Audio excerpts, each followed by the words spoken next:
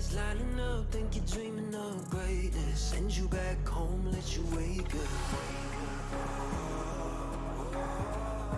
Why would you dare me to do it again? Come and get your spoil out the head. We're taking over. We're taking over. Hey, look at you loving my name. You ought to know by now that we're taking over.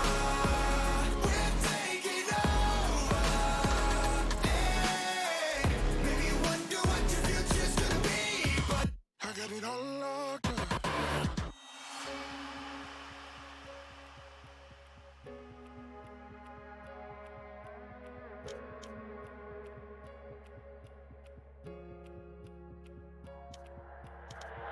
在以后，除了是傻子，还有其他吗？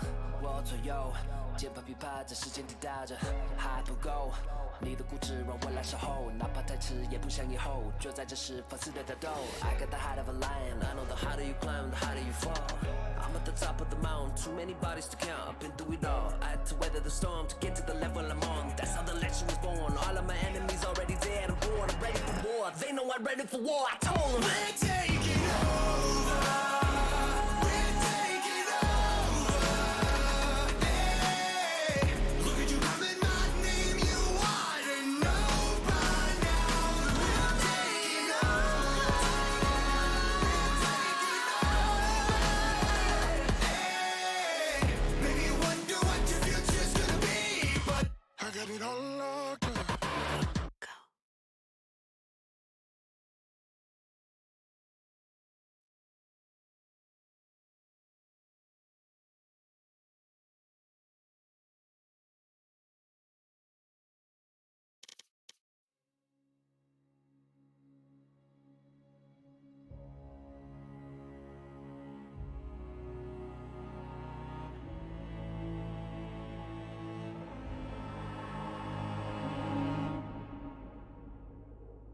As a child, you would wait and watch from far away.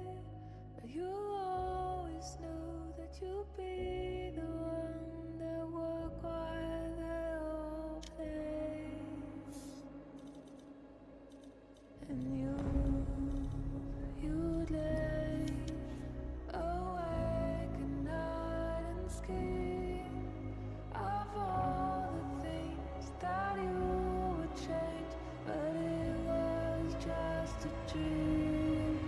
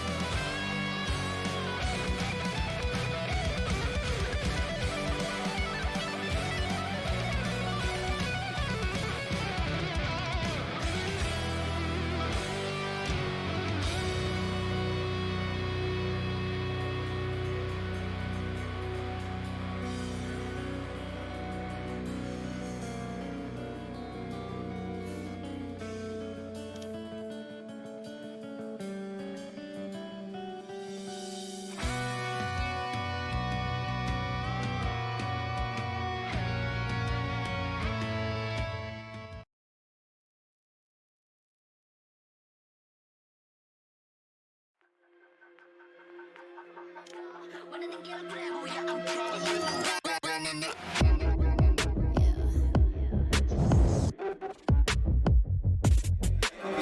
too fast, life is moving in slow-mo. I'm a god, but I actually don't know. Homie, better put your pride aside. I'm a Benz, get more like a Volvo. Your best stuff looks like my words. Synapses, fire, and burst. Got the whole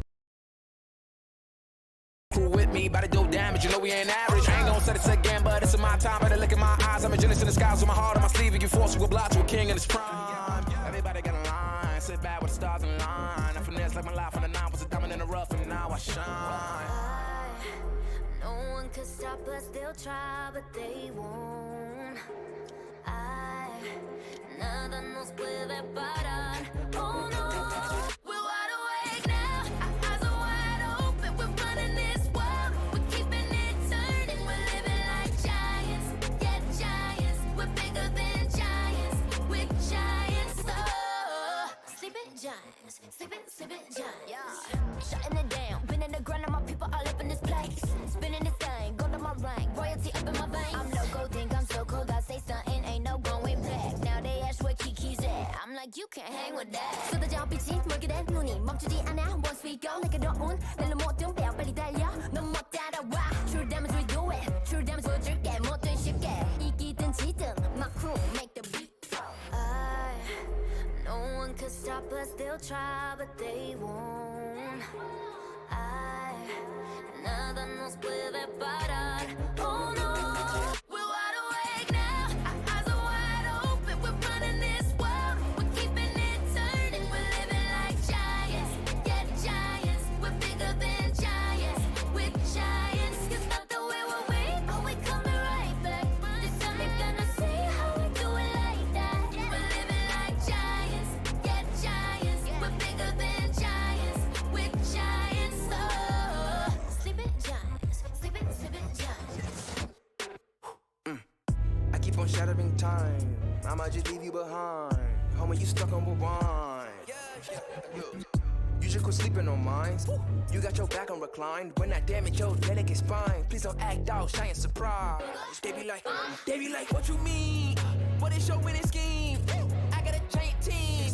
Big as my self-esteem. Run it back, running man. They think they go hard, I'm like, come again. You run at a time and I'm busting in. While you stumbling, I got this blade in my hand for your punishment.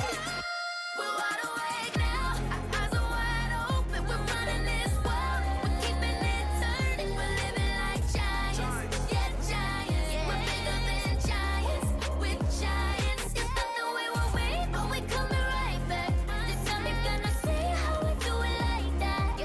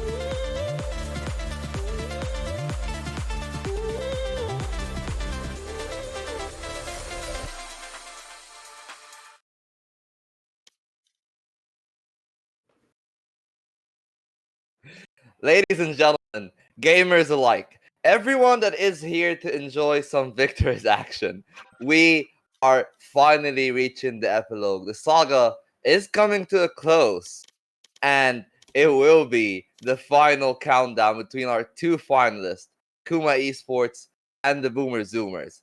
I'm Volt, I'll be your host for today, and alongside me will be Gurf and Sugar. How are you doing, Gurf? Oh, it's time. It's time. It's all led to this. We've got our final two teams tonight, Boomers and Zoomers versus Akuma, and we finally get to see which of these two groups is split. Is it Group A dominance? Is it Group B dominance? And I mean, the caliber of play we are about to see and witness tonight is going to be amazing. So I'm super pumped. I'm super excited. Cannot wait to see what's about to go down. Well, how are you feeling about today's matchup? I'm feeling okay. I just saw Gurf's camera shake because of how hard he slapped his desk. Hanging on the desk already. Yeah, see, he's already doing it. It just shook again. But like, I'm pretty excited for this matchup. I usually don't show my excitement, but like, I am. I'm very excited. I can't wait for the final. That we're going to be able to witness today. It will come down to this. We've seen the two teams go to playoffs. I think we've seen Boomer Zoomers in the semis against Syndicate. And then on the quarters, we've seen on the semis we've seen Akuma going against Diplomats, and on the quarters we've seen Boomer Zoomer going against Syndicate, if I'm not mistaken. Yeah. So we've already seen the two teams in playoffs, and well, like they have very differing, I would say, play styles, personalities. You know, like we have the very calm and collected Akuma, like they just absolutely insane on a mechanical level. They're also well drilled, so. I'll just try to lead us to a Gurf. Like, why is Akuma one of the most dominant teams in Victoris Valorant as a whole so far? Should I start busting out the list? Because this thing's gonna scroll past the screen, down on the floor, and out my bedroom door. Yeah, okay, maybe a TLDR.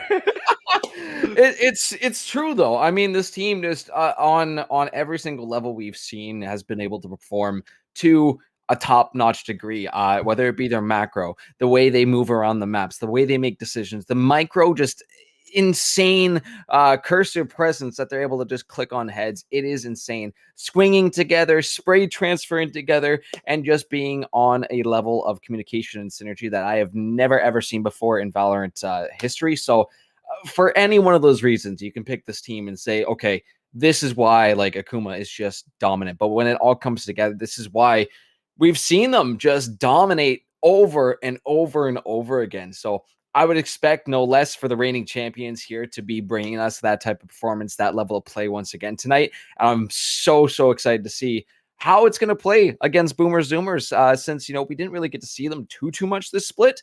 But I'm excited to see, how these two teams kind of combat each other. Yeah, well, Sugar, we've seen Boomer Zoomers in action. We've seen what they're all about. And they are anything. I would say that they are the antithesis of what we actually see from the side of Akuma for the most part, where Akuma's very well drilled. They say very respecting. Boomer Zoomers is just here to farm clips. So I don't know. How do you feel about them going into this? Especially when they win, when they don't slip up and just farm the clips too much and lose the map. They've been absolutely stomping everyone in the competition so far. Yeah, I mean, we go back to the quarterfinals that we had with them against Team Syndicate. Of course, they had a dominant performance on Ascent. And then when we got to a map 3, they had a dominant performance on Icebox, a map that we haven't seen them play too much. So that tells me that when they are taking a matchup seriously, when they are trying to just do a little bit of trolling, that they can take down some of the toughest teams in VLS. And as we've seen before, Team Syndicate is a tough team to take down because CG struggled against them before. But when they do like to troll, it's not fun. Man. It's not man. fun. Yeah. We had some interesting reactions when you weren't here, Gurf. That oh yeah, that's the week I was dying. yeah. Out. But I mean, hey, that can be pretty entertaining too. I don't get me wrong. little exposure as I have to boomers and zoomers, I do like the spicy plays. I like when people get creative. I like when people pull things out that I'm like, what are they doing? And then it actually works. I mean, this is the first place team from Group A. They've dominated their way through on that end of the bracket as well. So I'm excited to see what they've got in store for Akuma tonight. Definitely, Yeah. definitely. Like one of the things that I've really noticed, the semifinals, it's identical, 3-1s on either side. But is it really the same? Because like you're talking about Diplomats, they've had some of the hottest players outside of these two teams in the regulation. Like they've been leading a lot of the stats, like behind the Boomer Zoomers and the Kuma players. They've been riding a red hot form, and then it was a 3-1 for Akuma. Yeah, sure, it wasn't the cleanest. Like Akuma didn't absolutely mob the floor with them. So I'll give Diplomats all their credit. They made that 3-1 worth their money. It wasn't really that fair of a scoreline. I would say this was like a closer map or a closer series than what we usually see. So since the two of you have been there, I'll start with you, Sugar. How did you feel about that semifinal? Because that's the one that we all have seen. Um, I was, it's the same old for Akuma, but I was like really sad about Diplomats. A part of me wanted, like, as tired as I was because it was a best of 5 and we were potentially going to be playing all 5 maps on a Thursday night. Um, I was low key wanting to go to Pearl. I felt like once Diplomats, kind of like took the reins on the defense, I felt like they were going to take Icebox. In my honest opinion, that was one of the first times where I felt very nervous for Akuma, where I didn't really feel confident in their chances of taking a map. And they took it in OT, so, all credit to them, but still, I was very sad for Diplomats, but it's the same oat for Akuma. They're here yet again, and they have the opportunity to be the first back-to-back champions in VLS.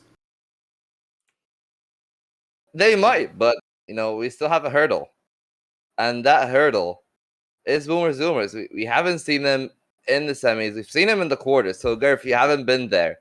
So, I'll just ask you something a little bit more general. How do you feel about a team how do you feel about streamer teams? Because that is basically how it feels. Like, you get like 5 fuck stars out of like Radiant, High Immortal, and you're like, guys, let's go win. Let's just, I don't know, like farm clips and like prove that we're the best. And it doesn't need to be that like regimented life of us like trying to compete, trying to do that. We can do it on our spare time, man. Man alive, we can do it in our sleep at this point. I mean, right off the bat, when VLS started, I always do like a little skim through the logos and just see like, okay, what's the general vibe that these teams like to bring? And of course, you can't help but be drawn to the Boomer Zoomers logo. It's just a dude. It's just one of the guys. And I'm like, okay, this team, they got some stuff. They got something special here. And then all of a sudden they start winning game after series after series. I'm like, okay, well, they might be okay with messing around a little bit, which is, very much fun. It's like, hey, you know what?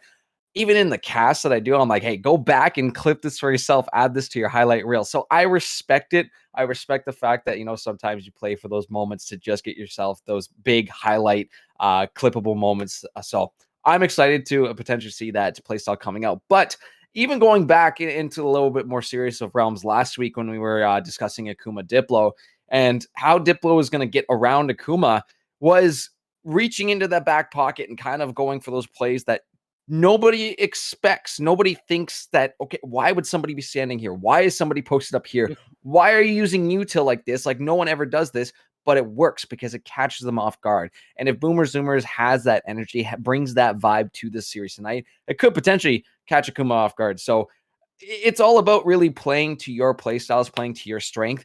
And this is something I say across the board, across esports, across different broadcasts. It's when you force the other team into your hand, force them to play your game. That's where things kind of fall apart. So for both teams really going into tonight, who is playing their game, who is going to be forcing really the proactivity out there tonight, and who is going to be reacting to each other. The reactions are what we're excited to see, but just before we get into that, just before we get into the meat and potatoes of everything, maybe you can have a little bit of a small round of predictions. So I'll start with you, Sugar. How do you feel that this will pan out today? I feel like mine is going to be like the most outlandish and probably most eccentric. I'm going to go with the 3-2 in favor of Boomers and Zoomers. I'm not gonna explain it. I'll just leave that to the No, audience's like, just- imagination. yeah, Mic it's drop. it's like heads in, predicts the other team, refuses to elaborate further, hands off to go. I mean, yeah, that's a mic drop moment, and I know I'm hoping my prediction here might be wrong, but it's tough. It's tough to argue with the dominance that Akuma has shown us.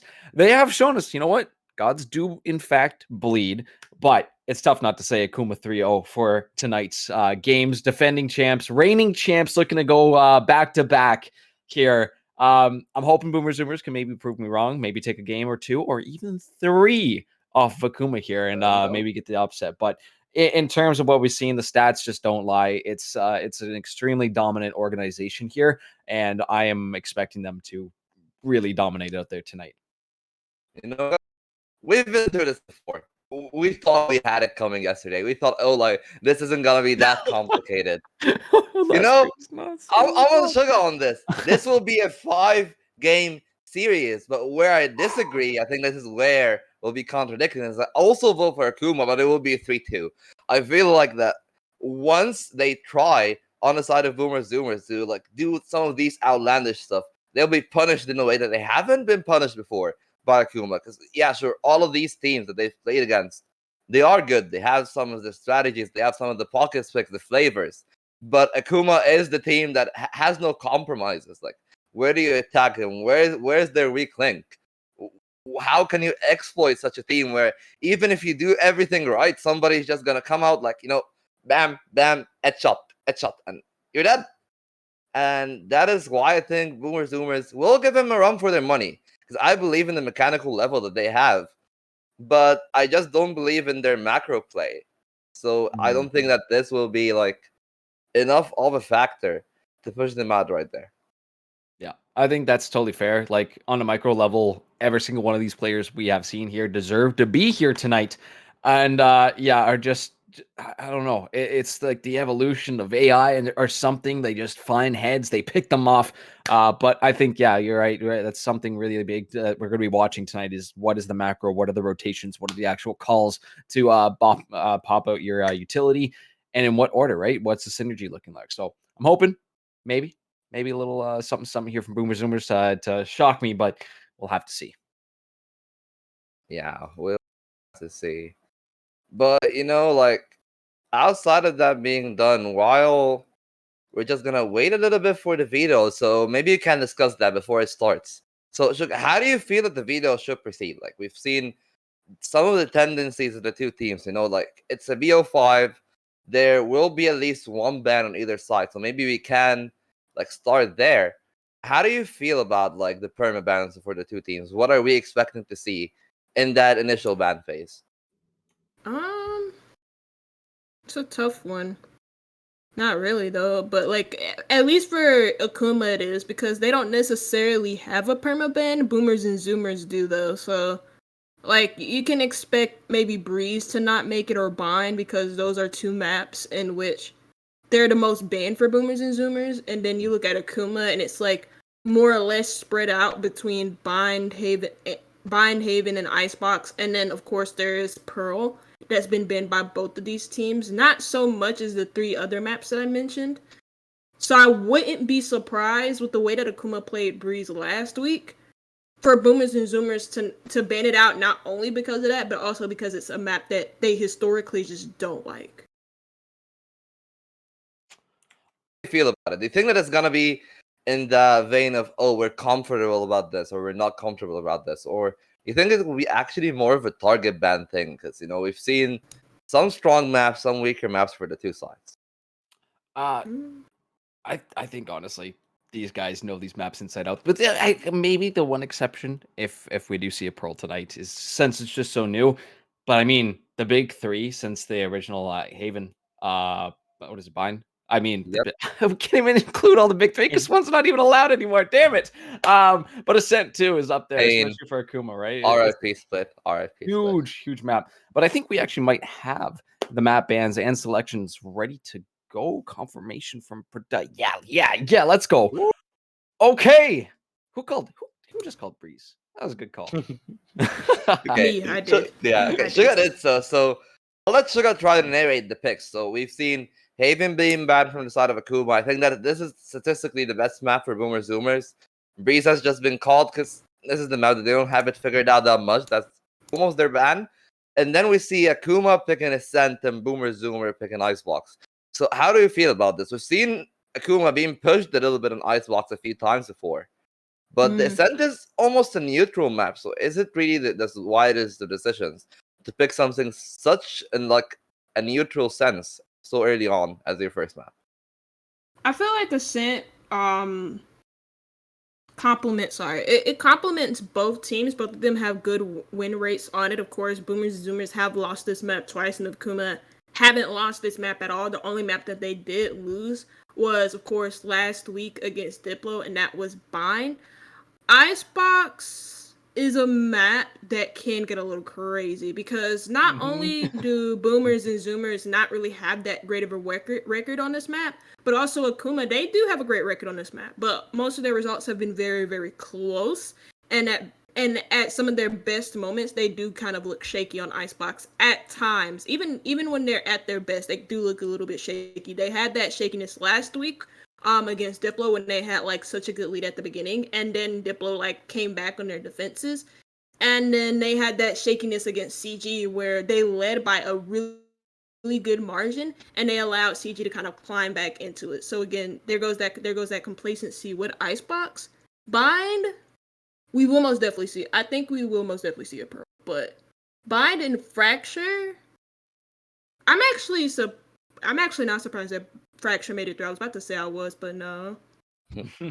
But I'm not. But I am surprised that Bind made it through because Bind is a perma ban for BZ, but they only get one ban in a best of 5. So this makes. So I guess you get rid of the lesser of two evils essentially in that Breeze. I think it'll be fun to watch too. Bind can be really interesting in terms of being such short and narrow choke points here to kind of push through onto the sites. It really comes down to the your timing of the swings of your util that I was mentioning earlier on the desk. And really, I'd be excited if we do get to see a pro map tonight. I haven't gotten to cast one yet. We did produce one last night. But again, kind of playing towards that style of just going through mid, catching people out on these weird angles. And I think that's something Akuma's been really good at, is just like being posted up in places that people are going to walk through. They know these maps, they know where people are going to go. But again, counterpoint is if Boomers and Zoomers decide to do some funky stuff out there today, could equally catch out Akuma.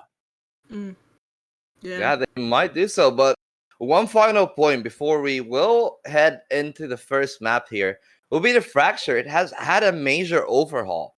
So how do you guys feel about it now that we might actually see it as our decider? I'll start with you, Gerf. How do you feel about Fracture right now? I'm really bad at Fracture. Really bad. The B site it's tough. It's tough. There's a lot of long corridors that you have to kind of push through. Towers really hard to kind of deal with, especially if you get a lot of people posted up. Like 3 members posted up on B make it so difficult to really push onto.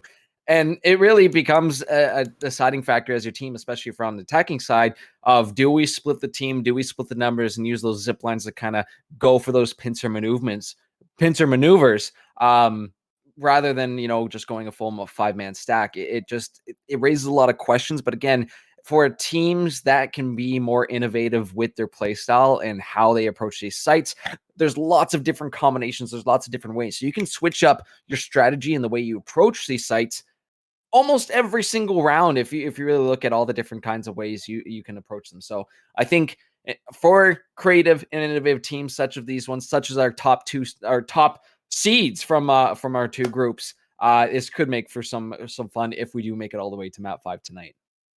Yeah, that might. And Sugar, just on a wrapper here, how do you feel about the A side? That is the one that has had the majority of the changes, the bulk of everything that has happened, with the dish side being like narrowed down to just a single angle, the overhaul of the drop of the ropes area. So how would that fare if we get to a Fracture actually? Like, how would it differ from what we've already seen early on in the group stages?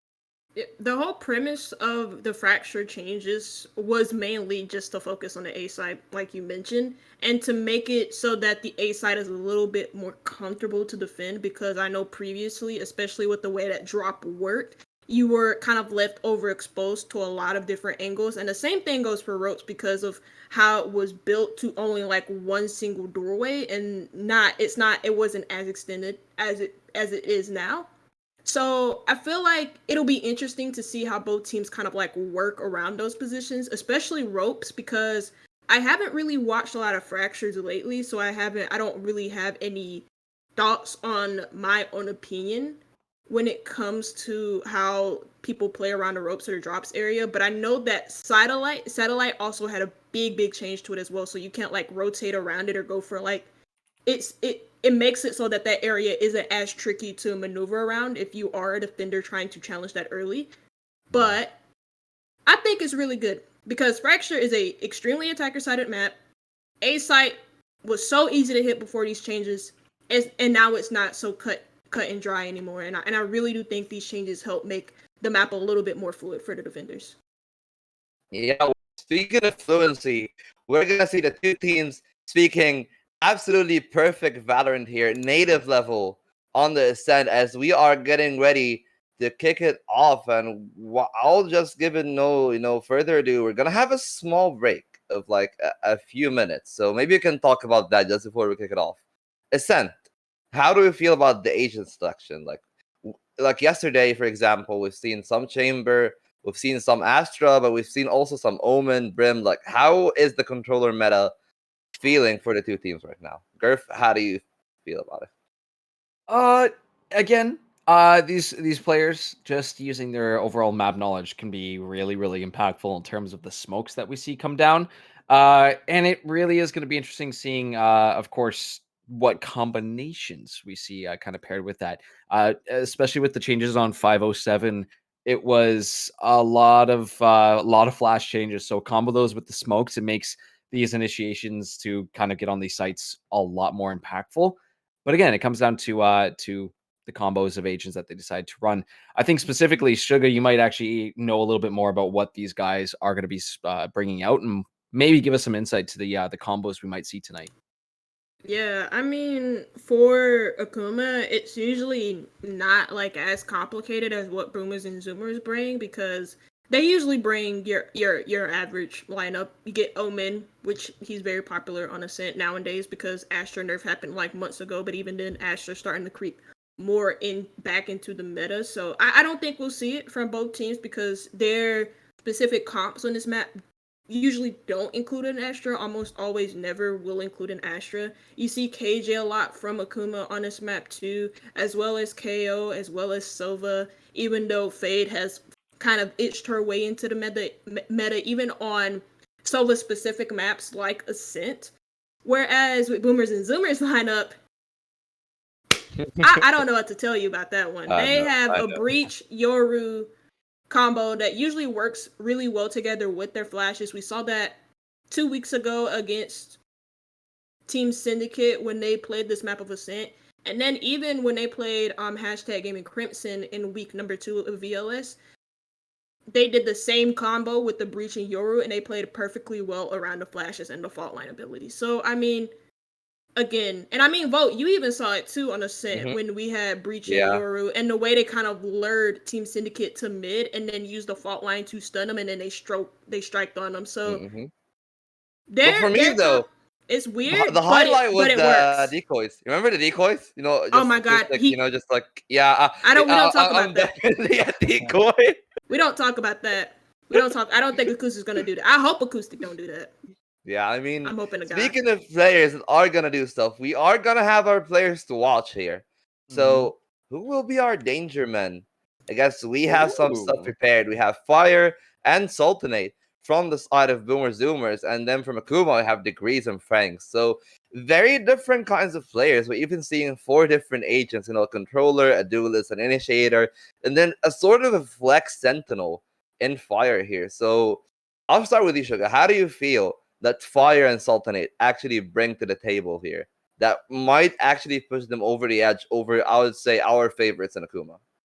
Yeah, so Sultanate is mainly the breach player that I was talking about. So he's most likely going to be the breach on Ascent if Akuma do bring out the composition that I think they will. And he works really, really well together with Acoustic, helping Acoustic engage in those early gunfights that we see him take like usually all the time. That's why he's ranked, yeah, that's why he's ranked sixth for first bloods per game, at least in the regular season.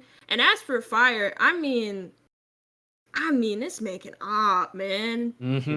This man can op, man. He's such a good chamber player. I could talk about him for days. He ranks first in KDA, 2.25 KDA, like that's insane. 269 ACS, sixth overall.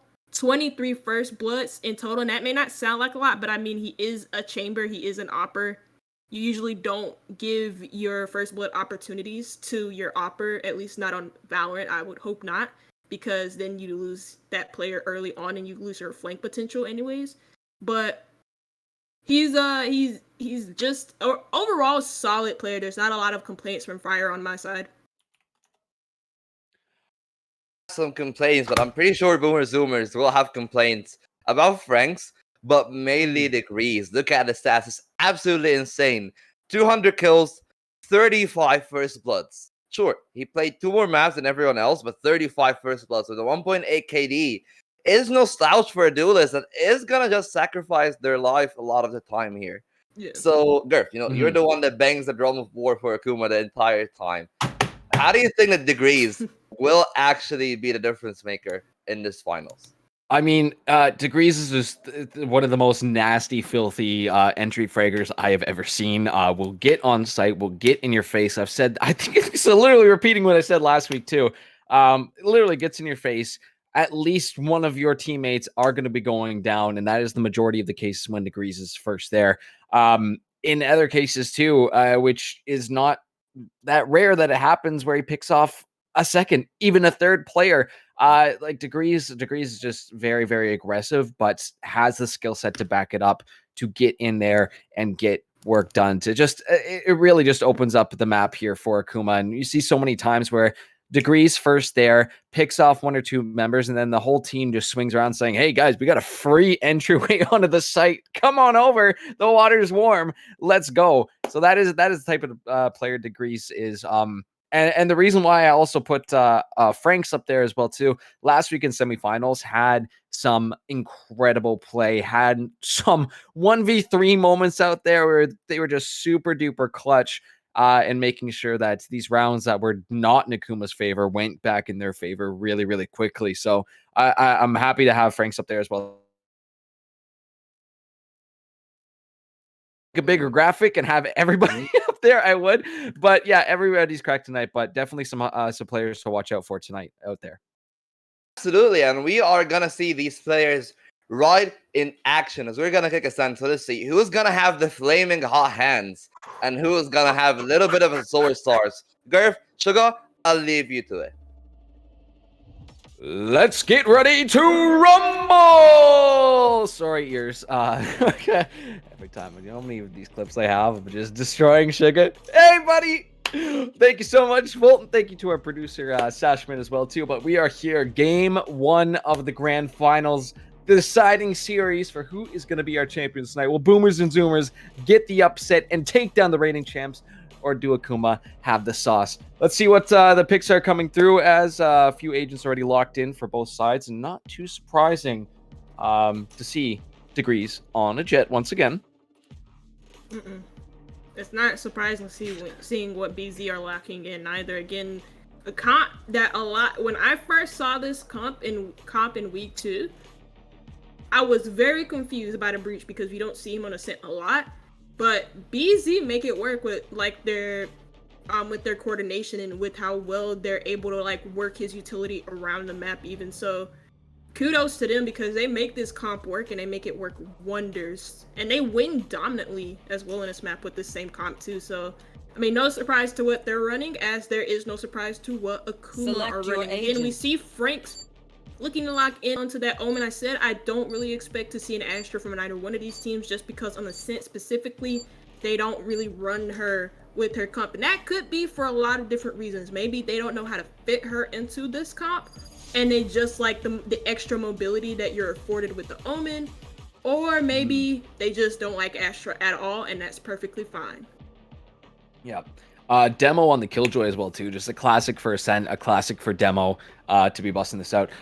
Interesting, though, the KO for Shattered. I mean, those suppresses, learning over time, going through walls can be really, really oppressive, especially on that A site. Heaven and Hell, when you know people are lurking down there, just, okay, I'll just suppress you, I guess. But we'll have to see how this one plays out. Ladies and gentlemen, if you're just joining us, it is grand finals. Make sure, I think we might have some predictions floating around the air in the meantime, so make sure to get those bets on in. Let us know who you think is going to win map number 1 here on Ascent. This is for all the marbles tonight. Every single one of them, as these teams have just fought incredibly well. Dominated, in fact, both of their groups. And now we get to see, finally, Group A number 1 seed versus Group B number 1 seed. It's going to be a banger, Sugar. What's interesting, though, is, I mean, for BG, they like to depend on this chamber a lot to just hold down his pipeline. So, especially considering the fact that he does have the trademark. Now, 1 trademark instead of 2. Akuma wanting to go for some early B main aggression, but they get prowlered out, and BZ do a good job of deflecting the pressure on to this A side. I'm guessing this is where BZ want him to go. Yep, through trees, and they know someone's in windows. Sultanate shooting a couple shots there across the elbow, but Akira already on to the site and getting that plant down. Degrees, though, with 2 quick shots. Akuma is going to be picking up 3 right off the drop, looking to trade some more. Fire will get a kill on a Franks, but Degrees with the 3K, and it's all left to Asin here. Last remaining member of Boomers and Zoomers on this first round, first map of the grand finals. You can see Akuma have locked down this site. They're going to get a little bit of vision onto us, and they know they're just outside of trees. Let's see if the Omen smoke can mess around with them just a little bit. They go in. Degrees will spot them. That's a way to start it off with a 4K. Akuma, take the first round. It's a nice try to play around his smokes like that and try and teleport through it, just to further confuse Akuma, make them still look towards that tree area, and then maybe do a full frontal attack somewhere where they're not exactly looking. But those 2 kills from Degrees inside of Garden, I mean, we highlighted him as one of the main players to watch, and he's showing us exactly why. Getting 2 kills off the rip inside of Garden, and then Ahira just getting the plant down with Akuma not really battling for control elsewhere, despite getting those 2 kills in trees. Like I mentioned, he got that plant down before Degrees and he got those 2 kills. Nice knife early, though. Quite a nice way to start it. Sultanate going to be watching out that the ace site does spot a couple members of Akuma there and goes back towards safety of those doors for now. BZ taking their time, playing it a little slow, and again, Ascent being, I would say, arguably a more defender-sided map. This is where you can kind of use these early rounds on the defender side. Just wait out the time. Force them into your hand. Again, proactivity versus reactivity. It's coming back once again. I'm going to mention it a couple times, I'm sure, throughout the night. But who is playing whose game here? You see BZ, 3 members posted up on that A site. You do have Yukima kind of playing around the market here, watching for anybody to be coming out of B main there. Trying to spot somebody. Omen smoke is up. And here comes Akuma making their move towards this B site. 39 seconds left on the board here. See Degrees looking around, trying to close doors as well too. Will force Yukima out of the smoke. And Degrees just gets one through the Omen smoke. They're going to catch Asin out too. Akuma with another quick 3. This is going to make it so much harder for them. Degrees swings along with Franks, who picks up their 3K. Fire! Oh, with the absolute nastiest, dirtiest headshots from the Headhunter. Evens us out a little bit more, but it is still a 3v1. You still have Shattered looking down from logs. All they got to do is swing together. That turret's going to give them a little bit more of information. You got a hero watching down for Fire to step on out. That Headhunter only has 1 bullet left, and Shattered will make their move. Akuma claims another round.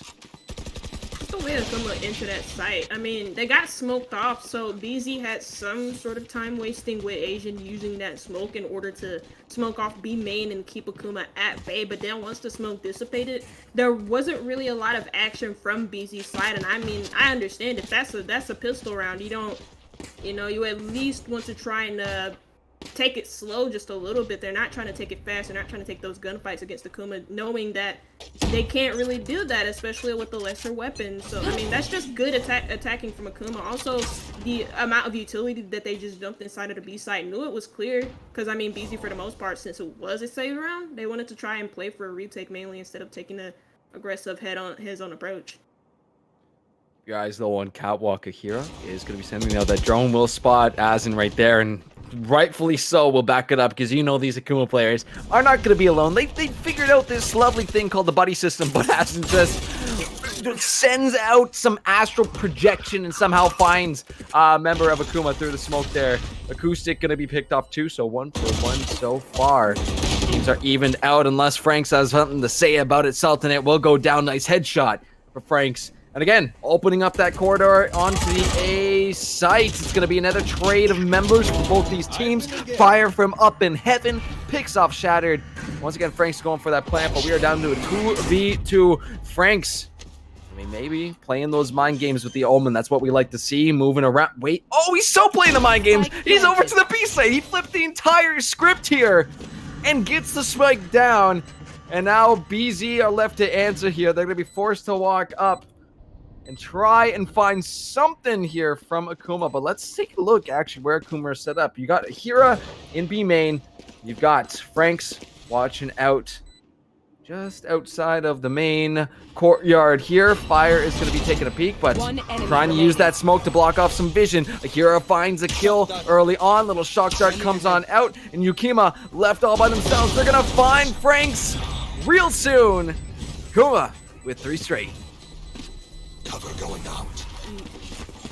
Invested in some rifles as well. I believe they did that in the, no, they did that. They most definitely did that in their own bonus round. So they win their bonus, they keep their rifles, they carried it over into this round. So that gives them a great economic boost. Does it to Akuma. I mean, we talked about what BZ can be shut down for and what they can be punished for, and just the aggression, the over-aggression from both Sultan and Acoustic towards A main really screwed up that round for them, despite the early kill from Asian. And I was really scratching my head at that engagement over by A main when 2 of those players died, just because, well, they wanted to use their flashes and they wanted to aggress off of that. But Akuma know exactly what you're trying to do, and they can easily shut you down from it. Again, imagine what they could have, the damage that they could have done with the Breach and the Yoru if they kept them alive, if they held off on that aggression over by A main earlier on in that last round. But Akuma win it. Great ultimate use as well from Franks. Let's see what happens here. Oh yeah, let's watch. Sure. I was worried there was going to be a couple members caught out there mid, but nobody will make the full commitment. It is the commitment on to B though. Yukima going to find Degree. Shattered and Franks both picking themselves up a kill and waiting on long. Fire finds one, but Franks trades it back. Still in market. Asin is there, going to be teleporting on in. Not spotted by anybody quite yet, but a 3v2 in favor of Akuma. Shattered is down quite a bit in health right now. 15 HP remaining here. Demo is going to find Asin, and we're left with the Breach versus 3 members of Akuma. They can find something, but to be fair, this was a little bit more of a save round here. Let's see. Pick up that Vandal. See if we can find Demo peeking around the corner. Nice headshot from Saul. Oh, we got 2! He got 2, but Franks will take the Q, swing around, and finish him off to claim that one for Akuma. Very close for BZ. Very close for Sultanate to actually get that first round on the board for them. Yeah, I didn't think he got that lineup I can buy. with that kill. They both lined up and he just got a collateral. And he almost got that. He was so close to getting Franks. Like, the crosshair placement was there, but just a little, like a centimeter off. And if it weren't a centimeter off, he would have caught in Franks slacking. But close round for Sultanate, but not close enough for BZ. They give up another, but I mean, it was a save round. So this round, we get to see them on a full buy. Their economy is in a little bit of a shambles, so they're gonna need to win this round and really put themselves back on the market and spend their money. Spot out in trees there, but Fire's got some hands. You did mention bit of an opera out here tonight. Just a tad bit, just a little bit of opping going on here tonight. So I'm excited to see that Tour de Force is now on the board. Gonna be peeking out through trees in case anybody decides to make that bold move. Could catch an ankle here of Akuma members if they decide to peek on out. You see where they're all posted up. One member short, and the big one is missing degrees, their main entry fragger. This is going to be a little bit more tough to get on the site here. Let's see if they can make something work. Fire forced on off with that suppressed. That's a move back through elbow. Question mark going up to heaven, watching windows. Where are you going to be going? Fire as Akuma making their way on. But look who's lurking in hell. Acoustic picks up two. Akira will answer right back. Yukima picks up a kill of their own. Akira with another. But there we go. BZ find their footing. They hold their ground. And the big one is taking down degrees early on was such a benefit to make sure the defending round went well. Shattered also getting some good use out of his ultimate, shutting down the Garden's position from Fire, then getting some assistance from Franks' smoke to cut off that position entirely. But once they made their way inside of sight, they didn't really do like a full clear of the A site, and so Hill was like a position that went unnoticed. Acoustic getting one, and then the rest of BZ just like climbing on top of Akuma to make sure that they weren't necessarily comfortable in A. And I mean, they weren't. They only got one refrag out of the 4 kills that happened on the A site. So good round from BZ. Now the dimensional drift being used. Gonna just teleport right in front of Akuma's face. It's off the back off the back of a rolling thunder. So good coordination there from BZ. Early aggression pays off 2 kills, but what the hell, Degrees? I love it. I love it. Degrees on the other end, and we'll come back to that too. Akira was just picking off fast and they're up in heaven. Oh my god, the plant will go down. We are on 3v3 overtime action right now. Let's see Acoustic make their way through heaven once again. Gonna catch Franks. Looking through the doors, not prepared for that one. Acoustic picks off a second, a third, make it a 4K, baby. Acoustic on fire this round. But I love the combination, Dimensional Drift plus the Rolling Thunder. Goose is like, yeah, I don't care if I get a little stunned. I don't give a crap, man. I'm going in. I spot them out right here. Send that Rolling Thunder in, and let's pick these guys off. Another key thing about that round, I mean, was also the retake there from BZ2. The Nightfall missing, but I think he wanted to like maybe scout out the A main position, make sure nobody was hiding there. Then he gets that intel that, hey, look, nobody's in A main. Then both of them are in sight. And then the Prowler is sent by generators to then detect that one player who's hiding next to it, giving Acoustics a nice little kill. And Acoustics the last one alive to get some 3K in that round, or a 4K, I assume. Because he did get the first 2 opening picks. But Catwalk, catwalk, catwalk. no! 3 degrees. No way. Frenzy for up. You know, I'm no market manager. I'm no Wall Street member here, but that is not equal trades here. There is some bit of a bloodbath here out in trees. As Asin will find a couple kills for themselves too. I believe Acoustic picked up a couple frags as well, and just off the back of chasing down Fire, knowing how clumped up Akuma were, immediately rotating and cleaning up this Akuma squad. Well, now left with just Franks. Let's see if they can pull the magic moments here. Just locked down in hell. That spike is not going to be available. That thing is left right outside of trees.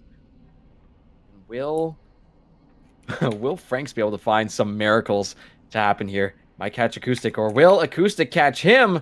It's going to be a question mark. They are playing tight here. Oh my god. Oh my god. Oh my god. He eventually does it, but Sultanate up there near heaven will wrap around. The off will go back into the hands of Boomers and Zoomers as well. And this map just got a little bit closer. It was 4-0 for Akuma just a short while ago. Just 1 round separating these teams.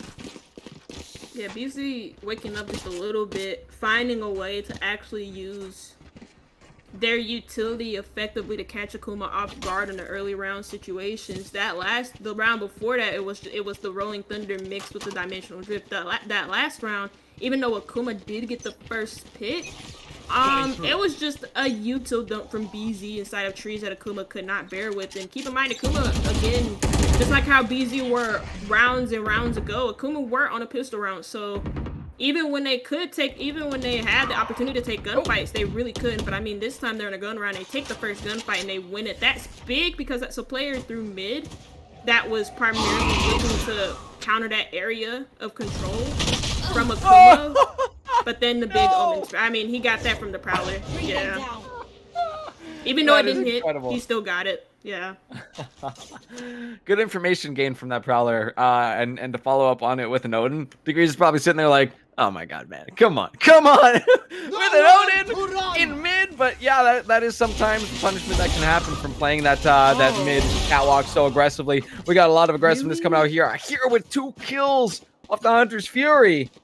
Very, very nice stuff for sure. And this has brought in the numbers here for Boomers and Zoomers down low and low. Demo will win out on that trade. Odin not going to be able to catch their mark now. Swamp Grenades going down on the backside of B. A hero with the plant and just Acoustic remaining. That turret is going to be spotting him out though. They know he's here. They know he's right around the corner. But Shattered gets picked off first. Acoustic has got the quick hands. He's got the quick headshots. Looking for the back. But a hero will win out with the 3K as well. Damn close for sure, but Akuma pull it through. It's 5-3. It's tough to clutch that when you're on 4 HP. I can barely clutch when I'm on 100 HP and full armor. So... I can't clutch. No, wait. Oh. I'm just speaking of my own Valorant skills. They ain't great. That's tough. These guys. I mean, Hunter's Fury. Yeah. Here again, 2 apiece. He lined it up from catwalk towards trees and windows. I believe that's where you got the 2 kills. It's just some good prediction there from Ahiridan. Predictions, mind reading, playing hours and hours of this game. You name it. You name it. But yeah, knowing those angles, it's so impressive to see. I'm like, probably there's someone here. Why don't we light it up and see what happens? Acoustic taking a bit of damage there, down to 44 HP. A little saucy with it for sure. See what the decision is going to be. Some more smokes coming out from Azen here. So we'll have Ahira just around the corner. And Degrees watching down mid, watching for anybody to potentially peek out of market. You see how close they're back to back. Shattered and Azen right now, damn close to each other. More smokes coming out. You might have a better idea of where Azen is, but just blocked off enough to know that they're going to be safe from that operator. In the markets they go. That's the CC. That is the mobility now gone. And that util not going to be available for the rest of this round. Let's see what they could pull off some more. B-main being watched right now by Yukima. Just a sheriff in hand. Nobody's going to be committing to that. Akuma does need to make a move soon, though. Only 30 seconds left on the board. Franks now maybe doing a little bit of the same. Maybe a little bit of action here from their Omen. Coming around the corner. It will be Degrees with the knives floating on up with that updraft. Let's see if they can find somebody here. Knives in the face, but tries to flick into the corner. Fire will find one. Acoustic finds one as well. Playing around the streets. Dimensional Drip comes through once again. That is going to be a fake out. Acoustic playing out of their mind, and it's just left up to a hero, but the timer runs out. Acoustic picks up a third. And BZ will bring this back within 1 round. This is why BZ, I think, is like one of my favorite teams inside of VLS. They play like such interesting Valorant around like such interesting comps as well. And I mean, Acoustic, you know, Akuma just did not clear their corners. That wasn't their first priority. Somebody like closed the doorway of trees, and so maybe Degrees just thought, okay, that tight left corner is clear, and so he was trying to contest the player who was trying to hide behind generators. But again, Acoustic getting a 3K, playing behind his dimensional drip to fruition, then blinding the KO. How ironic is that? He gets a 3K in that round, so now we see Akuma on a save. Again, we see BZ be able to get the better of them in some of these rounds. Oh, I love the attempt with the Guardian, not able to quite find that, but Akuma's just kind of full sending it through markets here. They have gone to market if you so choose to use that pun, but mid pun for me. I've done better. Let's see what these teams got in store for us though. As oh my goodness, Franks will take off the head of their mirror matchup there. Azen will go on down. But discretion towards the back end will not land on the Sultan hit, but it does give Akuma the window here to go ahead and get that spike down and planted. He's be swinging around the corner. That was a close one. Sultanate not going to be taking that full risk here. Lined up with Fire, who's going to be the first one to peek on out. Franks is all the way at the back of the boathouse. Anything. Trying for something, but look where Kuma's posted up. Don't get caught out. You see the crouch coming through. They will trade degrees, but Shattered is there to pick up the trade.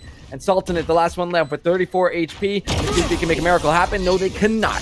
Franks is there. Franks is ready and picks up that round for Akuma. It's 6-4.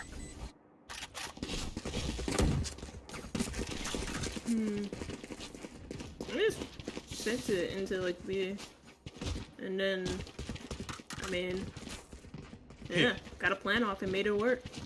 It's not really a lot to say in that round because the last two players alive didn't really have any utility to fight back with, anyways.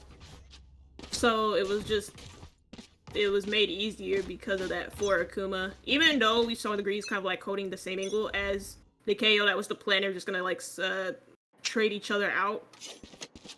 But Deploying drone. I always see Akuma go for the A main push, but then the A main aggression here countered by the suppression from the KO and acoustic shut down early. Teleport's gone. I've noticed this a few times already. As soon as that drone comes out, they will charge in as fast as they can to find whoever's deciding to lurk on out. Asin will find a nice little flank though, and you have. Oh, I was gonna say you had a hero watching out for that one. Fire will find Shattered just outside the windows there, and BZ have really just opened up the map for themselves here. Demo will at least be able to get the trade back out, but it's a lot of CC being dumped onto. Demo still finds Asin through the smoke. Sultanate, she'll be popping out soon. You see, oh my goodness, so close to finding the head there as Rolling Thunder comes on through as well. Demo gonna be jumped on right now. Sultanate will find degrees. Sultanate just wraps on into the entry of A, forces Demo to swing around, and that is... Oh, wait a minute. For a moment, I forgot. You guys defuse the bomb first here. Do they have the time? Nope, they do not. Damn close. Just a sliver left to go, but Demo wasted enough time for them to say, in the half. oh. Wow. Yeah. That was tight, and rightfully so. A little timeout here. It's like, okay, what do we got to talk about? I think decision making, being quicker to these decisions and these points. It's still a close map here on our first map. Like they've been going back and forth quite a lot. Just a few of those moments where you would expect Boomer Zoomers to be in the driver's seat. Just all of a sudden, they can switch around so fast for Akuma. Yeah, you can never count Akuma out when they're in like 1vx's or 2vx's. It's not right to do that. I think, in my honest opinion, because every player on this team has the potential of just clutching up everything. It's kind of like Leozen from Cataclysm. Like you can never count him out of a 1vx clutch because there's a 99% chance that he'll be able to clutch it. Pumpkin gonna take the time out just to figure out, well, because there was some scares in that round. I thought the ultimate there from Sultanate to delay time from Demo so that he's not able to protect his teammate inside of sight, as those last two players did isolate him due to that ultimate stunning out Demo and slowing him down just a little bit. Imagine if BZ got on the spike just a little bit sooner. They didn't. They were too focused on the player inside of the wines area, and so that really did screw them up. Literally the exact same thing I was thinking too. It's like you got two, someone go defuse, and someone watch the entry of A. Because you know Demo, you know exactly where Demo is at, so yeah, little question mark. But the timeout was taken by Akuma, so question mark on what they were talking about here. Last round before the swap, do we full send? Do we just run it through markets once again? You do have Yukima watching out for that jet, but oh, Fire. The Fire shots out here, picks off Shattered. We're in 4v4 situation here. Fire does just take a peek at degrees there before the smoke comes up, but on the smoke, they're going to be sprayed through. They can catch fire. They see where the bullets are coming from. Able to pick them off. Akuma with the numbers advantage. Sultanate from up in heaven gets picked off by a hero who's watching through the entry of A. An acoustic faced with the trees, faced with the closed doors, and faced with 4 members of Akuma still left. Let's see where they're going to be watching through. Let's see where acoustic is going to be coming through. Dimensional drift is not ready for them. trying to trade out with the hero, but multiple numbers from Akuma swing around and will claim this half the map. 8-4. Now we get to see how BZ are going to be performing on this attacker side. I mentioned it before. I'm sure a lot of these players know. Defender favored map. I'm curious what the approach is going to be, Sugar.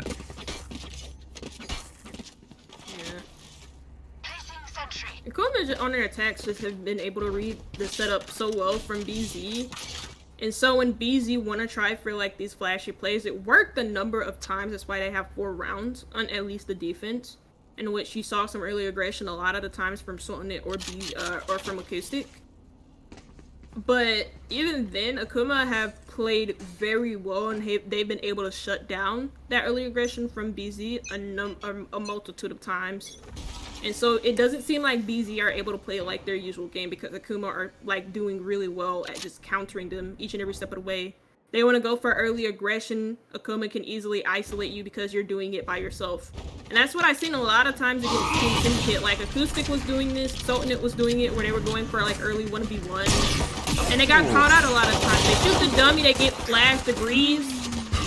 Well, he falls. Oh my god. Asian gets another one. And BZ have a sizable advantage inside of this round. That moved really quickly. Again, saw 2 members of BZ moving into trees, 2 moving through the entry there. And, you know, I was going to make a point about this setup that Akuma tends to go for. We see the util from KJ over on B side, and that 0 point being used before you can actually get out of that A spawn. But this time, not quite working out in their favor. BZ is prepared and ready to go. They wait out the util, and now they're going to swing onto Ahira, picks him off. Aizen will find that one.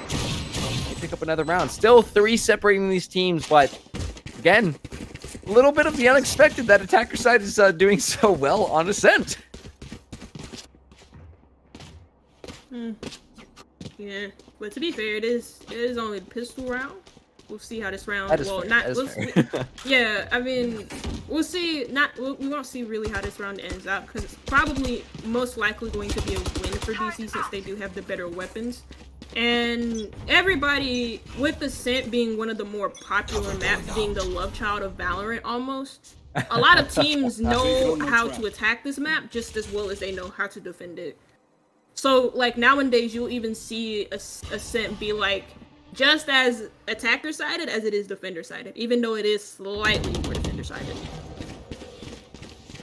This is an interesting one, though, because BZ just have full reign of the A site. There's nobody here from Akuma watching this. There is no util put down here. Yeah, BZ's just going to walk on in and say, team? Yeah. Hello? Anybody here? Nope, absolutely nobody. Akuma are just all the way over on B, 5 stack there. So it is going to be a retake here. So you can see they are making their way through mid, sorry, and into trees. Let's see what the answer is going to be. The door has been shut. Will be cleaned up real quick. Again, this is a safe round for Akuma, so let's see if they can at least get some trades off here. It will be a little disruptive for the economy of BZ. But Acoustic and Sultanate picking up a couple of Acoust. Oh my god. Oh my god, a bloodbath. BZ. Just light them up. I could tell what Akuma were trying to go on for there. They were just trying to full stack a site. If some way, somehow, BZ end up attacking the site that they stacked, then Akuma would take the gunfights. But it's a pistol round. I don't expect them to like fully spread themselves out, because with the pistol round, you're also saving, so you don't really have a lot of utility to expend to the other site neither. So there's really no point in fully spreading yourself out as if this is like a full buy round, if that makes sense. And so that's why Akuma did that. They're just trying to play that. They were trying to play that as passively as possible. If BZ attack the site that they stack on their own pistol round, then they attack it and they try and fight for picks and they try and fight for maybe some sort of control with their classics and their sheriffs. But they didn't. They attacked a site because it was completely empty. But yeah, Akuma tried. They didn't get a single player. Again, we see the dummy come out, the split push coming out as well, but the buy round from Akuma is working out perfectly because Acoustic and Asian fall. That was a really nice swing to find Franks, but Demo fires it right back, finds a 3K so far. Fire will pick up a kill on Shattered. Once again, we are in a situation where Akuma have the numbers advantage, so let's see what the plan is going to be here from BZ. They still are holding on to the spike, but Sultanate all the way pushed into a little wine bar there. Just going to take the time here, peeking out just in case anybody's going. And see what Fire's going to do. Slowly creeping their way, trying to jiggle peek into windows. 30 Nobody's seconds there. left. Still have Demo up. Oh, no, I thought they were up. They are actually down in hell right now. Will get flashed out. And now Fire spraying on in, trying to walk around, trying to get the damage. They cannot find it. Demo with a 4K. And it's just Sultanate left. Let's see if Demo's going to be able to pick up the big old 5K. No, Sultanate shuts him down. But Akira knows where they're at, sprays into that smoke underneath Vahel, and finishes this round off. 9-6 for the side of Akuma. That was almost so good from BZ. Just the initial swing onto that A site was so good. You saw the multiple members come through the entry, and then at the same time, Doors finding Franks, who was posted up ready. It's so good, but can't get it. Can't finish it off. Yeah, no. I almost feel like, and I feel like anybody could correct me if I'm wrong, but maybe the push was a bit late from the two players from BZ, which was Sultanate and Fire. Off of the back of that fault line, they didn't immediately push off of it. So by the time Demo was like done flashing, Fire was already trying to push him, and he wasn't stunned anymore. So it's a tricky situation because they knew exactly where he was because he fault lined exactly into hell, like tight left. So Here. maybe I'm wrong on that, but I felt like maybe they could have pushed a bit faster off of the back of that fault line, just hit site quick as soon as that fault line goes out. Need a little bit more speed, a little bit more aggressiveness. Though it has been pretty damn good. Has been pretty damn close so far. Acoustic was able to gain a little bit of information through mid there, but now the attention swung back towards this A site. BZ making the moves, making something happen here, taking out Recon Bolts. Fire is going to be watching for the flank here. Shattered walking up catwalk will be spotted out, and Fire picks him on off. Sultanate. Little bit of CC here, a little bit of flashing going on, and let's see, BZ are going to make their way on. Spike has already been planting down, so really, it's Akuma who has forced to come to them. Fire will pick up one. Franks, though! This is a member of Akuma. I was talking about getting those multi-man trades out in their favor. Brings it to 2v2 action. Acoustic and Aizen looking to hold this one down. Franks with the hands. Franks with the hands. Aizen trades it back. We got Omen versus Ahira. Aizen will not be able to finish it off. Does Ahira have enough time? We're back in a situation where that spike is timing down, but he does have enough. Ahira takes the round for Akuma. 10-6. Just an unfortunate, not really an unfortunate teleport because that's what Asian wanted to do, but even then, here is not one for the mind games and he doesn't get caught out for it. Even despite the initial site take there, that was a full buy as well for Akuma. Now going to be a save round for BZ as we see another timeout taken from Akuma. Curiously enough, it's not coming from BZ. Akuma clearly having a lot to talk about. That last round though was almost very good.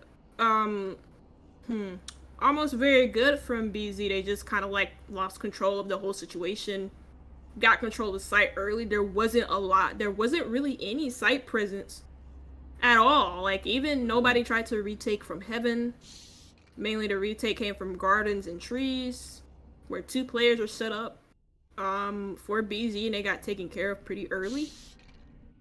But even then, that was a hard round for Akuma to clutch, and somehow they do it. I mean, I think it was less of a loss of control, more of a taking of control from Franks there. It was just dominance in those trades. That he got like a 2K with the Spectre. Right? And it was so nice set up, right? You had the spike on down, so it was a question of, do we chase them back through garden? Do we chase them back through trees? Or do we post ourselves up? It in those clutch moments, it makes it so hard in those split moment decisions for BZ, like to decide against Akuma of what their plan is going to be. And you know what? That's why these two teams are at finals. That's why these two teams are lighting it up. Degrees finds Acoustic. That op shot just 3 rounds away from claiming this first map of the evening here. We are in a 4v4 situation. They have lost Acoustic. That Yoru has been putting in a ton of work. More, it's just a ton of information they've been gaining. Shatter does spot out. Oh, he's on the run. He's on the run. You see, Asian is just running away, bunny hopping to safety. Their team like, oh no, we got some on our 6 right now. We gotta go. We gotta go like right now. So Akuma on the hunt. Currently, we do have, oh, look at this. Frank's doing a little bit of sneaky. Snultinate might have a good idea where they're at. Just can't get caught out peeking at the wrong time. Peeks around at the right time. Franks gets a bullet to the face. And BZ has the opportunity here to go ahead and get that plant down. Fire with another headhunter kill. Picks off Shattered with a classic. But Degrees be doing Degrees things right now. However, 1v3, Spike planted on A. Not a lot of opportunities, not a lot of room here for Degrees to be really finding the room. So potentially some exit Franks here. Not the end of the world if this map does go to 10-7. We'll give BZ a little bit of opportunities econ-wise and make things a little harder for Akuma this upcoming round. But to be able to hold on to this up, especially in this player's hands, can be absolutely deadly. Let's see if Degrees will find one. We'll spot out Aizen right now. Let's see if there's going to be a smoke coming through. Spike. That's okay. That's fine. That was a little close. Just got Aizen there in the derriere. Oh my goodness. This is a spicy first map though of grand finals, if I do say so myself. I was wondering if Fire had enough for, no, I don't think actually. Does he?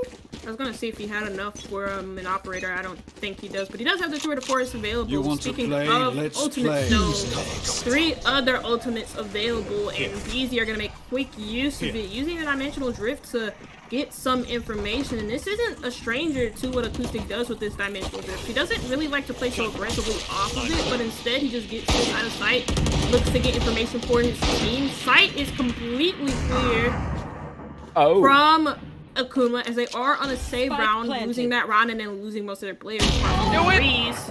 Fire gets 2 for his troubles as Akuma peaks. Now operator still in hand for Degrees. I wonder if BZ are going to overcommit and maybe get rid of that.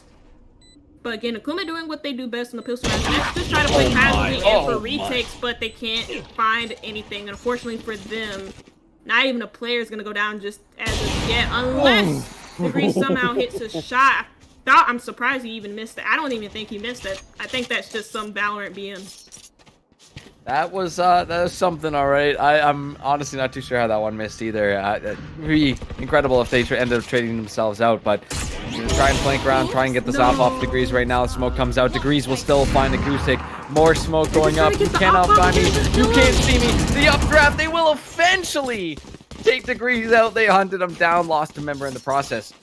But it gets closer. 2 rounds separate these teams.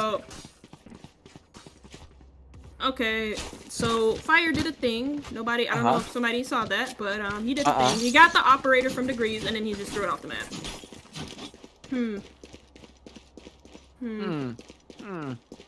Question mark on that. Yeah, I don't like to criticize people when they do that, because there's a reason. I believe there's a reason. I think it's a pride thing, maybe just a, you know, I cannot use your gun. I do not want to use your gun off the map. Let's see Degrees though. Knives are out. Acoustic finds a kill. Right off the drop, Akuma faltering a little bit in these recent rounds. They pick up some guns this time, but you see how tough the economy is going to be for them for the next little while. Franks pops out around the box. That was a lovely little play from him.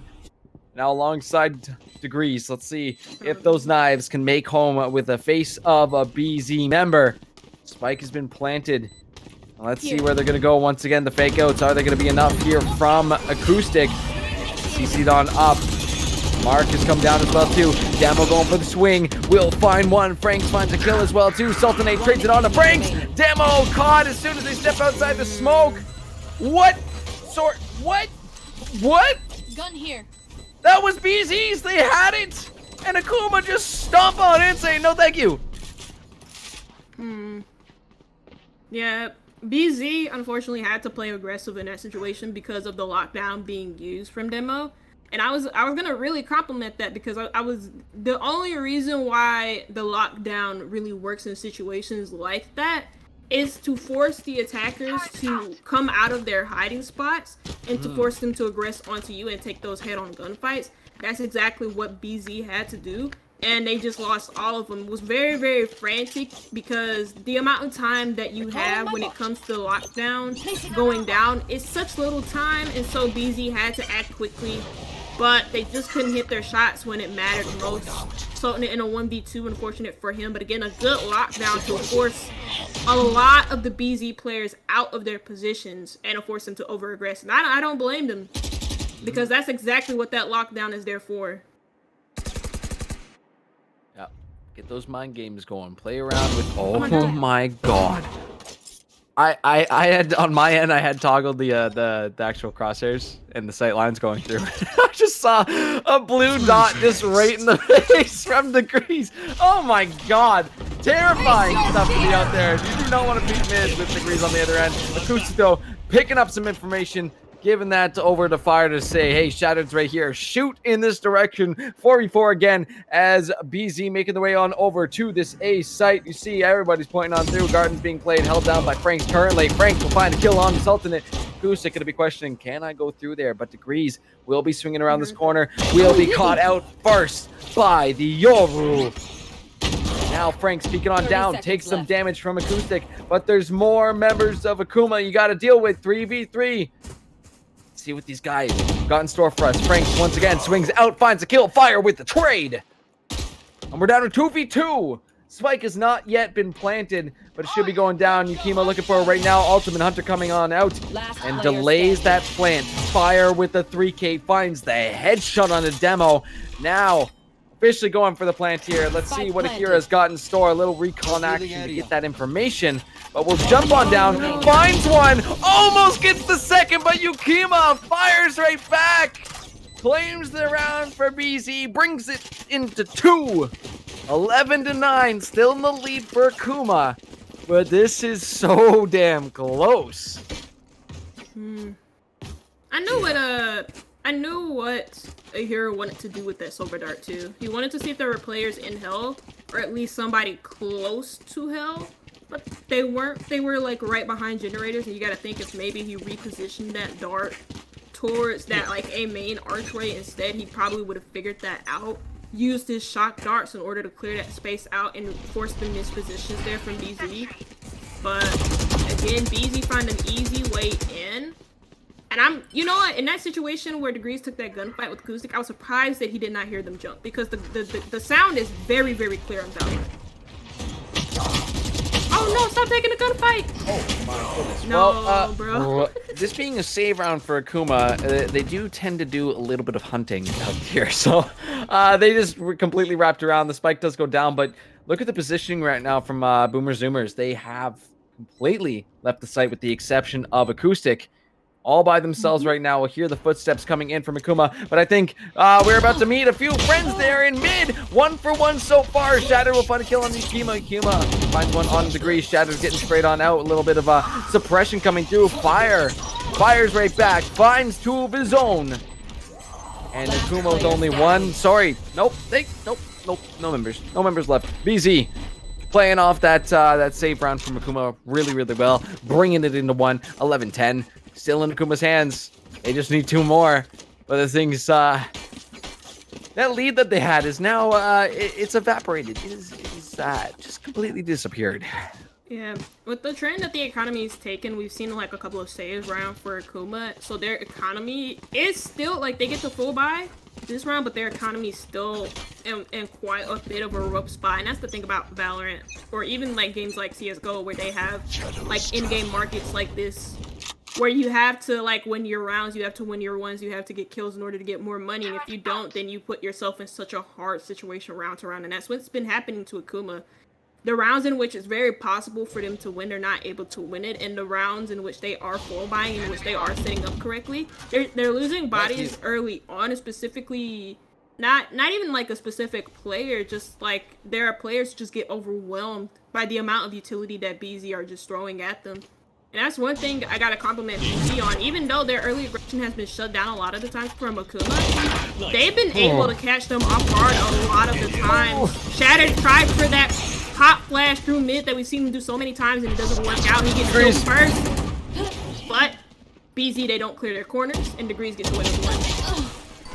But I mean, the double swings right now from BZ have been so good. Finding multiple members here. Wow, we'll find Demo all the way through Markets. And just like that, folks, just like that, we are tied up. It is 11-11. It is only map number 1 here of tonight's best of 5 grand finals. But hot damn, BZ have been making some money moves out here. They've been just so clean in terms of playing off each other and really punishing Akuma for some, I don't want to call it awkward placement, but just being maybe a little bit too far up, especially on this defender map. It's definitely caught them out a few times, and BZ not gonna go down without swinging. This is damn tight here. Once again, save round for Akuma. Only one Vandal picked up for Ahira. I believe a Spectre for Franks. You see they are completely stacked over towards that A side again. BZ should just have an open pathway towards A. Yeah. Curious, not from Akuma, not to try and force on this round, but I guess you want to force on potentially the last round of the map if BZ end up winning this round. And there's a good chance that, you know, of course there is always a chance that Akuma win, but there's also a huge chance, especially with the economic advantage that BZ have. And especially with the amount of space that they're given, that they end up just winning this round out completely. You see Fire on a bit of alert towards that B main position with Acoustic scouting out towards A. Fire gets the first pick on Demo, so now they know that he's in this general area, but he's gonna take the TP back to spawn. Now BZ will walk on in, say thank you for the site. We're gonna go ahead and go for this plant. And Akuma in a bit of a situation where they could be risking map point right here on this one. They are already coming around through A heaven. You hear those footsteps being made. Here. And the Acoustic just to be watching outside that Omen smoke for the first person to peek their head on out. Akira getting a little bit of information there, but Acoustic TPs back to safety. Spike is still timing down. How did he find him through the smoke? Yakuma though with 2. Shattered will get picked on off. That gives Yakuma 3 frags. Acoustic cleans it up. And we are on Match point. match point. Oh my. BZ, you said it last week. No other team has been able to take a map off of Akuma. Well, we could potentially see it happen again right here tonight in map number 1. A gift. Yeah, let's see. Akuma do have full ultimates available. They're able to buy up on full rifles. Akuma also buying up an operator for Degrees, and he actually gets no armor in this round. You want to play? Let's He play. gets no armor, but he holds the operator. Oh god. We'll see if that trade-off is worth it, because if he gets sprayed down by any of these Vandals, he's done. He's finished. You also, like I mentioned before, they do have full ultimates available. So they have plenty of tools at their disposal in order to really throw BZ off and completely counter their push. This no command can be activated by trees and therefore make A such an unpushable position. So maybe that's why BZ are maybe turning their focus towards B, because they recognize that the KO's in trees. Yeah, I mean, Shatter's kind of playing with fire there. A little peekaboo with fire. That is... Actually, wait a minute. No, I just realized what I just said. Yeah, he is playing with fire. Lord. Anyway, Yeah. Hunter's Fury coming on out. Akira! With those angles have been so clean on the Sova ults. Finds a member of BZ. This is going to make it a little bit more tough. You still have the tour de force from Fire if they so choose.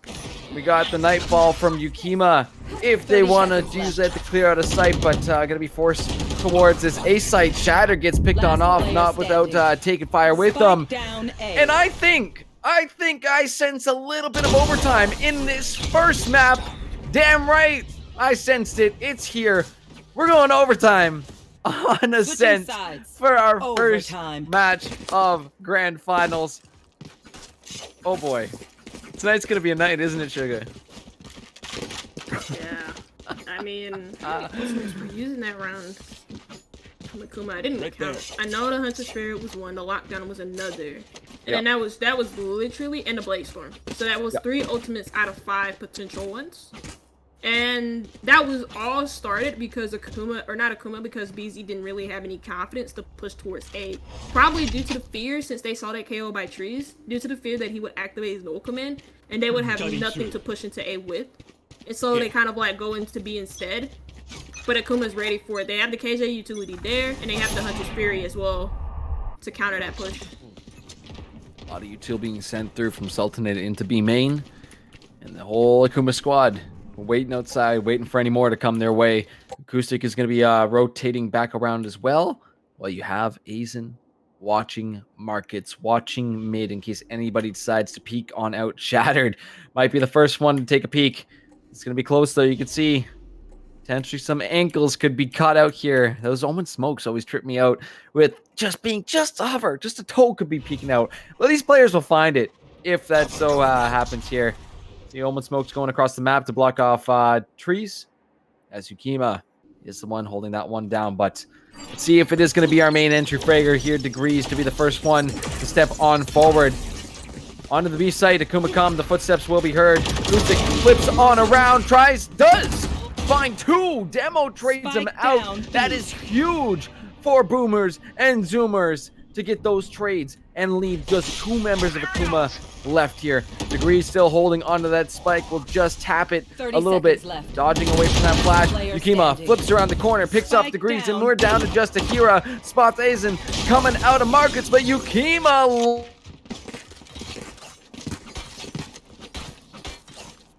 Switching sides. Match point. lighting up a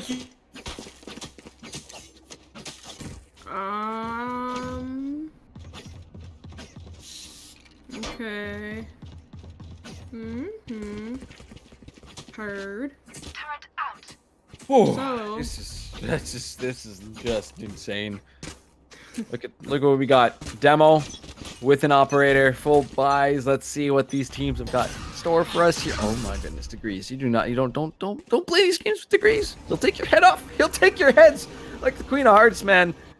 Will not mess around with that. Fire will be watching through mid. Another one of these plays who have just been lighting up tonight. Sultanate, though, draws first blood. Degrees will not play these games anymore. Does find one, but hasn't with the trade. Demo trades it right back.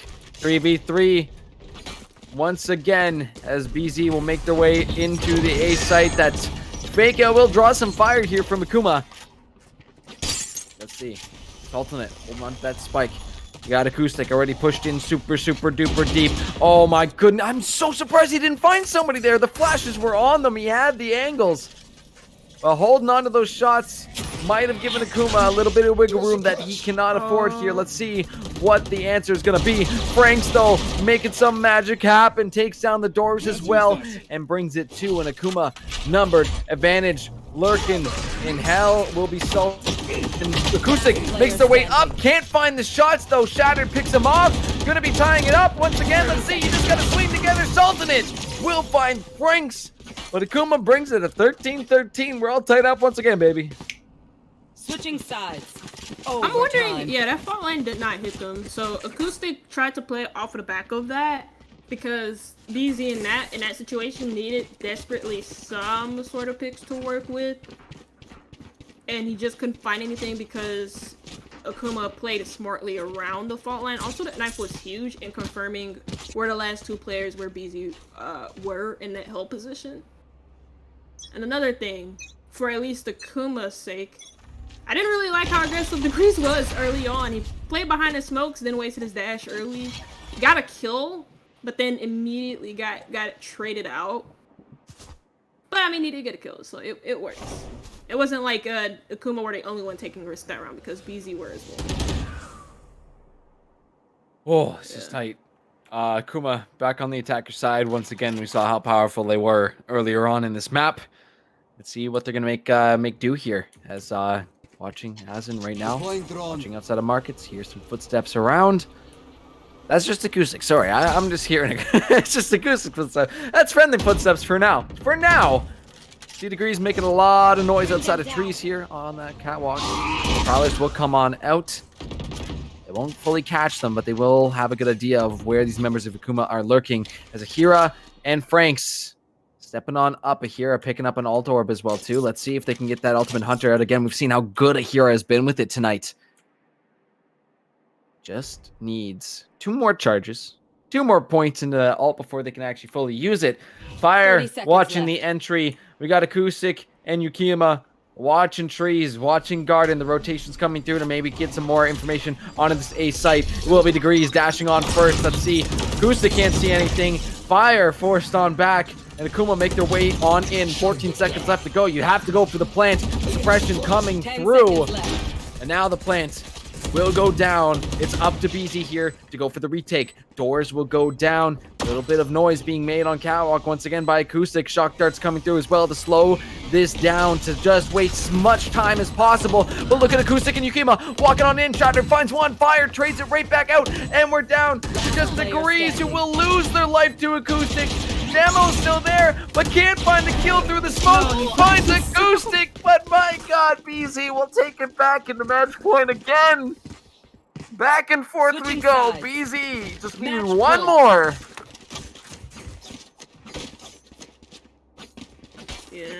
Akuma did really good at space making with the amount of initiator utility that went into that push. Like the fragment wasn't behind the generators where Fire was, but even then that recon dart able to make Fire just a little bit nervous and then want to retake from his team. And then the way that BZ retook that together behind so many flashes behind the fault line was just amazing. Again, that's what they're so good at playing at. Even if this is an off-putting comp to a lot of people, I really love the way that they play around this. And it's like, it's making this such an exciting game. And it also put them onto OT match point. Time to jump.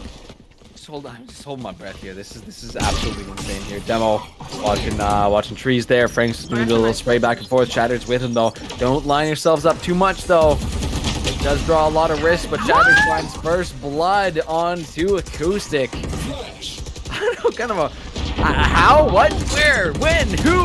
Yukima! Asin! Both find themselves a kill. Take back the advantage here. Yukima, another kill for themselves. That is going to be their 18th frag of this map so far, and we'll be able to get the plant down as well. And Akuma in a tough spot right now. BZ just need to hold this down, just need to let this spike rip. It doesn't matter if you all die, because if you win it here, you'll win the first map. Ahira will find a little pick there onto the Omen. Time is chunking down though.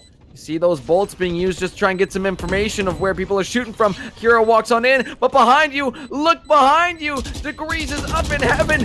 Will not pick up something, and Ahira gets the answer. 1v1. It's the spike. It's ticking down. Yukima's there. Ahira with the reload, trying to go for the defuse. Can they get a headshot? Do they have enough time? No. Oh my God, the humanity. Attackers Boomers win. and Zoomers take map 1 and prove to us once again, gods in fact do bleed. Well, Ah. it's happened again. It's a banger, Chief. Gurf, you've been here yesterday in these kind of games.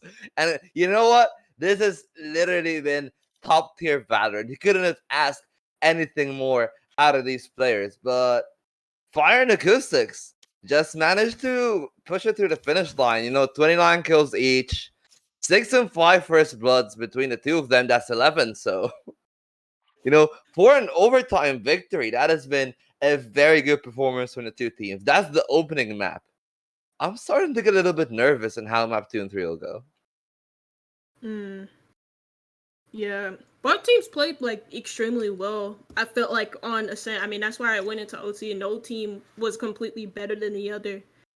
And I was complimenting both teams a lot. Even though, because sometimes I can be like really, really picky, but like I felt like both teams played extremely well, especially like BZ with the way that they were again playing behind the breach and Yoru so well. Acoustic at times was maybe a little bit over aggressive, but even then he was also playing unselfishly a lot of the times behind the Yoru, and he was playing together with his teammates too. Team play has been highlighted, but we've seen it a lot as well from the side of Akuma. We've seen Franks just stealing some rounds. Degrees doing Degrees things. Man, it's absolutely insane. And like, Gerb, how did you feel about it? Like, like it going round for round, almost all the way through to getting like a 15-13 that just won by the mere like small parts of like, acoustics getting a kill on somebody while TPing the other person is blind. The aftershock, like the humanity of this, the drama of game one has been absolutely insane. Again, it's just innovative use of your swings, of your util, fire and acoustic, just monsters out there, absolute monsters out there. But really, Yukima stepping up in the latter half of this map too was definitely a huge part of their team securing these wins. It was just so damn close, so back and forth. Like this is just this is map number 1, and we've already had an overtime. Like boomers and zoomers, show them right off the bat that, hey, my prediction out the window. There you go.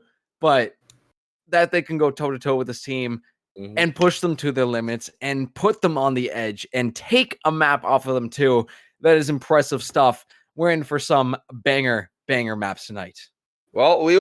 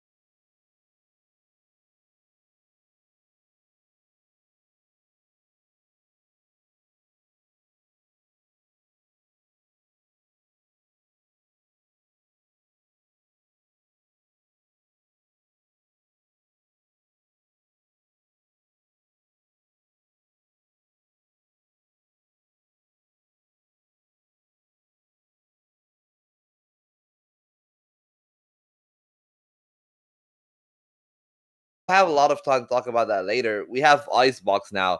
So we've seen Boomer Zoomer contesting a lot of what Akuma does on their specialty maps, and you can say that sense. So now it's Icebox. That's map that's been a little bit shaky for Akuma outside of their whole map pool. So how do you feel about it, Sugar? Do you think that this is maybe a good avenue for Boomer Zoomer to push their lead? Or do you think that just what Akuma has done was good enough and they just weren't able to close it out at the end? I think it's a little bit of both, because you also got to remember that Icebox is also not really a good map for Boomers and Zoomers neither. They've lost it more times than they've won it, that being that they've lost it 3 times and they've only won it once. And the one time that they did win it was against Team Syndicate in the quarterfinals. And that was a dominant win over a team that they probably should have closed the second map out on, but they were trolling on Haven. I don't want to talk about that. I have PTSD from Haven, especially after the way BZ played it. But like, again, I think Icebox is a weird map for BZ as it is for Akuma. So I think this map is going to be as close as Ascent was. Mm-hmm. With neither of the teams being on their quote-unquote home turf here, Girth, how do you feel like the current form we've seen just from that one map? Because we've seen like almost 30 rounds. How do you feel about the chances of the two teams, at least mechanically? I mean, both are just on point in terms of, like I said, clicking on heads. I think the big standout for me and what I gained from the first map is the amount of information that Boomers and Zoomers are able to get just from the utility, right? Regardless if it's landing or not, you send a Prowler out, you send the Dimensional Drift out and say, hey, there's somebody in this direction. There are people coming from this area. And it just allows you to get yourselves into a position that at least the trades are going to be going in your favor. And that slow burn over time really messed with Akuma's momentum. They were never able to find their footing. I think that's what we were chatting about during the break, was finding their footing in terms of the buys of not incorrect buys, just having a solid few rounds where they can really just get going. And Boomers and Zoomers didn't allow that. They just did not allow them to get that footing. And it was just so many trades going on that Boomers and Zoomers got a little creative once they had the momentum for themselves. And I love seeing that. You know what? I'm not even that mad that my predictions are already out the window. They're in the flusher already. But yeah, it's just really innovative, really creative use of utility to say, hey, we know people are coming from this area. Let's get lined up. Let's get ready. And let's make Akuma sweat a little bit. Speaking of which, we are going to have the Icebox. Will it be the fire to turn the map to shatter the ice, or will it be the degrees just taking them under? That's what we'll see. So, Sugar, Girth, I'll leave you to it. We're going to head into Icebox right away. Okay, here we go, ladies and gentlemen. Map number 2, and Boomers and Zoomers currently lead this best of 5. Oh, remember, this is grand finals. This is for every single marble. If I don't know. I don't know if anybody uses marbles anymore as currency. I know, yeah. Anyways, not going down that road. We're going down this road, which is Icebox. Very fun map. One of my favorites that we get to see here. Question mark are the big ones, which, I mean, Akuma have already answered for me. The big ones are out there. The Viper, the Sage already locked on in for Shattered and Franks. And wondering if Boomers Zoomers are going to do the same or get a little creative with it once again. Looks like they are getting creative with it, because Brim, please, nope, they're gonna lock it. Okay, so they've locked the Brim. Brim on Icebox is a funny one, because the main controller that is the most uncontested controller on this map is, of course, the Viper.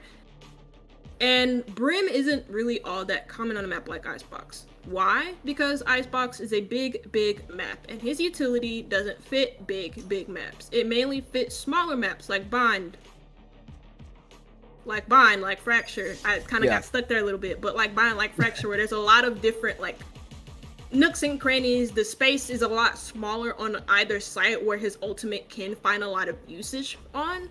Yeah. But on a big map like Icebox, the only thing that you can really get a lot of use from is, of course, his smokes. His smokes aren't rechargeable. You have to buy them each round if you want to use all of his smokes. And his molly. And if you want to get freaky with it, then you use the stem beacon. I'm thinking, it is definitely going to be advantageous on the A site. But the big one is that the counterplay with the orbital strike is going to be really, really helpful for boomers and zoomers. It's able to take down the lockdown immediately, and especially with the Viper's Pit here, just drop the orbital strike into it. Like, you know there's going to be people in there. It's either going to force them out of there, or you're going to be picking up kills, so it could be useful. I think it's going to be interesting to see the use of smokes from Yukima this round, to see, you know, okay, where are they putting them? How useful are they actually being? And, you know, what kind of angles are we going to be playing through? Clearly, B, right through mid, is where these teams are just running through. Double Sage walls already up, making it extremely, extremely narrow. Nobody found quite yet. Shadow does lose a little bit of health. Thankfully, Sage can heal just a tad back up. A hero, though, lights him up, finds 3! Fire with 3 of their own. Are you kidding me? 3 for 3. Both sides just going absolutely ham right off the drop here. And we are left with just a couple members of both teams left here, as Fire will get in there, lose a little bit of health, does have the time to get the plant on down, but does not want to. Oh my god! Oh my god! Your dreams are dust. Fire! Absolutely fire! 18 health in a dream, gets a 5k. What? Yeah, I mean, he top fragged alongside Acoustics in the last map. Both of them having 29 kills each. I didn't do the maths on what the total is for 29 plus 29, so don't ask me. But it's a lot of kills from both of them. I mean, first round on Icebox, we get an ace from Fire himself, making it seem like it's the easiest FPS he's ever played. Just clicking. And BZ find the first round on Icebox. He do be clicking out here. I suppose there's not too much to say about that. It's just so clean, so clean. It's incredible to watch. But you see the buys coming out of Boomers Zoomers right now. Got some big stuff here. That Sage Wall gonna be jumped on over, so not slow them down. Stim Beacon here as well too. Aizen will just walk on in and get the plant on down, and Boomers Zoomers have got themselves all set up, but look at the flank coming through from Akuma. Franks will get spotted out, picked off by Fire once again. That's a 6 frag so far. Sultanate with that Spectre finds 2. Asin will find 1 for themselves as well. Demo will be able to at least trade out 1, but Acoustic swings on in with the Vandal, says, yeah, no more. Almost a flawless round, but it's 2-0 for Boomers and Zoomers, and these rounds are moving quick. Yeah, I mean, that's the pacing with the Brimstone. Is you gotta move quick with these guys. The Sky Smokes is what they're called. Sky doesn't actually have smoke. It's literally what Brimstone's smokes are called. The fast deploy time with those smokes allow you to move into the site quickly, and then BZ with the better weapons just took advantage of the gunfights that they were in.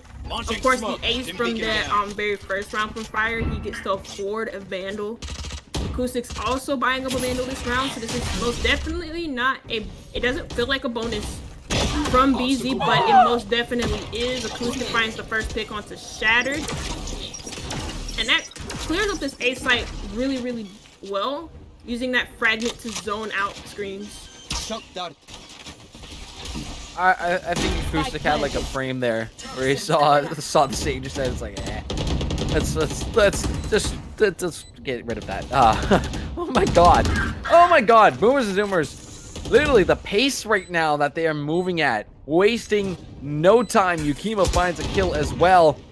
See that recon bolt sent towards the back of the site. Spotted any more members of Akuma. There's 3 of them remaining. The Hira cannot find the shot. Yukima with the second one in. Boomers and Zoomers. Reminder of last round, Demo at least gets 1, but it's 4 left up. BZ moving to 3-0. Let's see again. You see another save coming through. The Sheriffs are being picked up here for Akuma. Full Vandals, full shields, full wallets for Boomers and Zoomers. And I would expect the pace to be, once again, absolutely pedal to the metal, flat out towards this B site. These rounds are going by very quick. It's very hard to focus, but BZ find an opening and then they just move in. They're like sharks in the water. You know, you dangle your leg in front of a shark, it's just gonna come at you and bite. It's not gonna wait and play with this food. Because it's hungry. Just like how BZ are hungry. Using the Sky Smokes yet again in order to block the visions maybe gonna move the stage in really, really quickly just to set up a wall so she can get this default plant down. Pretty nice and slow so far, but Akira is going to be whipping out that Ultimate Hunter. Does have enough time to get the spike down. Sultanate wraps around, a little slow on through, but Shattered will catch him on out and heals up his teammates. Lovely, lovely little stuff. Fire, though, going to be peeking around. Just a doink, just a single tap on the head. Fire! With 4, can he find yet another 5K? He's hiding. Oh my god, breaking all by themselves. Fire, making it look easy. 5K again? 12-0-1. We are on round 5. 2 aces in 4 rounds. Unbelievable from Fire so far. It looks like the last map lost from Akuma's tapping into their mentals, and also the way that BZ are taking control of like specific areas so fast. Again, that's what the Brimstone is for. I was very critical of it in the agent select, but the one plus side to Brim is his pacing. He's a very fast controller. You can be so rush heavy with his utility, and that's exactly what BZ are doing. I haven't seen a lot of like Stimmy uses, but I believe I did see a rebuy from Yakima. Sultan finds the first pick, and again BZ just take that quick control through tube, or not through, even through tube. It was through mid, under the tube to kitchen, and they're finding like so much value from this position. And that was a full buy round as well for Akuma, so there's a lot of like simple utility that they could use to hold that position down, and all of that was for naught. Spike planted. Sugar, I feel like I'm watching like Call of Duty Team Deathmatch right now, because Boomer Zoomer is literally sprinting around the map, just picking off kills one after another, and then the rotations keep on happening. How many times have they gone around the map at this point? Spike does go down on the B site, but it's just Shattered right now. Yukima will be peeking out of kitchens, but not able to spot Shattered to see where Acoustic is watching down as well, too. They can hear the footsteps coming. They know they're going to potentially get caught out. Shattered, though, finds a nice little pick. At least something. Has the res available, but I would assume that is going to be saved for a later round. Gonna be, about to be 5-0 for Boomers and Zoomers right now. Literally on the express route to victory here based on how these rounds are going. No hesitation, full confidence from this team to say, hey, you know what? We don't care about your record. We don't care about the fact that you guys are reigning champions. We are here to make a name for ourselves, and Boomers and Zoomers dominating the first part of Icebox. Yeah, I mean, that's the attitude that most teams look to have when coming up against Akuma. It's just all about how you go about it, and if you actually can stick to that attitude. And BZ have shown so far that they're able to do it. I don't think I've ever seen Akuma be this beat down before, because of how dominant they've been throughout the whole entire season. And I think it's because BZ are like a completely different enigma to them. They're on something. I will say that. Maybe just little smell of victory in the future. We'll have to see. I think the lockdown is going to be coming down from Demo, though. Could make it quite tough for BZ to go ahead and push, but the suppress will stop it. Fire picks up a kill. Akira fires back. Shattered with the pick of their own. And oh my god, Shattered! Whoa! Shattered! With a 4K, laying it up. Orbital Strike comes back down, but they cannot find anybody with it. Akuma finally get themselves on the board. Yeah, now you see like the KJ pick actually kind of be like a little bit more useful for Akuma, because for the most part, it hasn't seemed like the Sentinel pick has been doing anything to slow down anything that BZ were trying to do. They try to go for a fast A hit. They can't really do that because of the position of the Nano Swarm, slowing them down just a little bit. It gives Akuma enough time to adjust, and since BZ aren't readjusting their push, they're very headstrong in committing to it. Akuma are able to adjust. They even tried to use a lockdown Akuma, but then a well-timed null command was able to stop that. But even then, they kept themselves strong. They held their angles. And if they can play aggressively in the faces of BZ, while also mixing in some time wasting, they can really get some rounds in their favor. Spike planted. It's really in Akuma's hand to slow things down right now, but Boomers and Zoomers, once again, they're on site. They get the plant down. The lockdown is going to be coming through, but oh my goodness, Nightfall used as well. See if Fire can catch anybody out with that one. Acoustic will find a kill first on the demo. Let's see, Akuma swinging around. Hero finds one. We're on 4v3, but Boomers and Zoomers line it up. Can't get the spray transfer. Hero only finds one. BZ take it to 6-1. Speed, confidence, and some sort of mystery thing. I don't know what the third thing is, but man, Boomers and Zoomers are on something tonight. Maybe it's after finding around a map off of Akuma, and they're just like, hey, you know what, guys? We can do this. Not only can we do this, we can dominate this. Teleport's ready. Yeah. I mean, it's like the same old things. I mean, that lockdown was pretty useless, especially on the B side. I don't really get using the lockdown on the B side because they can just hide behind yellow, and then you have a Nightfall and a Fire who can just waste so much time, give information on the position of the defenders who are trying to retake site, who are on side of the spike as well. And then even on the retake, they didn't even utilize the Sage Wall to try and get themselves a safety fuse. There's a lot of things not going right so far for Akuma, but I mean, that could be one of them. But this is an unorthodox plant position. They plant deeper next to Snowman, but they're losing bodies as a 2v5. This is way up there. Devil's going to be able to walk up and just tap the spike. Firing down. Frank's able to get him first and lift it to the skies with the Sage Wall and said, all right, finish this off, guys. Very, very cool use of the wall to finish this one off. Akuma will be able to claim back another round. Still 6-2 for Boomer Zoomers.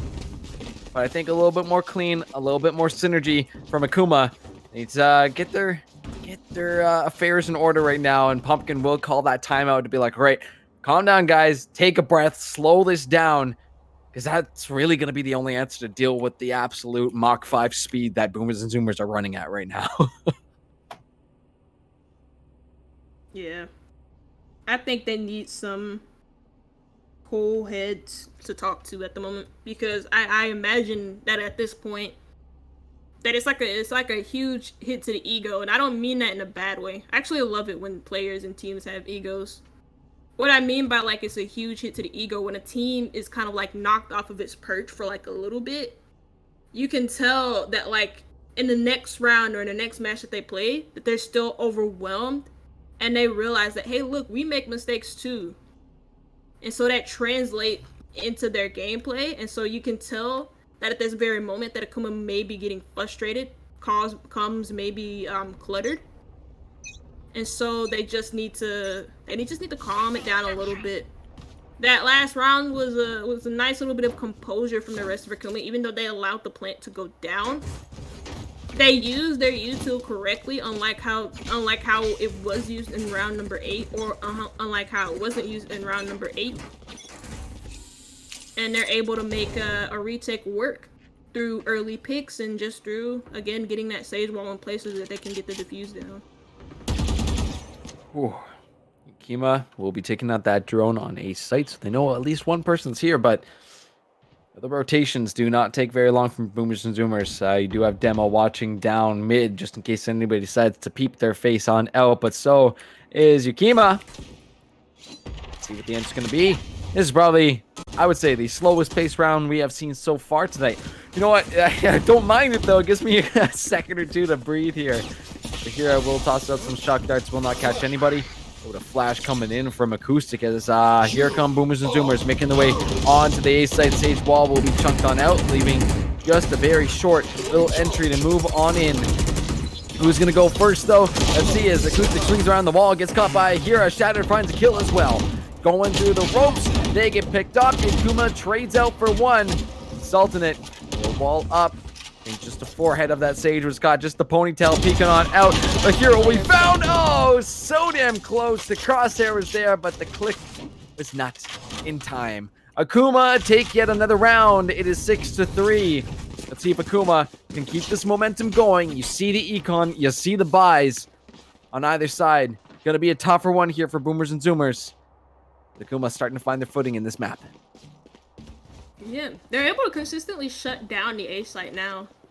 And that's like a good thing to see. The way that they're utilizing this not the Sage, that time it was the Sage utility round. Before that, when they perfectly defended the A site, it was through the KJ. That time they used the barrier orb and the slow orb in order to just buy themselves enough time to reposition. Again, keeping their composure, holding their angles, challenging the KO early, knocking him down, Acoustic, no. making that null command null. An acoustic falling that removes the KO utility. Oh! But 2 quick kills from BZ ensure that all is not lost. That was quick little pickups from them. I was kind of wondering what the plan was from Acoustic. Super far pushed up there, but hey, the rest of the team able to say, hey, don't worry, we'll get the numbers advantage right on back. Demo and Franks pushing on in towards the site, towards the spikes. Alternate will find a kill onto Degrees. Time for a little bit util, caught on out, Holden. Just the swings, just the timing from BZ. They are just in sync. 7-3. 2 more to go until we flip sides. But Akuma are in some serious trouble right now. Able to still go for the buys. But honestly, Sugar, what is the answer going to be here from Akuma to deal with this aggressiveness, to deal with the pace that Boomers and Zoomers are playing at? They need to find a way to shut down the A side. It sounds easier said than done, but you know, you have the chamber. You have the chamber here just to battle for early aggression. Degrees is a great offer. So him being able to buy an op this round is kind of nice, but again, he's not really positioned over by B long in order to shut that area of the map down against BZ. But to be fair, BZ have been moving very fast, and having a team that's moving very fast against you is very frightening for a lot of op players. But they need to do a better job of shutting down A, not like just to sorry, I'm getting mixed up, but they need to do a better job of shutting A down just so it's not as easy for BZ to push it. Whether that be just like using more of your, placing your Sentinel over by B, whether that's the Chamber or your Sage or your KJ util over by B main, and just shutting that area down completely fine. But you're doing perfect in defending A because it seems like BZ have kind of like slowed down just a little bit. Using that orbital strike in order to create some more space though, but getting spotted out by the trademark. That's actually so nice. They both Franks and Demo saw the KO util being tossed in the back corner of that A site, and then Boomers Zoomers said, "Okay, no one's here. They have to be closer to the entrance, closer to the door. Ultimate Hunter will come on through and catch out Franks. Akuma find 1, 2, and 3 Degrees with the op shot. Demo putting that Odin to good use.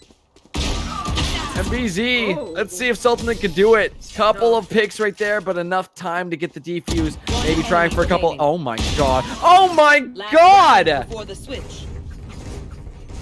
Who really won that round? Sugar. Akuma did. What? Yeah.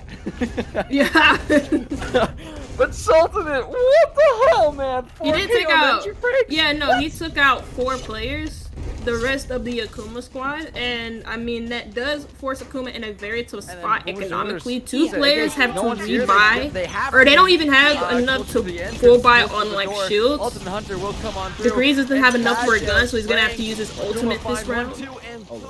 So it's a tough spot for Akuma to be in, and they probably shouldn't have given up 4 picks after the initial 2. But I mean, it happens. Stim beacon here. Out. Got multiple members rotating back on over. Let's see if Degrees combine. Somebody cannot with this one. Wait a minute. That's one with the tour de force. Swinging around. Can't find Azan will find him. Demo and Frank still on the board. 4 members of Boomers and Zoomers they're going to have to deal with here. You see those sky smokes coming out, and as soon as they go down, the Boomers and Zoomers just start spraying. Popping on down, they find Demo as well. It's 8-4 before the switch. Switching sides. Let's see how things are going to go with these teams on opposite sides, because that attacking half was some of the most incredible, aggressive plays I have seen from a Valorant team. Boomers and Zoomers just dominated that half. Yeah. I mean, it's on the scoreline as well. Again, I don't think I've ever seen Akuma in a position like this where it just seems like they don't really have a definite way of countering whatever the hell is going on. And I like the way they kind of like, even though they lost that last round, I really did like the way that they readjusted their hold on B. Positioning Degrees to hold down that, even though he wasn't aggressively holding it down at first, he positioned himself behind there, got one pick, but he doesn't really have a lot of support from his teammates. And that's the one thing that I didn't think I'd say about Akuma, is that there's not really a lot of support for one another when it comes to like them holding down something by themselves. Even though BZ are pushing as a team, they didn't really adjust to that. They tried. But yeah. They did. They did. Akuma will get a plant on down. They do lose to Acoustic, picking off with the Sheriff. Prowler will spot out Demo, lurking around behind the boxes. See a little ring around the rosy potentially in the books here for us. The Sultanate will be going for this flank. We'll find out. Demo! Oh no! Down they go! It's just Shattered remaining. Going for the pistol trades here. We'll find 1-2! Back to back! Gives BZ enough time to get the defuse. Aizen will make sure that all these Akuma members are removed. But the pace, the speed, not the same that we saw from Boomers and Zoomers. Akuma took their time. And that's one thing, Sugar, that I noticed about Icebox maps, that I noticed about these VLS teams, that if you do not make your moves quick, if you are not there and planted and set up, the opportunities for flanks becomes way more open. Icebox has a lot of weird angles you can kind of sneak through in mid. And we saw that coming through from Sultanate that round. I wouldn't expect anything different if that time is given once again. Degrees, though, with the opening frag of this round, gets that first blood. Tito watching down the tube. Acoustic with 2. Acoustic with 3 and 4. What the hell? Oh my god!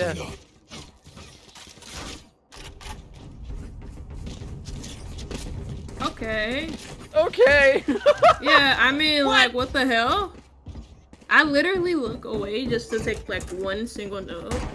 I look back, and then I see that it's just, like, a full-on Hell in a Cell match inside of mid. Like...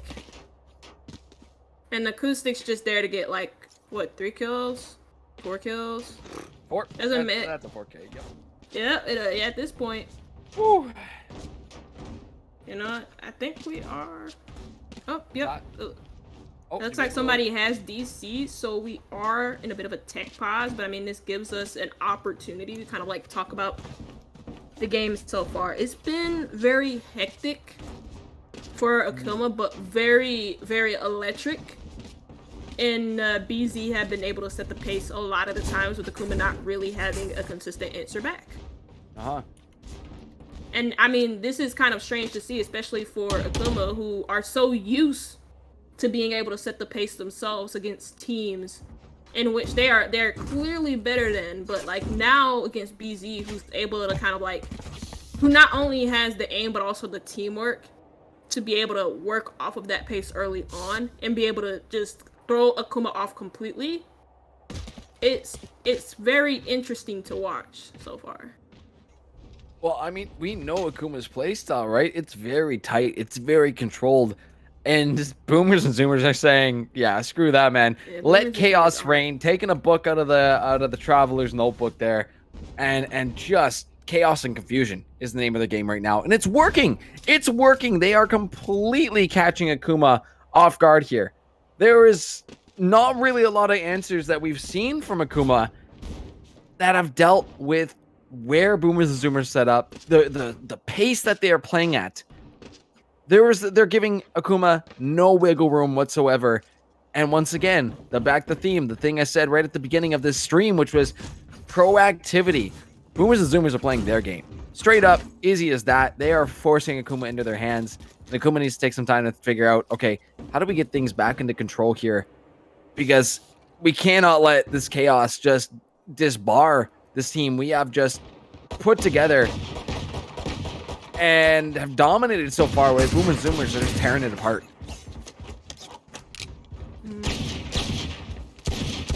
Yeah.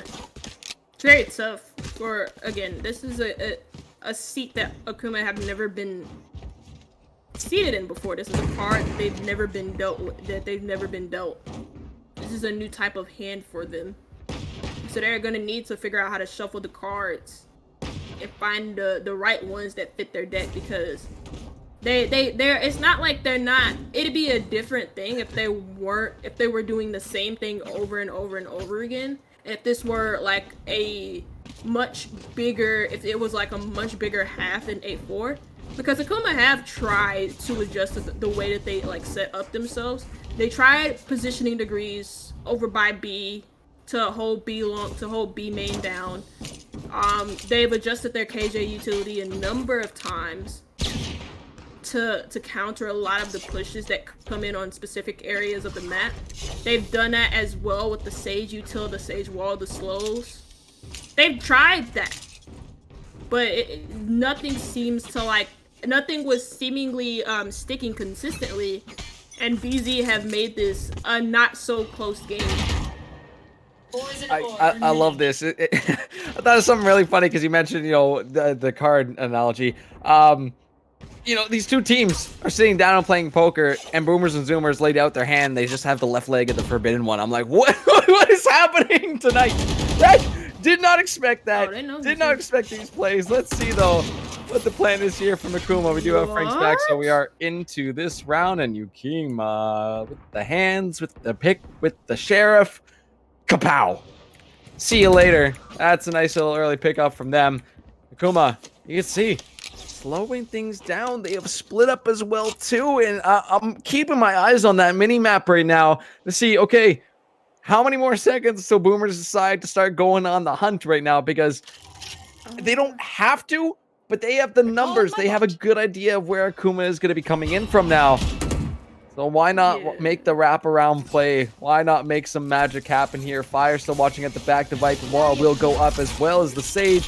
And in Akuma come for that plant, but the sky smokes once again. You're going to see Yukima just walk on in and pick off Shattered. God trying for the defuse. Ahira finds one. Demo will as well too, but Yukima with the 3K.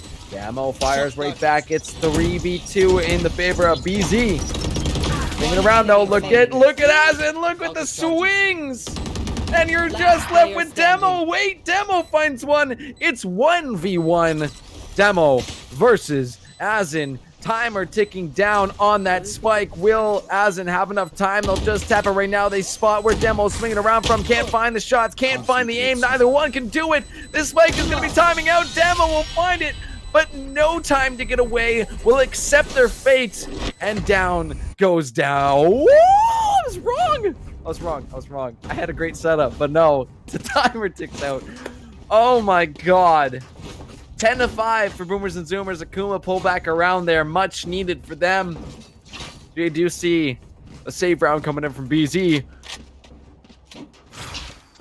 Akuma got to find some footing here. They got to find some momentum. Yeah, no. That attack is a good start, though.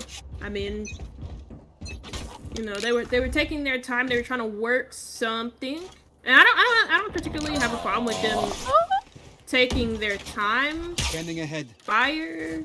Oh, he was just positioning garage. He was just. Franks, look at Franks. Chilling.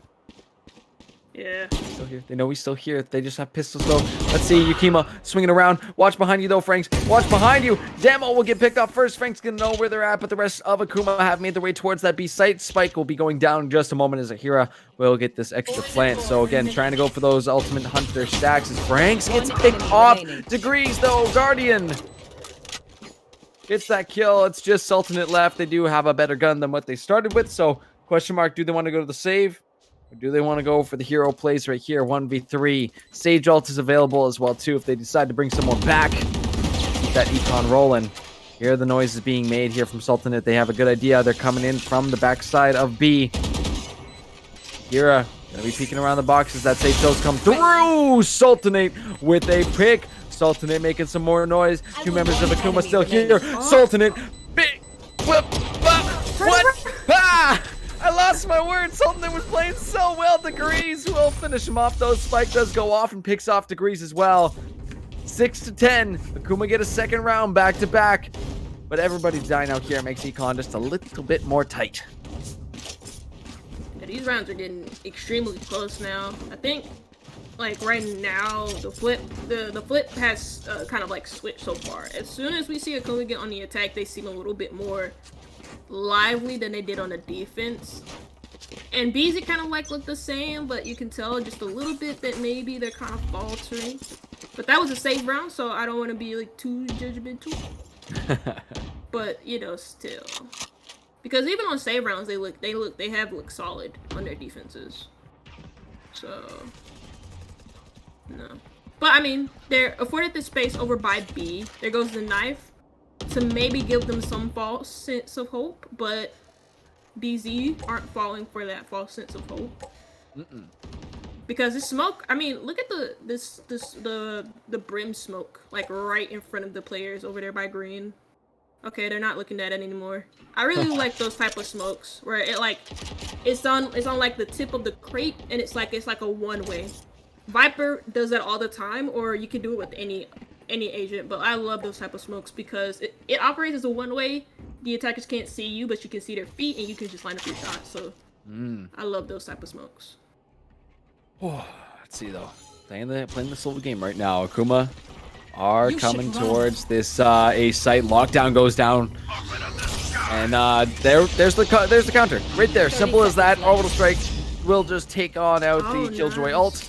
A swamp grenade towards the back of the site, and Akuma needs to start making some moves. 20 seconds left on the clock. We'll get at least a trade out. Franks does pick off Yakima there, trying to find out Demo, who's down to 82 HP. Stelton it on the back half of this one. Aizen will have that kill on the Degrees. Demo fires right on back. 3v4. Akuma with the numbers. Akuma with the spike down. And the Viper's pit up is going to make this very tough for Boomers and Zoomers to try and answer back. Acoustics spraying into the void here. Will not be able to find anybody, but Fire will finds one. The res as well from Boomers Zoomers. Take back the numbers advantage, but will they have the time to finish this off? Akuma finds everybody trying to sneak through this Viper's pit. Fire will at least find one. It's 2v1. They spot the Sova cape. 3 for Fire. They hear the shots coming from Shattered, who's going to be forced to swing around, but Fire with another 4K does not have the time, and unfortunately will lose their life as well. Wow. Unfortunately, there is no sprinting button in Valorant, or else Fire would have definitely zoomed on out of there. But tried to pull out the knife to run faster, can't. I mean, there was also a lot of good things in that round from both teams. First, obviously the lockdown to try and afford some type of space on side of site, then the counter with the orbital strike in order to destroy the lockdown, and then the toxic. As soon as that orbital strike went down, Akuma just forced it. They get that first pick, then use the toxic, the Viper's pick, in order to make it hard for BZ to play inside of A or even try and retake it. Really good stuff from Akuma. And then there goes some good stuff from Shadow to watch his teammates back and keep droning. This angle that Degrees is watching too, just in case Sultanate was feeling a little too frisky there with that Sheriff. Would have been able to. Oh, yeah, well, there you go. Yep. Okay, just in case he was. No, he was. He stepped on out, got caught on by Degrees, who, we've seen how deadly they can be with an operator, and these rounds coming back in the favor of Akuma. Shattered will at least get the trade out onto Acoustic. Now we're left with just Aizen. We'll get just tapped a little bit there. A little bit of damage. Yakima still full HP. That changes really quickly. Here goes Aizen, though, from downtown, not able to find anybody. Akuma bringing it back slowly. Just 2 rounds separate these teams, and 4 straight for Akuma. See, the econs are there, the buys are there, and Boomers and Zoomers will be answering back with full buys of their own. We haven't seen. I don't think we've ever seen Boomers and Zoomers take like a single timeout. And that includes their like quarterfinals appearance against Team Syndicate 2 weeks ago. And I feel like right now, with them being on a full buy, that they should take a timeout. Because I think it would really help them a lot to just like slow down just like a little bit. And to not give up their because they're missing like a lot of shots that they normally wouldn't miss, and then on top of that, they're also giving up their life pretty early. Like the first kills have kind of like swung back into Akuma's favor, whereas before that, when Akuma started on the defense, the first picks weren't really falling for them as hard. That's what Akuma needed, was to slow things down, right? That's what we were talking about, and they have successfully done that so far, is keeping things at a pace that they are comfortable with, that they can play controlled with. And that's, again, taking back control of this game. See if they can make this gap a little bit smaller. It's only 2 separate them. You can see 3 members of Akuma on this A site, ready to push on in. You're going to have 3 members of Boomers and Zoomers moving on in as well, too. The Nightfall is available for fire. If they so choose to do this, it would be really nice to clear it out, but the call has been made to rotate back towards the B site. Acoustic, though, will catch 2 members doing that rotate. Maybe some more, maybe if they can get over there, but they are going to know the call has been called. They are going to know where Akuma are heading for. It's 13 seconds left. And oh my goodness, Yukima was set up in heaven there in the boxes, but Akira finds him out. Acoustic gets picked off as well too. Aizen will at least be able to clear out these kitchens, but calling for the Nightfall. I'm waiting for it. There it comes finally. Fire will use that to clear on out. These members of Akuma are at least slow things down a little bit more for them. Allow Boomers to move on in, but they can. Akira swings and finds a 4K. Akuma bring it within 1 round here. Things have become even more tight, have become even more close, and we see Akuma taking another timeout. Bro, this should be Boomers and Zoomers taking a timeout, because I mean, Damo able to work like 2 picks through mid, get that control in kitchen. I thought all was lost once he kind of lost the gunfight with Asian. If he was able to work 1 more and completely cut off that area for the defense to be able to safely rotate in front of, and also make it so that their mid isn't as safe as it may seem, then that would have been the round done and over for Akuma. I mean, that Nightfall as well, marking the last 2 players by yellow, but I think that barrier orb that was like placed like, you know, in a default area, like right in that default plant spot where you see the Sage Wall usually go, I think the Sage Wall was blocking the marks. And so it made it so that it wasn't really as clear as where the players were when a Nightfall was used from BZ. So not only does this timeout give, you know, Akuma some time to talk things over because they're so close to tying it up after being down by such a large deficit, but it also gives BZ some time to like talk, because I assume things are not going so swimmingly on their area of the server at the moment. Oh, let's see. Smoke's down. Let's see what these teams got in store here. So once again, we are back in action, round 20 of map number 2 here. Boomers and Zoomers currently lead this best of 5 series 1-0. Akuma looking to bring it back into their favorite demo. Is getting a little saucy out there. Molly will come down as well too. Yukima forcing these members of Akuma out the site. Here comes the Ultimate Hunter. Fire and Acoustic, both picking up those members of Akuma. Some nice plays from the side of Boomers Zoomers to force them out, but is kind of given an open avenue here for Akuma to get that spike down on the B site. However, 5 members of Boomers and Zoomers still alive here. Could be rotating on over, looking to get themselves in line, ready to go. Double suppress comes through. Acoustic is gonna trade with the Hira. Let's see who finds who first. The Hira finds them. Yukima follows through and gets at least a trade. Now, Shattered. Outside of the smoke, we'll pick off one. Aizen picks off Shattered. Now going for the defuse. You just have degrees left. Finds one. Trying to find 2. We'll find. Oh no, not in time. Thank God. Christ almighty. So damn close. Runs out of bullets. Still finds everybody, but the defuse comes through. Pros don't fake, sugar. I'm trying to find. Nuts. Yeah, this is crazy. Like, oh my God. I'm getting a migraine just from like watching this right now. Not in like a bad way, like as in this is causing like some sensory overload type of way. There's a wrinkle in my brain, man. That's simple as that. Yeah, no, for real. Let's see. Oh my god, fire. Oh, cannot find another one though. Shattered with 2 off the drop. And in Kamakuma once again, this time numbers advantage for them. Let's see though. Asian with the ultimate hunter. Let's see. They're sending it towards, I want to say, yellow there.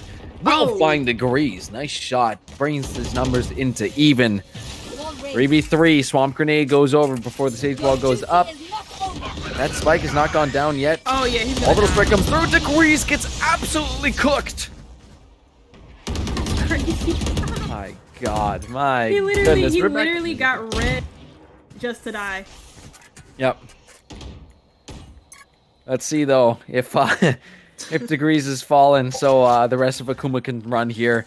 Slowly making their way back over to the A site. Sultanate will be able to get themselves here first though. To catch somebody out here. The rest of Boomers and Zoomers still holding towards that B site, but time is ticking. 30 seconds left. Molly is available. Franks catches out Sultanate and Akuma have the opening here. They have the avenue and get the plant all the way up on the boxes too. Not a common place to get it down, but definitely. Oh my god. So damn clean. So damn clean. Let's see if they can find some more. You don't see the spike there, so pretty good idea of where it's at.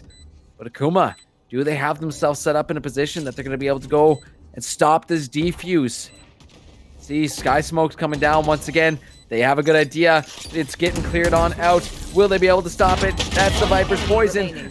Oh, Franks trades out Yukimo from the back. Now, as in, little footstep was heard there. Trying to spray through the smoke. Defuse will not come through. This map stays within 1. 11 to 10. BZ still lead. Oh my god. Just a reminder, folks, this is only map 2. Like we're already past 50 rounds played tonight. This is absolute insanity. I'm absolutely pooped. I mean, yeah. I mean, it was a good post plant from Akuma as well. Shattered unfortunately got like caught with his knife out, but Akuma had that post plant down from the get go, saving the Viper utility, saving those Viper's volleys, in order to force the repositioning there from Asian. Just pretty nice stuff there from Akuma. And again, they're finding ways to like probe BZ. Even though they lost like 2 picks early as well over by B, they're able to just work the map so well. Good acoustic though. A little scary there through mid, but again, this is a save round for BZ, so I'm not going to be expecting the wonders of the world to be coming through here. For them, they can get a couple picks. That would be excellent for them. This is definitely going to be tough. Franks picks off another one. Boomers and Zoomers. Are they falling apart at the seams, or is it just a save round? Either way, Akuma looking to tie things up right here. Sheriff will not find that kill. 5 HP left on fire. Gets cleaned up by Degrees. And it's just Yukima left against 4 members of Akuma. What? Not bad that they were able to at least draw 1. But this is about to get tied up. We're about to have yet another 11-11 coming through in just a second. We were here just a little while ago, and things are tied up. Make a wish. What is it for? More rounds? Who knows? Could be another map of overtime. Oh my god.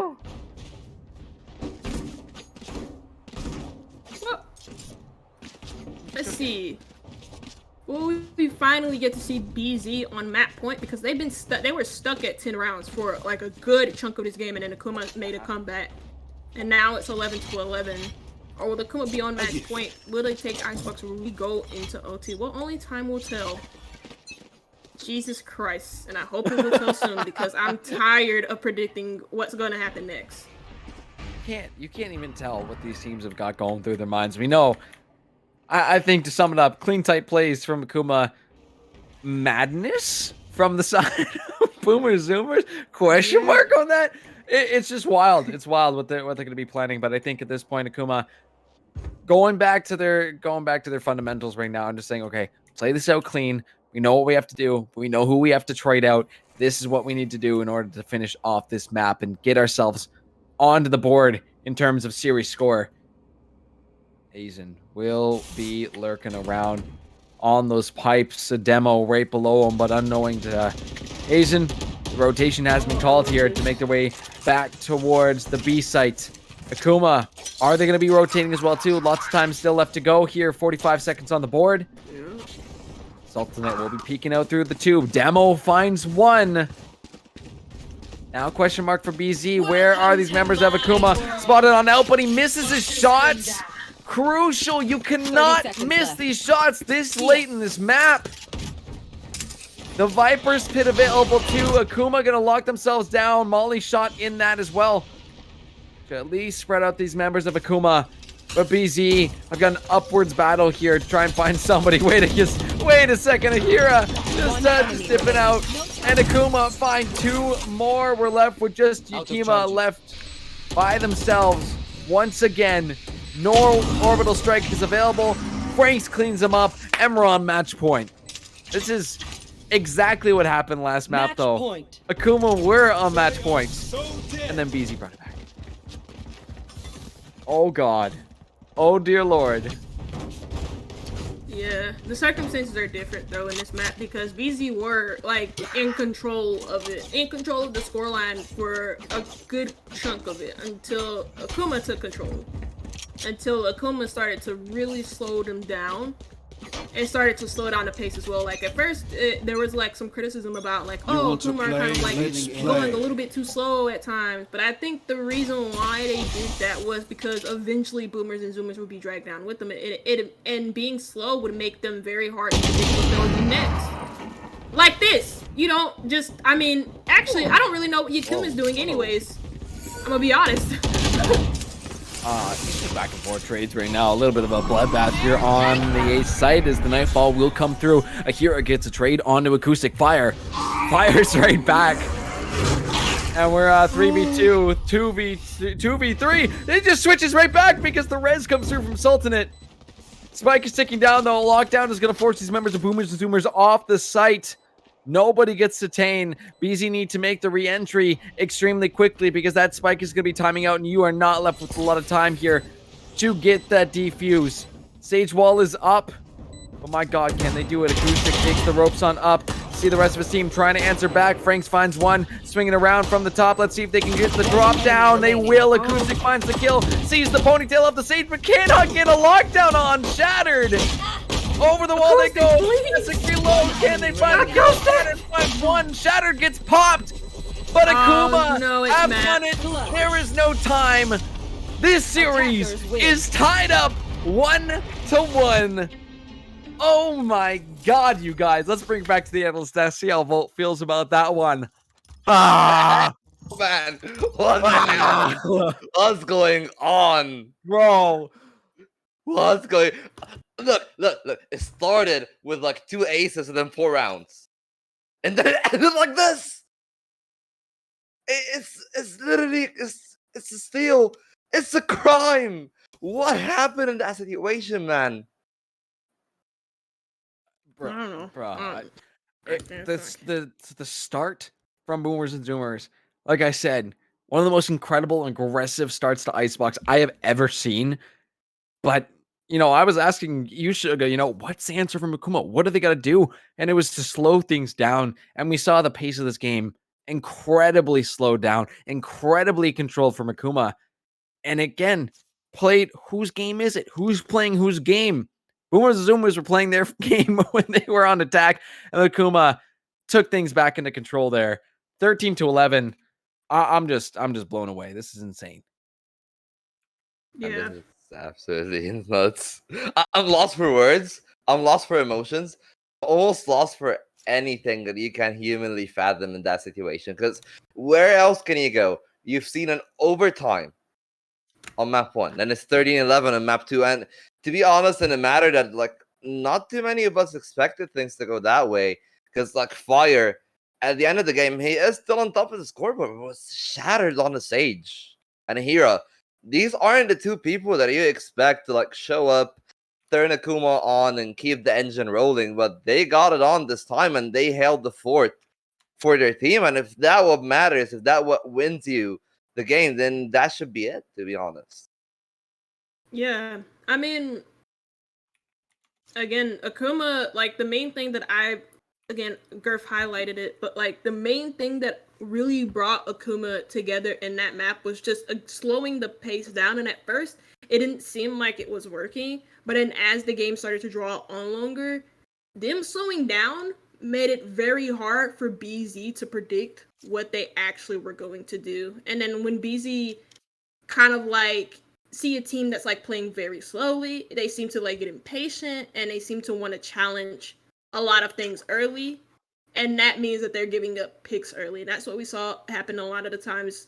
And I mean, Akuma, they were just so good at working the map and playing at their own tempo, even if it was very slow at times, and even if it didn't like, even if it seemed like it was kind of like a negative thing, it wasn't, because they made BZ play their game, and that's all that matters. To their game, they shall strike back, and that's gonna be 1-for-1, even in God of Series, and we're gonna head into the bind after a small intermission. Stay with us. The action is not stopping. It looks like it won't be after the break. No break. We're going right back in. We're going right back in, diving back in, Are keeping the we? momentum. Yeah. We're oh, wait a minute. They are. Maybe a quick one. Yeah. Maybe a quick one. Maybe I get to rest for a second. Oh my Yeah, god. you guys warming deserve up. a break.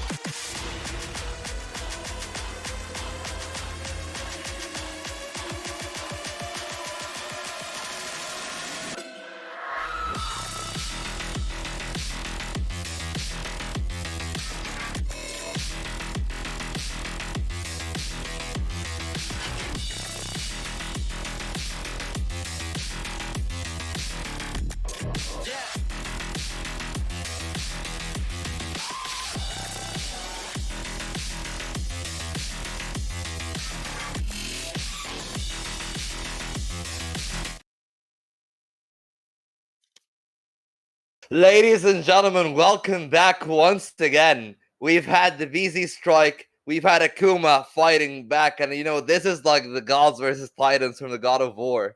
So, how do we feel about walking into Vine so far? Sugar, I'll start with you. We've seen a little bit of a shaky performance from either side on the map. Yeah, both teams having like some pretty shaky performances on their own map picks, and both of them losing their own map picks by very close margins. On Icebox, we didn't make it to OT, but on Ascent, we did.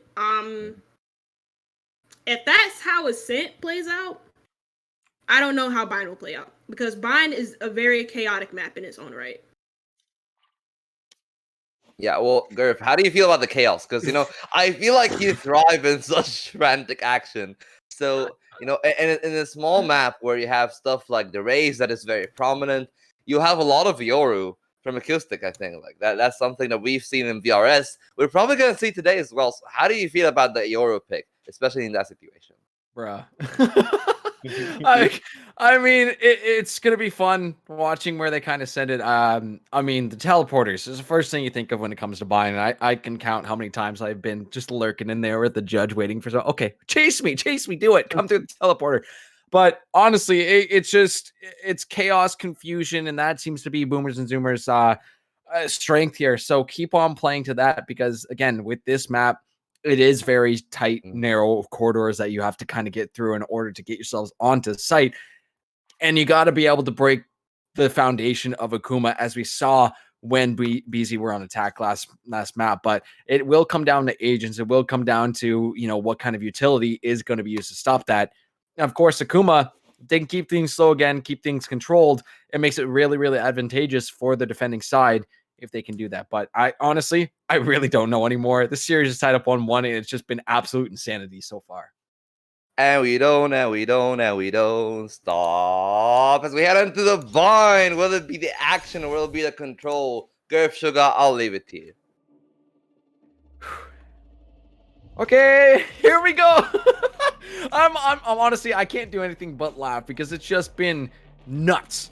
Absolutely nuts. Ladies and gentlemen, if you're just joining us now, we're on map number 3 of our grand finals. Boomers and Zoomers took map number 1 on Ascent. Akuma fired back on Icebox.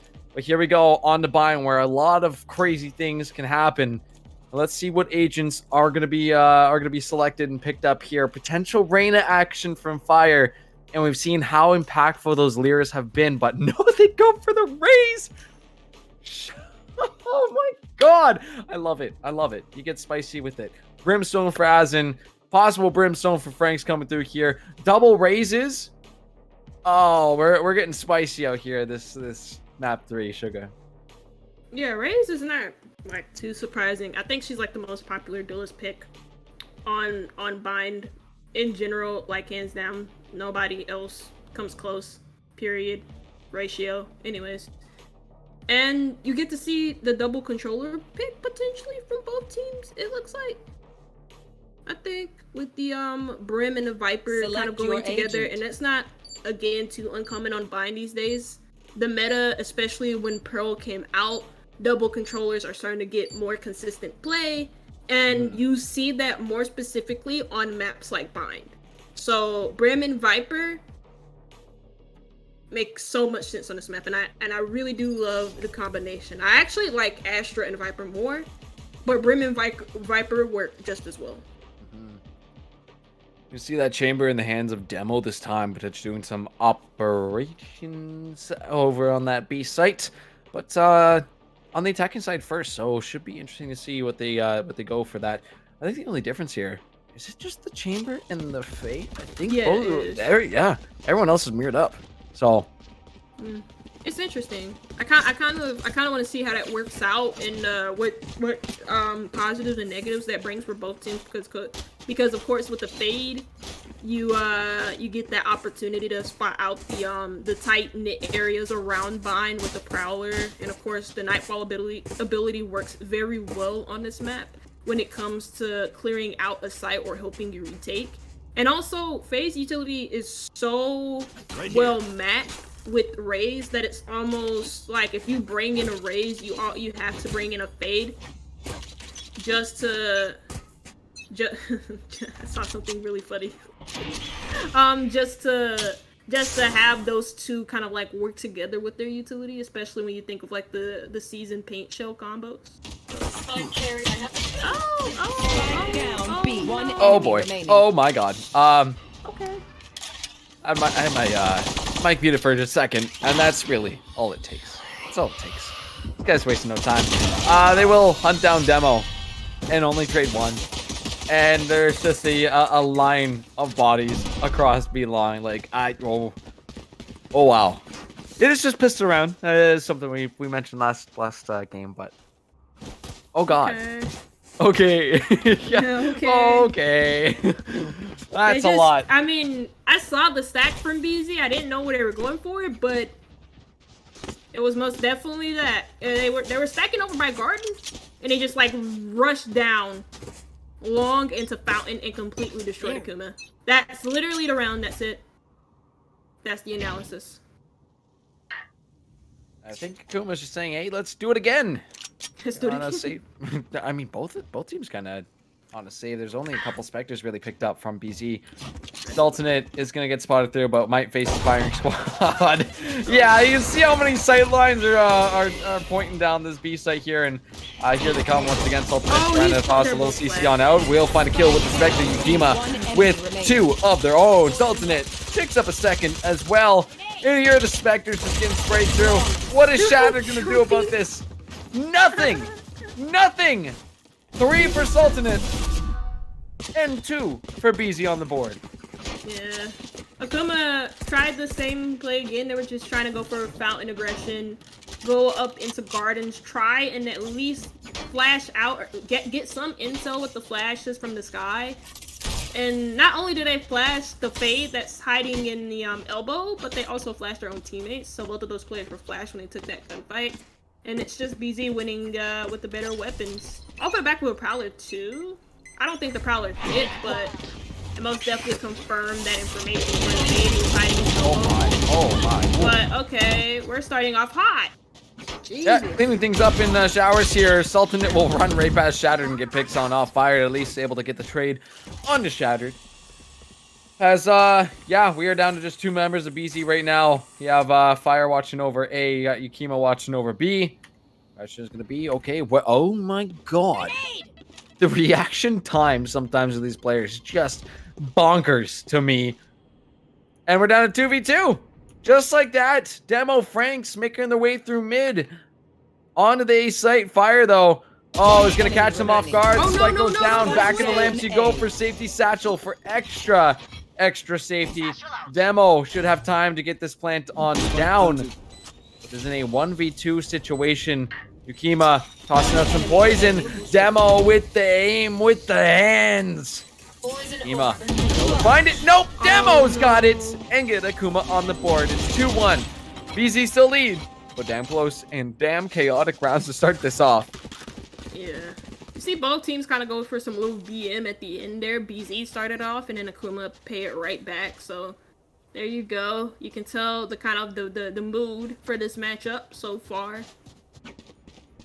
And Demo clutches out a 1v2 at the end there. I felt like, for me, honestly, where that round fell apart is, usually I don't encourage this, but I felt like it should have been encouraged in that round with Acoustics backing off once he took that first gunfight. And then not committing to the second and almost dying when he turned his back on him. I feel like maybe if he committed to that second gunfight, then that round goes completely different. It's a 50-50, but then you made that easier for Demo to clutch it by not taking it and then giving him 1v1s at the end there. So there you go. You see some delay utility coming out from BZ as well. The paint shells buying some time against that showers push, and it makes Akuma rethink their direction in this round. Yeah, rethink indeed. They are headed towards B. Yukima is gonna run into everybody here. At least able to trade at 1. It's 2. That is absolutely huge for BZ. Demo gets the kill on back to Yukima, but numbers disadvantage for Akuma. See the jack going through. Nightfall is coming through as well too. Ahira tossing those poisons into labs. Molly is dropped as well. So going to be slowing down the retake from BZ, but Fire through the teleporter gets a kill onto Ahira. Tough to hear through all that util, but Trailblazer One as well. enemy Hawk remaining. for a little bit of flashing as well. In slowly and methodically. BZ move. Find the kills. And now a my little gosh. tiny bit of BM coming through. The emotions must be flaring. But BZ, take another round. It's 3-1. Okay. If things weren't heated up, I mean, you gotta, these players are probably just at each other's throats right now. The chat can't see it, but there's some smack talking going on in the chat. You can't see it, audience, or Twitch chat, but we most definitely can. Teşekkürler. Thank you. Basically, at the end of that round, Acoustic literally typed, "Get shattered." Oh! And I mean, to be fair, Akuma's coach did say first at the end of map number 2 of Icebox, which BZ lost after having such a good lead. But I mean, those 2 big picks at the beginning from the Sky on the side of BZ, hiding in a corner, even though his position was found out early, the Sky on Akuma shattered. Even though he checked his corners correctly, they couldn't hit the shots against the Viper. There's unfortunately nothing you can do without the execution-based utility of that Raze and the Sky combined. So you lose those 2, then your execution becomes considerably weaker, and you're stuck in a numbers disadvantage with only your controllers available. You do have a lot of delay in the Brim and the Viper with those mollies, but again, you don't really have your full force in the Raze and that Sky, so it made that a lot tougher that they didn't confirm that kill against Shadow, who got a double kill with a Spectre in the corner. So yeah, tough. I can feel my brain leaking out my ears here. So this is just insane. What we've been seeing so far. Tech pause is coming to a close, though. We are going to be getting on with this map, round number 5 coming through. If you haven't already, I think by the time I'm probably saying this, I think those predictions are going to be closing up real quick. We see Degrees making an aggressive move in through showers. Fire, tossing those paint shells in, has done some really good work so far, but Akuma will back on off. Ahira sneaking their way in through mid. Fire, though. Hearing that Viper's poison coming on through. Watching, waiting for someone to poke their face out of the Sky smokes here. Backing on off, though, playing it a little safe. Let's see what the answer is going to be. Demo making their way back out. We're back on over. Has the tour de force as well. You can see almost a stalemate. Nobody wants to be the first one to make their way through. But with what util, how are you going to be able to find your way in, Akuma? This is kind of the tough part about Bind. It's so tough to get onto these sites unless you have that util avail. But it's not there. Sky Smoke's going to be coming down from Azen as well. And this makes it even more difficult. Hira looking to peek on through. Border Force ready to go. It's just a hair away, and it's just going to go to absolute chaos. Oh my god! Fire picks off one, but Demo with the Tour de Force Sultanate will get a kill for themselves. 3v3 once again. We'll have the Trailblazer dashing into Lamps here. Both Trailblazers just went through. I think they might have. Shadow trying to go for a plant. Poison will not allow them. Here come the TP plays from Akuma back towards the B site. And BZ will be forced to rotate Acoustic alongside. I believe it's Yukima. Oh, Acoustic gets picked on off. Can Yukima do it? They cannot find the shots. Degrees with the 3K demo. Trying to find the kill with the Tour de Force. Degrees. All they gotta do is swing. But Shattered's waiting in the corner. It's 3-2.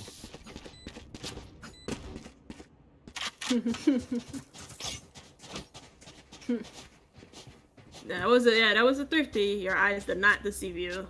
Somehow, some way, even with the amount of angles that BZ were holding, they couldn't stop the push. The paint show was not the paint show, but yeah, the paint show and also the toxic screen was very good at allowing so many opportunities for Akuma to actually move in, being undetected, and then the paint show was very good at affording them a lot of space so that Akuma can challenge into those angles properly. They go behind the toxic screen, that reposition comes, and then as BZ are trying to run away from getting exploded from the paint shells, they die to a player rushing through the smoke with their backs turned to them. So there, that's good. There goes some good picks. Again, Akuma finding a way to work the map in their favor. Oh. They work the picks in their favor. BZ getting aggressive, so when it dies, there goes Fire with a quick trade onto Demo. Crucial for both teams, but even better from Akuma. Degrees making the entry onto the A site. Paint shells to clear out that back corner, and 2 members of BZ are going to be caught here in the lamps. Let's see what they can do with it. Here is Viper spin as well too from Yukima. Franks moves on in. Says hello, my twin. Goodbye. Let's see. Oh my god. Viper spin and lamps. Kuma with the better guns here. Should be able to find something acoustic, getting a couple taps there onto the Viper as Degrees will just clear out lamps. Akira finishes them off. And we are all tied up here. 1-1 in series, 3-3 on our 3rd map of the night. Kuma get this tie. Let's see what the buys are going to be. Full buys, I think BZ might go for here. It's going to be a heavy investment, though. You can see the econ is going to be completely drained going off of this. Yeah. This is a very crucial round for BZ to win. They're not going to... Okay. I thought they weren't at first because it was like a bit late, but some teams like to buy late. Anyways, they do have some good zoning ultimate, or one good zoning ultimate in the form of the Showstopper. Degrees finds the one-on-one trade. There goes the ultimate from the side of Franks on Akuma to afford themselves some little space, or at least try and confirm a kill as BZ were stacked up in showers. Blinded. And here comes Akuma with that main advantage. But acoustic! Last player standing. Spike down. Just has the hands, Sugar. Just has the better hands in that exchange. Destroyed. Nothing can be done. Even going to look at the angles that Shatter's getting hit through. Are you insane? I honestly thought that we were going to see the double showstoppers come out there, especially how tight everybody was clumped in here. But Yukima is going to be on the flank here. You see, as soon as Shatter gets forced out, we are going to see... oh, no flank. No flank needed. Fire is just on fire this round. BZ take the lead back 4-3. Still damn close, folks, so you don't want to go anywhere, but I'm just at a lot. It's back and forth. It's just... It's tough to explain with words. Maybe with this timeout we'll be able to maybe find them, but these teams are just insane tonight. They're just playing their hearts out, and there's nothing else to be said about it other than they're just going wild. They're going wild out there. I don't think I can take this anymore.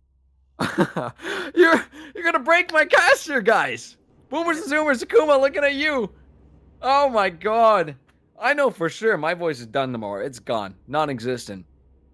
But this has just been chaos, confusion, aggressiveness, hands that gods personally crafted in the forges of I'm losing it. I'm losing it out here. I mean, this is the worst but best grand finals matchup to cast, because you have the chaotic nature of and like Akuma, who are just so well versed in knowing how to stay calm and knowing how to like not necessarily like defaults, because I know BZ know how to do, but like with Akuma, with the way that they just like kind of like to slow down and they like to be so composed against BZ's chaotic nature. It's been very interesting to see how Akuma kind of to that, because it's clearly not something that they're used to. I mean, Icebox proved that, Ascent proved it at times.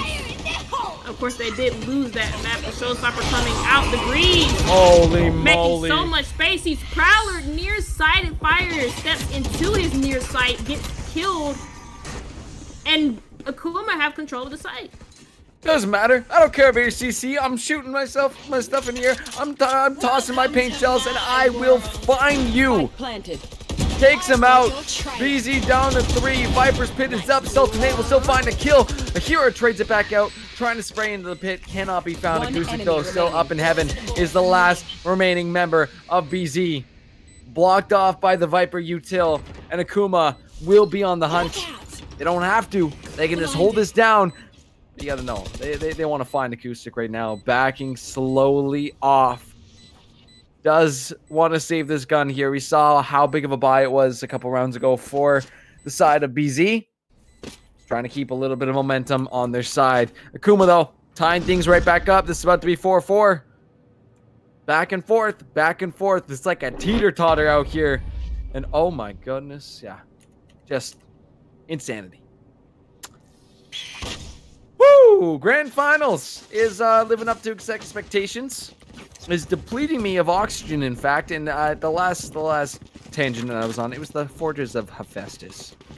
That's what I was going for, the gods there. But hey, this is insane. These guys have hands. They can click damn fast. And let's see if the showers is gonna bring yet another bloodbath here.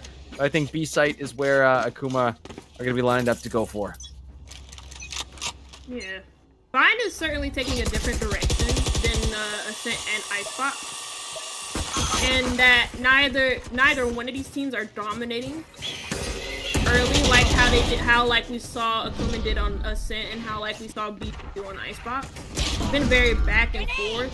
Whoa. Back and forth. Not like this round, because this is a save round for the BZ. We did say that if BZ lost that last round, they will most definitely be on a save this round, and that's exactly what they're on. They're fighting with pistols. They're trying to fight for control in hotly contested areas with a lack of util on their save round. Well, actually, not really a lack of util, because they do have... They are full rotating. Oh my god, no way. I think that was a little overzealous of Akuma just not to say, okay, we're on B, let's go ahead and plant. They just kept on running. I was like, guys, the site's back there. Back that way. Aizen will not be able to find Shattered on that one. But still, really nice picks with that sheriff earlier on. Fire, though, able to pick up themselves a Vandal. Moving on in. Hawk will temporarily take out Yukima. Still able to find a kill. Shattered finishes it off. Lead goes back into the hands of Akuma. 5-4. Damn close all the way through. And we're not even on the second half yet. Please get us to the second half. You know, they should have said that. They should have told me to get shattered, told the casters to get shattered, because this is ridiculous. Voice box shattered, brain shattered, sense of what is happening in this game possibly shattered. I'm at a loss, dude. This is nuts. Let's see what the L plan is here from these teams. It's literally you can go to any one of these players' cameras and something is gonna be happening. Yukima draws first blood onto Degrees here. A little bit of Viper's poison. Toss to slow down Akira from pushing any further into Hookah. Usyk gonna be watching out. Sky smokes come down. Yukima finds Demo. The swing's coming through Garden. And damn, Akuma absolutely cold with it. Cleans them up. But will it be enough? BZ have got the numbers advantage here. Making their way through the labs. Akuma have slowed completely down on this one. This is going to be really scary to try and get this plant down. Will they try and go for it? You still have Azen on the other side of the map. Showstopper is available for fire. Franks. Oh no, Franks didn't do it. He's ready. No. Oh, Franks does it. He takes his crosshair off for literally a second. And Franks is apparently a telepath. Reads his mind and they're like, hey, yeah, it's time. It's time to swing. Okay. Okay, Franks. 30 seconds left. Sure. I mean, that Molly kind of distracted Fire just a little bit, and that's why he kind of moved away. I think he expected, with the way that Molly landed, I think he expected whoever threw it, which is the Viper over here, to be like a close right. Now it's a 2v1. All Easy have to do is swing together here. They do it perfectly. And they're able to find the kills. Franks can't isolate his 1v1 simply because BD aren't able to do that. That was really good coordination there in that 2v3 though, with that Viper's Molly. Again, to distract Fire, who looks where he thought the Viper was. And then that Molly just completely takes his attention away from Franks, who's kind of lurking through that zigzag through the holes. And it's crazy. That's crazy. That's crazy. If it's not that, then Fire just looked away for absolutely no reason. Had the showstopper, but again, with the way that he was kind of lurking, he wasn't making any sound.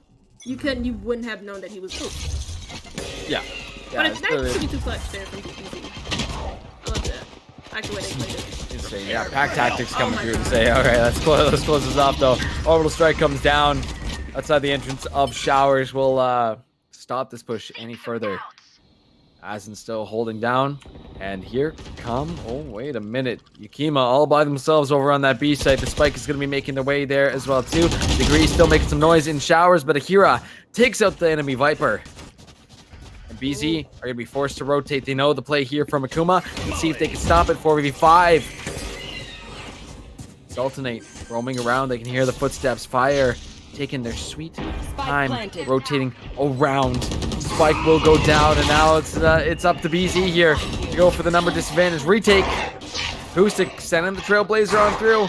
Will spot that chamber lurking in the corner, trying to spray through, trying to find somebody. Viper poison down outside the entrance of Labs to slow this down even further. Hey, you want some poison? Have some more poison. Another orbital strike comes down. Acoustic will find Demo. Shattered with the trade, and we're 3v3 once again. Showstopper is there. Fire gonna be sending it back into Elbow, but the swing from Akuma finds them. Oh my goodness, BZ! Answer right back. Shattered with the flash. Oh my god! Bro! Last round in the half. Back and forth and back and forth. You never know which way it's gonna go. Question marks in chat from Shattered, who literally made the play through halls. Nobody from B. I'm not. I don't want to be. That's a situation where I would need to figure out that somebody's flanking through halls, and BZ didn't. They didn't know that Akuma had a player that deep in their own half. And Shattered comes off big with the 1v2 after his teammates died, but BZ turn up early, take out Demo, Shattered, and Akira. And that's a lot of just everything off of the board. That's basically their whole game plan gone. Last player standing. Oh my goodness, with the stinger too. Come on. Oh my goodness, Sultan, I would say thank you for the Vandal very much. This round is done. We're tied up once again. We finally get to switch sides, but this is just bonkers. Especially when you see the scoreboard. One for them, one for them. Two for you, two for me. Hey, why don't we want to trade it back a little bit more? Yep. This is as close as we're gonna get. Yep. Yeah, I think we're gonna get all 5 maps. I don't think there's any time for a break. Oh my god. Well, after this map here, definitely Yeah. gonna rest these roll cords a little bit. Oh my god, yeah. But this is just bonkers, man. Bonkers. Pistol round, so expect a lot of chaos on this one. Expect these players to be moving fast, especially BZ on attacking side. We know how fast these guys like to move. Demo did make their way through teleporter, and they definitely heard him come through. So they're just gonna wait outside and be like, okay, buddy, I dare you, do it, do the peek. Oh. The wall will block, head under to the back of the head. They do be hunting heads, and everybody be hunting each other. Degree's gonna be wrapping around from the other side of the map. Fire makes their way onto the site and going for the plant. We got 3v3 action once again. Frank's just inside of Labs. Fire will be holding down inside the box. One enemy remaining. And is the last one left. Frenzy versus 3 members of Akuma. Coming outside. And the Headhunter will get it done. Akuma take back this lead. Still damn close. Only 7-6. Expect more of this. Expect more back and forth. Expect more absolutely hype, insane moments. Somebody call the VCT. Because we got 2 absolutely legendary teams on our hands here tonight who deserve to be here in grand finals. If only we could have them share the trophy. Like, hey, look, just end it. Cut it in half. Give them both the trophy. Yeah, just give it. Just take it. But we can't. I mean, there's so much counter utility in that last round. Like the guiding light versus guiding light. We saw Z not Fire, sorry. It was Yukima getting like 2 picks from Garden. Then the whole mid action happened in Chaos, then the retake from Akuma. Now we might see it again on the A side with the wall lineup. This wall is vastly different than what Akuma did. But Akuma with the better weapons find 2. And that's both of your initiators down. I just gotta start doing it at this point. Ooh, It's like oh, nice shot. Very lovely. Yes, quite.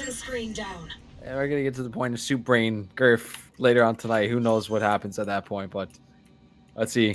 Spike is is not going down. Just a little teaser, a little taste of what's potentially to come. Demo though with the Spectre. It goes to Kima. 5 members of Akuma left. And Fire will be losing the life as well too. Degrees takes him out with the Frenzy. Azin in the smokes. As soon as these teams go down, yeah, goodbye. See you later, buddy. 8-6 for Akuma. I think this is the biggest the buffer has been in this map so far. 2 rounds up for Akuma. Looking to get themselves a series point right now. Still, 5 more rounds for them. Who knows which way the next few are going to go. That's not just Caster talk, by the way. We don't know which way. No. Go.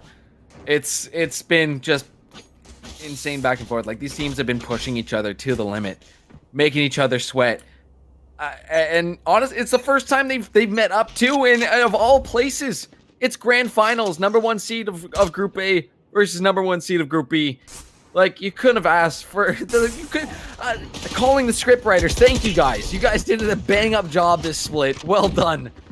Ahira with the first blood of round number 15. Quick maths. Yeah, sure. Degrees is just going frenzies out here today, but Azin will pick up 2 with that Phantom and brings it to yet again 3v3. See though, Sky Smoke's still available.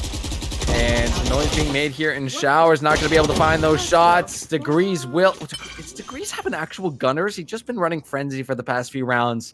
He does! He's got a Phantom, but he's just playing the Frenzy! No, he picked up that Phantom from the body of the Fade. I mean... Oh my God. Fade literally had a gun. She ran out of bullets, and then she had to switch to Classic. Oh God! But oh hey, my God! Bright side here is that BZ get this plant down. They don't have the Viper alive in order to activate this screen. Oh. Just to buy more time. And even if they did, they have control of the site. They have control of the spike, and they both line up. No! Oh yes. Okay, Shattered. Okay. This is what happens though. Shattered, generally a tame player in terms of the attitude and how they treat their opponents. It was not Shattered who started the beef, but they're sending it right back. No, it wasn't Shattered. It was the coach. That's the funny thing. This all started because of the coach. Oh my God. Okay, so man, you know what? BZ took double swing to a whole nother level, but instead of like actually double swinging, they just both line up, and that's unfortunate. Oh my God,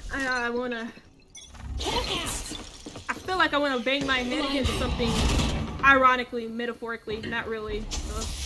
Don't worry too much about me. Worry about BZ because they seemingly have lost their heads. They're giving up 2 picks early, but I mean, it is a save round from them because in that last round they were on the bonus for Akuma, and they still lost it with the better weapons. So Akuma and Ninsap are clearly looking like the better team. They've completely broke BZ in for a loop. Spike down B. And they've just thrown them in a spin cycle, leaving them out to dry. Jesus Christ. Jesus. If you guys only had cams on us, we're literally just falling apart behind our desks. This is so good. It's so nuts, but it's so good. I couldn't have asked for better finals. These guys are putting on a show for the folks at home for sure. Like, you watch VCT, you don't get this. I've been to Viper's Pit, you don't get this. Like, this is incredible. back and forth. These guys are just in each other's heads at this point. So I know we've been joking a lot, but like realistically, is it strategy, or are these players just going off of pure instinct at this point? Because that's the feeling that I'm getting, is that these guys are just going down to their base levels of Valorant and playing from their hearts at this point.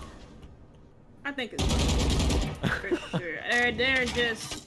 They played against each other long enough to really not really understand how each other play, but to understand like, okay, this is what this player is gonna do, and also wide review thing.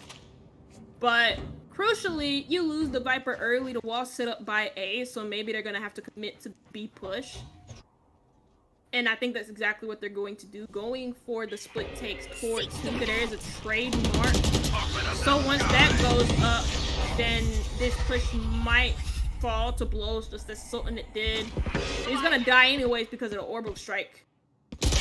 But I mean, this does not give you any confidence if you're a B fan. 30 seconds left. 30 seconds left on the board here for Acoustic and Fire to find some sort of entry on here. Shattered is still watching out at elbow, but that is going to be the swing. Trade for trade so far. The Hawk comes out. Shattered still lurking. Right now, Fire on 10 HP and just gets wall bangs. They got a pretty good damn idea of where he's at. 11-6 for Akuma. They need 2 more rounds and they will be sitting on series point. You know something I just realized though, Sugar? Regardless of how the nights goes, we finally are going to be able to cast our first map on Pearl after this one. It's finally going to come to fruition. We got to get through this one first. Honestly, for BZ, it's been a little bit of faltering in these past few rounds. 5 straight for Akuma. So what is got to what a BZ got to do here? Because you can see save round. Obviously, this one's going to be a little bit more tough for them. But is there a chance to bring it back if Akuma get match point here? It depends on. I feel like it's too late to change the way that they're playing attack. They had a chance in the bonus round for Akuma. They've had a chance in their buy rounds, and their full buy rounds, and they've just been every early pick has gone Akuma. Every multi kill, everything has gone Akuma's way. And BZ just don't have anything to like stop it. I feel like they should take a page out of Akuma's book, and that's just to they're not doing it, but I feel like maybe they should just try and slow down the pace just a little bit, take a page out of their book, try and work the map, because you know going fast can only get you so far. But as I say that, BZ do exactly that, but it's up to Fire in a 1v1 against an operator and a 5 HP. He has the showstopper available. Blast Pack 2 is gonna allow Demo to take the spike, but then Burn used that showstopper in order to create some space.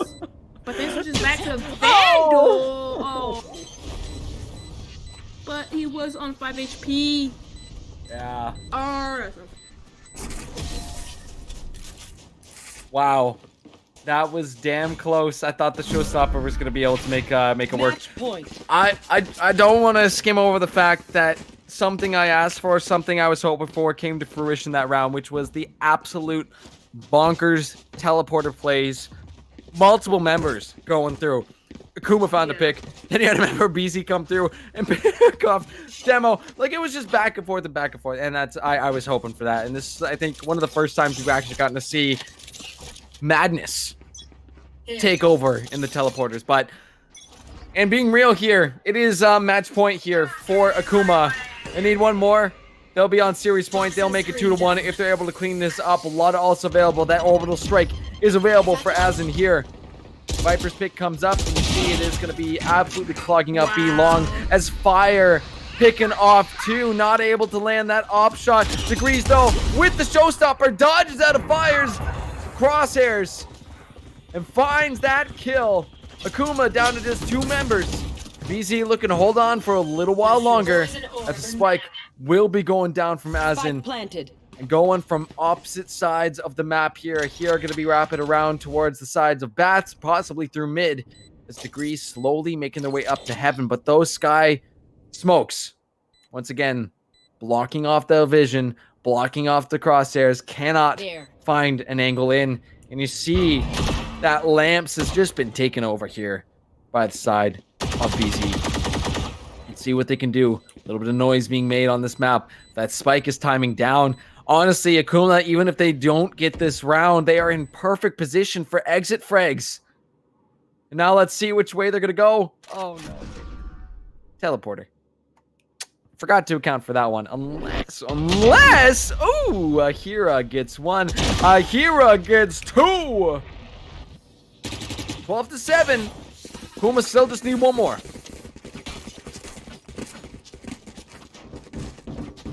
Yeah, Kuma do need one more.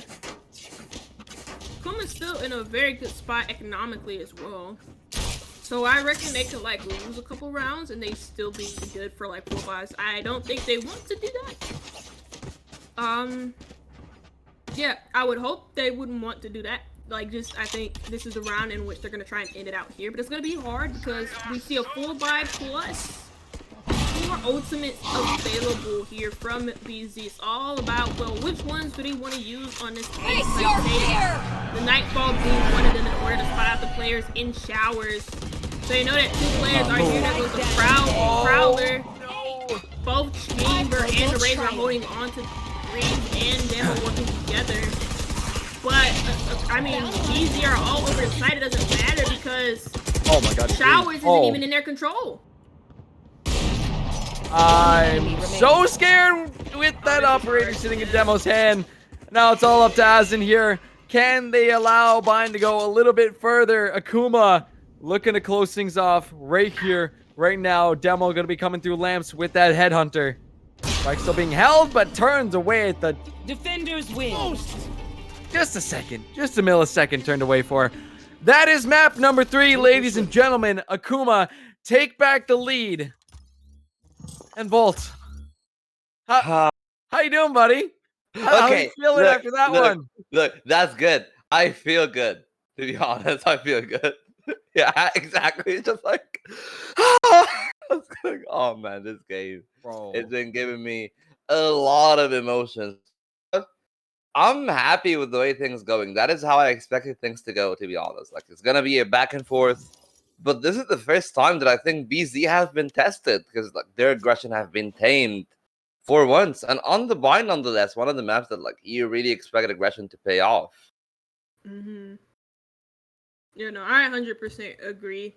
And there wasn't really a lot of like adjustments that I saw from BZ in order to change the way that they play so that it fits what Akuma's doing. They're getting caught out early. There's a lot of multi-kills happening just from Akuma just watching simple doorways or holding simple crossfires and BZ not being prepared for that. So it happened a lot of times. That last round wasn't like an example of that. That round fell apart mainly due to the fact that nobody else apart from the Fade is contesting for showers control. And you're not, it allows Akuma to freely move in front of that area without feeling to like do anything extravagant in order to make that position work for them. It's crazy. So this nonchalant movement, to be honest, that allowed Akuma to just take a lot of space, and especially in Bind with how small the map is and how small the entry points are. Once you allow people access to these, suddenly you're tasked with retaking these small angles. You know, so it's a small game of retake, and we like take showers back and we take hookah back. And like it haven't gone well, and you know, some of it was macro play, but Girth, some of it was just absolute bangers, like, you know, like double kills, triple kills, a lot of trading upon trading upon trading. So what do you think happened there that like slowed down BZ more than anything else? It's tough to really put my finger on what was actually the main reason here, but it's just, I mean, you had mostly a mirror matchup, right? With the exception of the Fade in the Chamber. I don't know if it was just these aggressive pushes, just getting so deep into these points where even if you pushed up, there were going to be trades happening. There was going to be some sort of action. But honest to God, I felt from like round 2 to maybe the final round, I think I just blacked out there. It was just it was just chaos, like back and forth. And I think a lot of it just instinctually just players just doing their thing, being in their zone, and not wasting any time. I don't really know how to describe that one, but it was just madness out there. So in all the chaos that came through, Akuma were able to get a little bit more clean shots, I would say, is the only thing that really sticks out to me, because both teams were just at each other's throats that entire game and were relentless up until we finished off. Well, that relentlessness will continue. Everyone, take that break. Utilize the time. Get your wetsuits ready. We'll be diving for pearls right after the break. But until then, I'll just let our casters take a small breather more than anything. So yeah, stay tuned with us.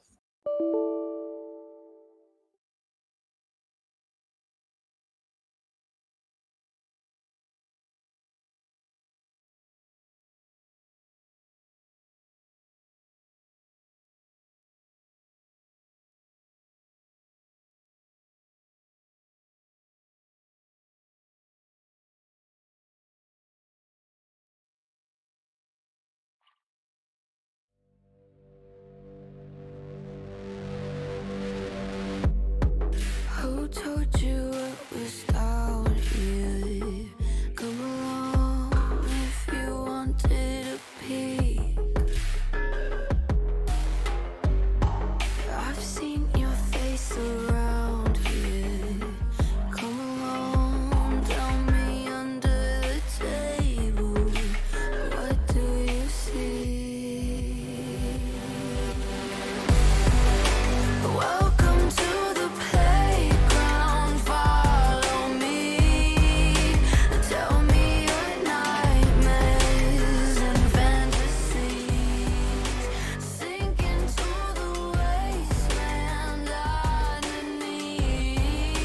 Stay for the night, I'll sell you a dream.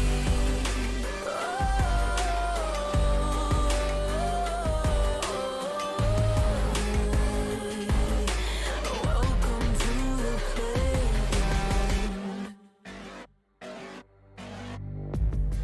What brings you to the lost and found, dear?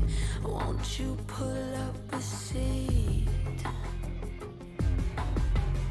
Everybody got a prize round here to play. Make me an offer, what will it be?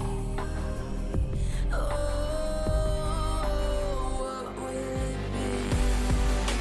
Welcome to the playground, follow me.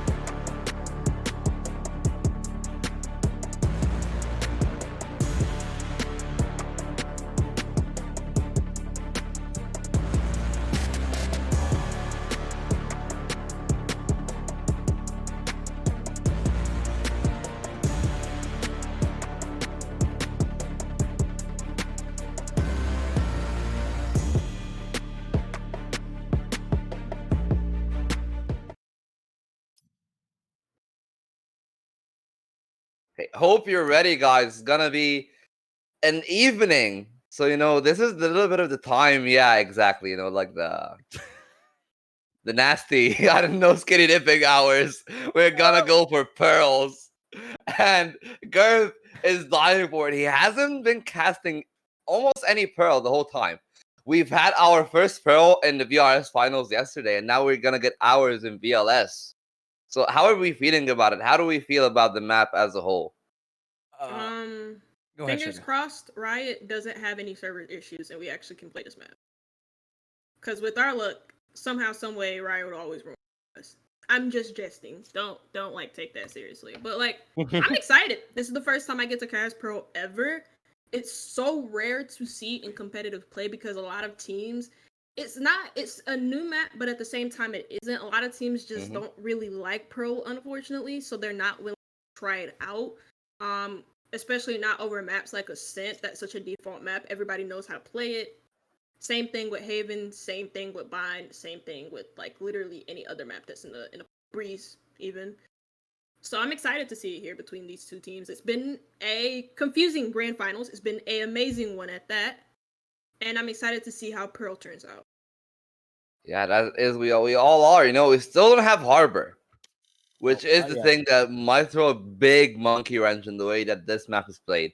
So for now, we're just gonna have our outside trifecta of standard picks. It'll probably have the Fade, a Viper for the smokes, and then a Chamber for the long angles at the B side, and like a little bit of the, I would say, like the rotation-ish play in the mid area on defense. So outside of the three, Gurf, what do you expect to find? Are we gonna see a Yoru out of acoustic? Are we gonna see something a little bit more outlandish, or do you expect just like very basic default comp?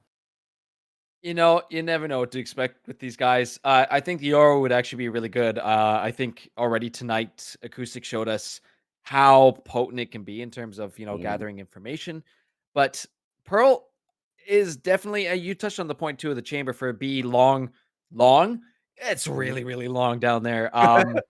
But I think a lot of the plays, I think what we saw last night on VRS was all the interesting things and angles you can kind of make your way through mid. I think a really good team here is going to be utilizing those angles and trying to pick up agents that is going to, again, like we saw from map one on Boomers and Zoomers, just get all the information you possibly can to get yourself set up to get to know essentially where these enemies are. And if you can play around that mid, it is going to get quite chaotic if this series hasn't or been already. So really going to be a tell of time here. I think those ones you touched on definitely going to be coming through again. Don't know if we see a breach this time around. There's not a lot of big places for breach to really be utilized effectively. Rolling Thunder could be potentially useful, but I think question mark. I think I would like to see Acoustic back on the Yoru again.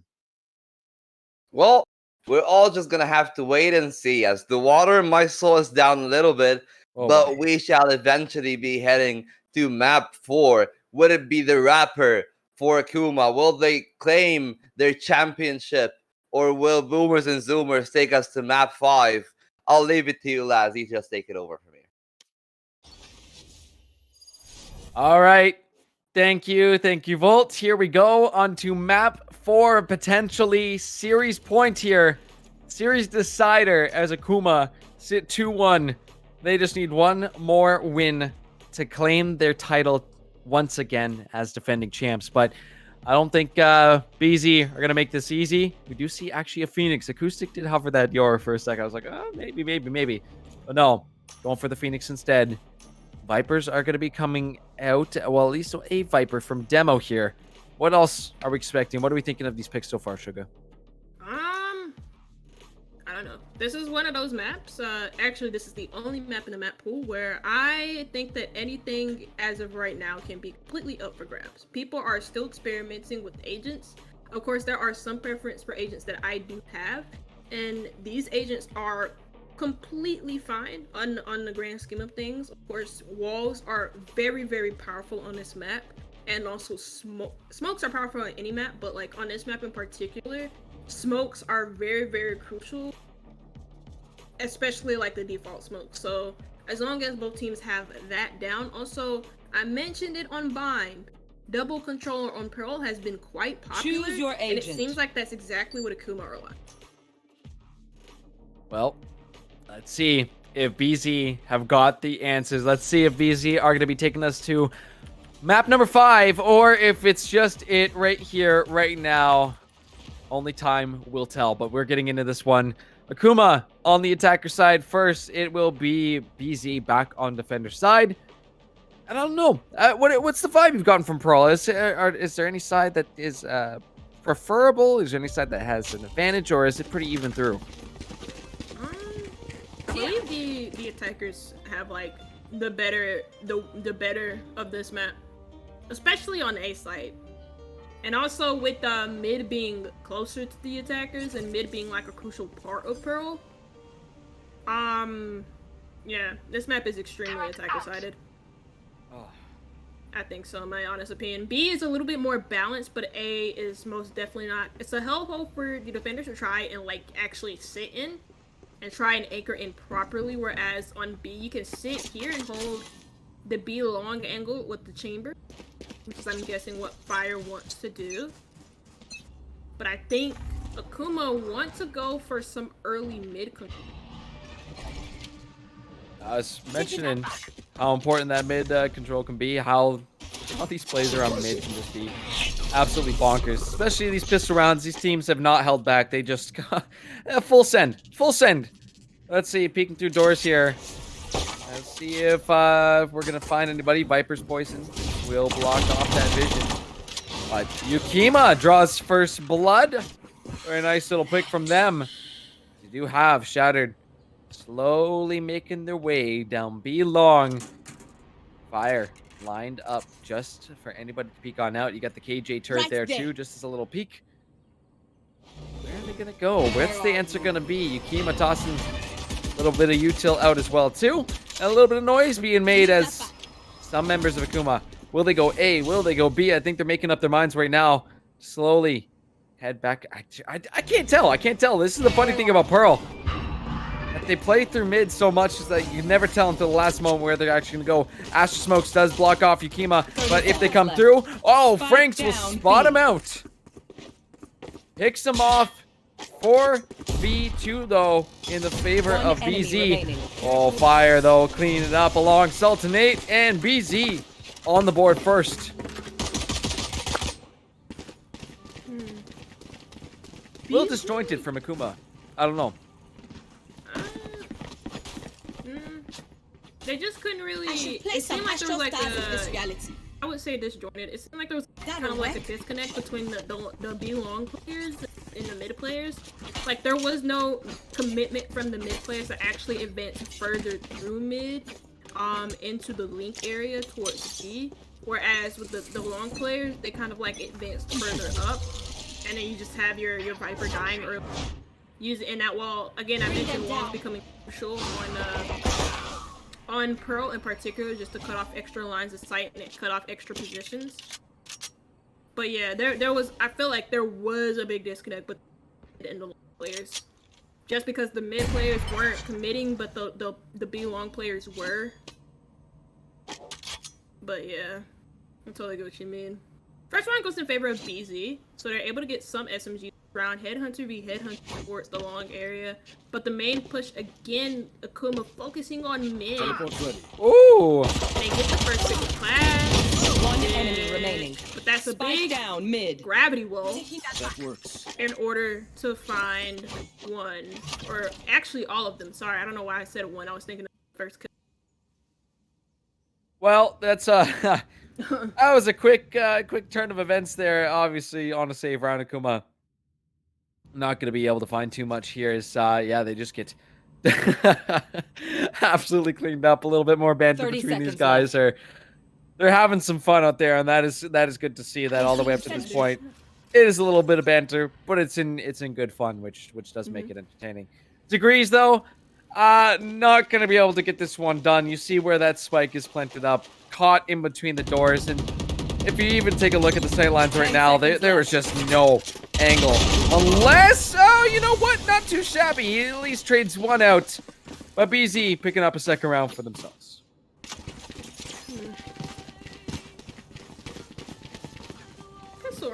So this round, economically, and also in terms of the arsenal that is afforded to Akuma, I think we are gonna get a tech pause because my did just disconnect. But even then, the arsenal that is afforded by Akuma so far going to be in favor of them if they do get those vandals. But it's not to the disrespect here of BZ, as they have 2 vandals of their own between Sultan and Yukima. So see the fallback coming out here from Akuma, but I mean the main thing that's been like obviously an issue that it's only 2 rounds in, so I feel like I should wait just a little bit before recognizing the pattern. It's not really an issue, but you can tell that Akuma wants to start contesting for mid early on. And BZ, with how aggressive they've been throughout this whole series, aren't necessarily doing that, but they are playing around that mid area. They're just waiting for Akuma to kind of like come to them and to kind of push into their lines of sight, and so far it's working. I'm kind of liking this side of BZ. Yeah. Let's see A now. little bit more controlled, a little less hectic, a little nicer on our vocal cords out here because it's been just bonkers so far. Let's see though. I'm honestly on my end here. I'm just taking a peek at Pearl. You know, I haven't had too much time to explore this. And I see sheep. Use a question mark. That is definitely. I wonder if I can do that. So side note, we are into this one. The tech pause is undone at this point. We will be getting back into it in just a moment. As yeah, Degrees slowly making their way through mid once again. You are gonna have Yukima watching out this end, has the knife out, should get that Vandal out, because here come Akuma. Don't get caught out with Util. Very close. The Prowler goes out. Does barely find anything. Look at all the Astra smokes though. They can see the spray coming from Akuma. All you gotta do is fire some shots right back in. Might be able to find someone of your own, but everybody still is alive. As soon as I say that though, you know, the caster curse. It do be real sometimes. Look at where Sultanate is set up currently. Sorry, where Azin is set up. Possibly able to catch somebody out here. Degrees does finally draw first. No, not first blood. Akuma. 30 seconds More left. kills back and forth. Akuma pick up a couple more for themselves. Degrees with a second. Lovely, lovely stuff. And it's all up to Sultanate here before V1. I'm no mathematician, but that is definitely something that is going to be tough for Sultanate here to even find a trade out. Still has a really good gun. What? Oh boy. Oh, do you need to crouch? They're gonna spot. Yep, there you go. Degrees at 3, and Akuma get themselves on the board. Yeah. Better guns and a convincing round win for them again. That focus through mid, and the main difference about that round is that B weren't as aggressive in contesting for a link. They backed off because Akuma backed off from Art, and so in doing that, you know, getting smoked out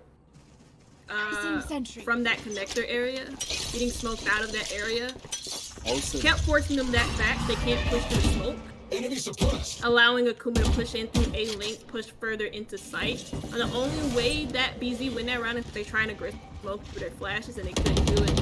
Not acoustic, at least, because he tried to pop flash and he couldn't.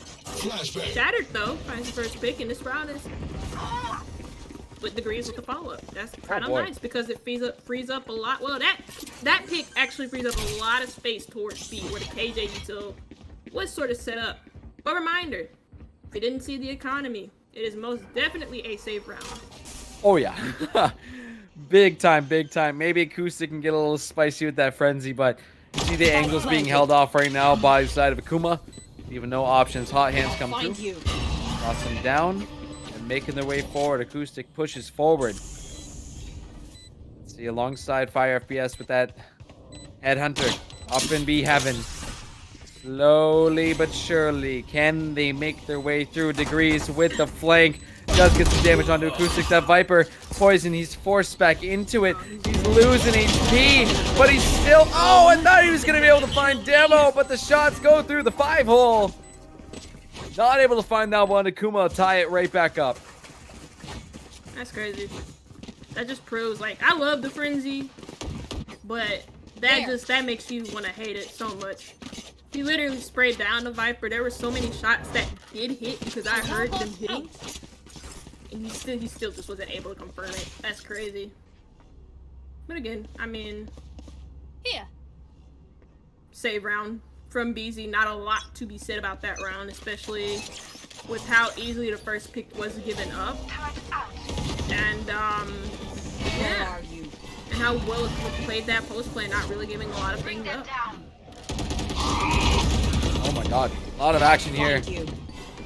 As, these players making their way through mid, a little bit through the B link. Is you're gonna have fire just around the corner. You see the crosshairs are just on top of him.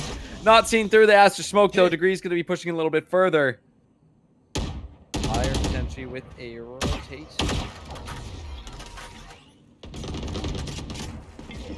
Taking their time. Acoustic making their way back towards that B site. Where are Kuma gonna go? This is again the question mark. They're all caught up in mid.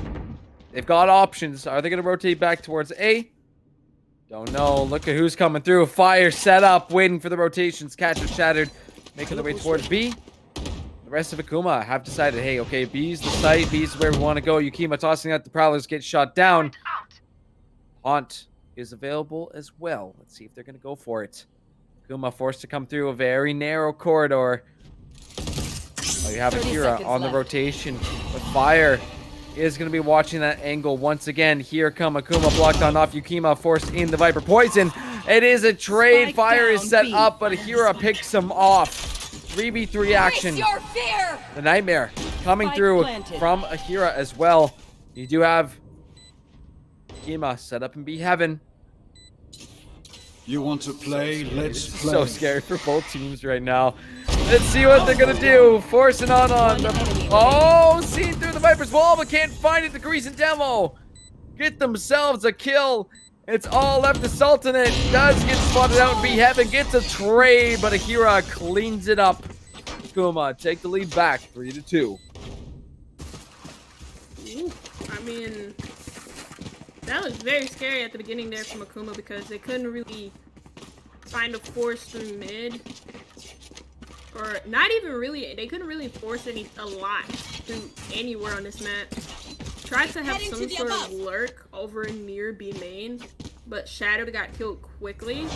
And I was initially gonna criticize Akuma for not really having enough support on these these split ups. And instead having everybody push through mid and then having one player try and look around the map. It just doesn't seem like it works. It's not as effective. Oh my god. But I mean, there's no BZ to read into the aggressive push, knowing that Akuma loves to battle out. And I said this boy cannot, and he's opping. He do be opping right now. Franks finds the second kill though. It was off of a save round for BZ. They're still able to find two members of Akuma. A flash coming out from Kusik. Not able to find anybody quite there. Make your way. Look at Akuma swinging around back to the B site and nobody's there to cover. That's kind of the thing, right? As soon as Akuma know that Killjoy is down, just have an open avenue, but they are playing super duper safe. They don't want to get risk getting hit by that operator, by the chamber once again. Here they go. They see their opening. They're gonna go for it right here, right now. You do have Acoustic on the side, but the Astral Wall and the Viper's Pit are gonna play so well off each other. The K coming down onto Acoustic. They're gonna peek on through. The spike is right there, and look at the angle that Acoustic has gotten to. Gives himself away though. Is able to pick off Shattered. The Demo in the pit as well. Those crosshairs are close. Fire finds a kill on to Franks, and we're down to just Demo as BZ looking to tie things up once again. Oh my goodness. Demo can hear the footsteps. He's gonna go and tap the spike real quick. Look at Demo! So well done! Can Acoustic finish this off? He's gonna try and go for the defuse, but there's no time left. Demo has done their duty to delay this round and 2 round spacing for the side of Akuma. 4-2. And he stays alive at the end of that. I mean, the way that he played that so well around the toxic pit. Just not over aggressing against the Phoenix after he activated his run it back instead. You know, knowing he had the lineup on the spike, was very, very confident playing around his pit, was very, very comfortable playing around it. And so he wasted a lot of time, not only on the spike, but he wasted a lot of beat time. And BZ just had like a lack of commitment on like really what they wanted to do. Nobody was like getting on a spike. Nobody was trying to tap it, nothing to bait Demo out. But even then, he played that extremely well. Oh boy, shot it with one. Looking for some more. Lockdown is here too. Trying to keep these members of Akuma off, but they're still going to be able to pick off 2 members of BZ. As question mark on how they're going to hold this one down. I mean, hey, you know what? Fire does have an op right now. It could be an angle. It could be an opportunity. But nobody from Akuma is on B currently. And for Fire, unknowingly, right, could move up a little bit more to watch that full B long if Akuma gets that swing. But look at Salting it with 2. Dema trades it out with a classic. Now opening up that avenue once more towards the A site. As Azen, the only member of BZ over here, here's the footsteps of Akuma walking on through, coming on in, saying, how do you do? 30 seconds. Fire gonna be lining up. Oh my god, no way! Oh, wait. Are you insane? I mean, maybe off the pick of Azen there, they were like, okay, straight ahead, all I have to do is shoot. But that's insane. Shot through the dark, and they find it. Unbelievable from Fire. Has been playing their heart out tonight. 10 frags on the board. But now the double angles being held. Which way are you going to peek first? Oh. Still able to pick degrees. Demo will clean it up. 5-2 for Akuma. Yeah, nice crossfire set up at the end there from Akuma, but I mean, we say it all the time. These players know how to play off of each other so well. And that's why, even in 2vx's, they should never be counted out because of how well they can play. That wasn't necessarily a 2vx, that was just like a 2v, maybe a 2vx, but still they had the advantage. They set it up so perfectly well there at the end. Akuma now have such a healthy lead on this map. A reminder, this isn't anywhere. We are a decider map. If BZ end up winning this is BZ's map pick. So, you know, they lost their own map pick of Icebox, a map that they probably should have won. Oh. And now, having lost Bind after such a momentum high when it was back and forth. And then at the end, Akuma just took it by the neck and just completely strangled him. Risky. Now we head on to Pearl. Yeah. And now we head on to Pearl and Akuma complete control of this matchup. I was gonna say that was okay. He's dead. He's dead. He's dead. He's dead. No, he knows. He knows. He's already dead, Franks. Oh my god. I was about to say that was gonna be risky because if Shatter did get picked, that spike was gonna be completely separated from the side of Akuma. But Shatter makes it happen. There. We're down to just Yukima all the way over on B site. And honestly, I was watching Demo and Akira there, and they were kind of lurking through mid, but they heard all the footsteps from BZ, hightailing it back to B. And they're like, okay, we're just gonna roam. Twitter. Okay, you guys can't meme too hard. Because Yukima is coming around the corner, sees the barrel of the up and down. They go. Degrees is picked off. Oh, Yukima! Okay. Picks up 2. Spike is taken down though. That's huge. Able to pick up an operator for the team. Wow. But Akuma will still find the round. They will make it 6-2. And the map goes on and on. Oh my god, Yukima. You can't even take a second to breathe, can you? No, you can. No. Oh my god. I mean, you know, you get the op. You at least give it to Fire, who is a great opper. Showing that time and time again in this matchup at least. Not on Icebox because he was on a different role, so he didn't get the opportunity to be on that operator. But even regardless of that, when he's on the chamber, you know for sure he's gonna be on that operator. Now we're gonna see it here. Operator is back in the hands of Degree. but it looks to be a fast B hit. Fire's trying to find somebody. Oh, Oh! I, like this guy's got X-ray vision. There's no way. There's no way. We got Superman out here just saying, yeah, you know what? They're here. I just know. I just know. How have you played this many rounds on Pearl? Fire, explain. Recovering it. It's nuts. Oh my god, all right. Well, Shattered is gonna have time to go ahead and get nope. Goes and attempts to plant. Still gets picked off. Acoustic's gonna peek out, picks off Demo. And it's just Franks and Degrees now left by themselves. Degrees will have that off in hand. Still very, very deadly with it. Picks off a second one. A little on fire. Prowler will find them, and they get absolutely Spike locked down, on B. down. Nowhere left to 30 go. seconds left. 1v3. Franks is going to be here, but not too much they're going to be able to do. Okay, I get it. They're already dead, guys. They're already dead. Franks trying to poke on through. Is going to get spotted out. The swings come through from BZ. They get another round. Still 6-3 for Akuma. These guys getting a little saucy out here. Let's be honest. Yeah, it's getting a little bit spicy here. You could just see my cam. I stretched for like a little bit, but I also kind of like moved my chair. So that kind of signifies how I'm feeling so far. I'm just sinking into my chair just a little bit, like I'm melting. Yeah. This very moment. Physically But I mean, melting.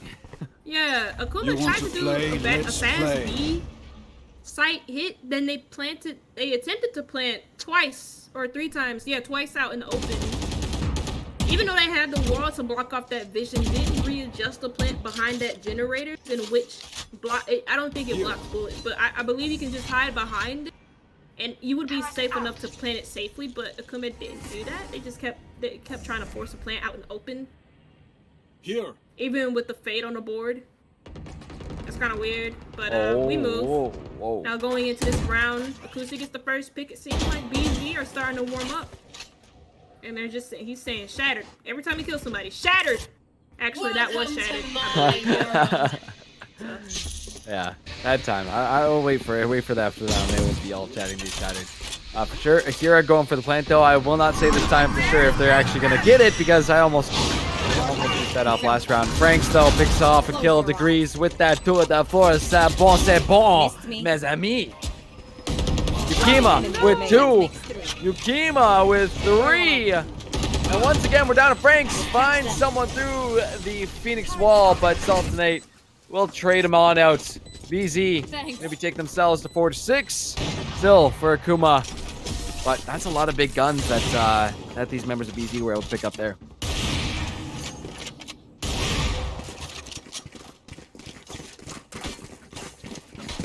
Get a timeout. Okay. Thank God. Yeah. Thank God, Sugar. Yeah. The players are shattered, bro. My brain is shattered after that last map. And this one, I would say, a little bit more calculated, a little bit more controlled. But it's just, for the rounds that are lost from either team, it just seems like they just seem kind of lost. One team makes a play, and they are committed, they are focused, they are in it to win it. And the other team's just like, oh no. And this is for both teams. Mm-hmm. Yeah. Yeah. Oh my God. Well, ladies and gents, you're just joining us now. Welcome to the VLS Grand Finals. We are on map number 4. Our brains have absolutely leaked out our ear holes. And it's just been absolute craziness so far. But our first time we get to see Pearl on stream for the VLS. It is in Grand Finals. And it is potentially the series decider here. Akuma, if they can win this, they will reclaim their title. They will be a 2-time back-to-back VLS champion. But BZ are not making it easy. These past couple rounds have been so good for them. Mm-hmm. So far, again, it seems like BZ have found a way to really read into these But also at the same time, Akuma, I seem to kind of like lay off gas pedal just a little bit. And so that could be a key reason as to why we see a lot of these rounds being given up. I mean, again, I don't like the fact that they have Shattered as the KO lurking by himself over by B1. You're pushing right into a flash as well. You have your Viper lurking by the A main entrance. No real group up on these areas. And now they're pushing site without really any control. This is fine as long as they can find a way to lock out these entrances and work their pins. Just pushing forward at awkward angles, awkward corridors that I don't think Akuma really has any business going through. Like, fire the second off shot. And once again, look who it is. Frank's all by themselves. Gonna have to try and reclaim the spike, but Fire's just gonna be was watching it. Will be watching it once again. Has the op lined up. Frank's gets a trade on. Honestly, it's a question. Oh, I was gonna say maybe run down and get that up, and then no. That one's done. BZ bring it within one, and we might just have potentially another 6-6 half. Sugar.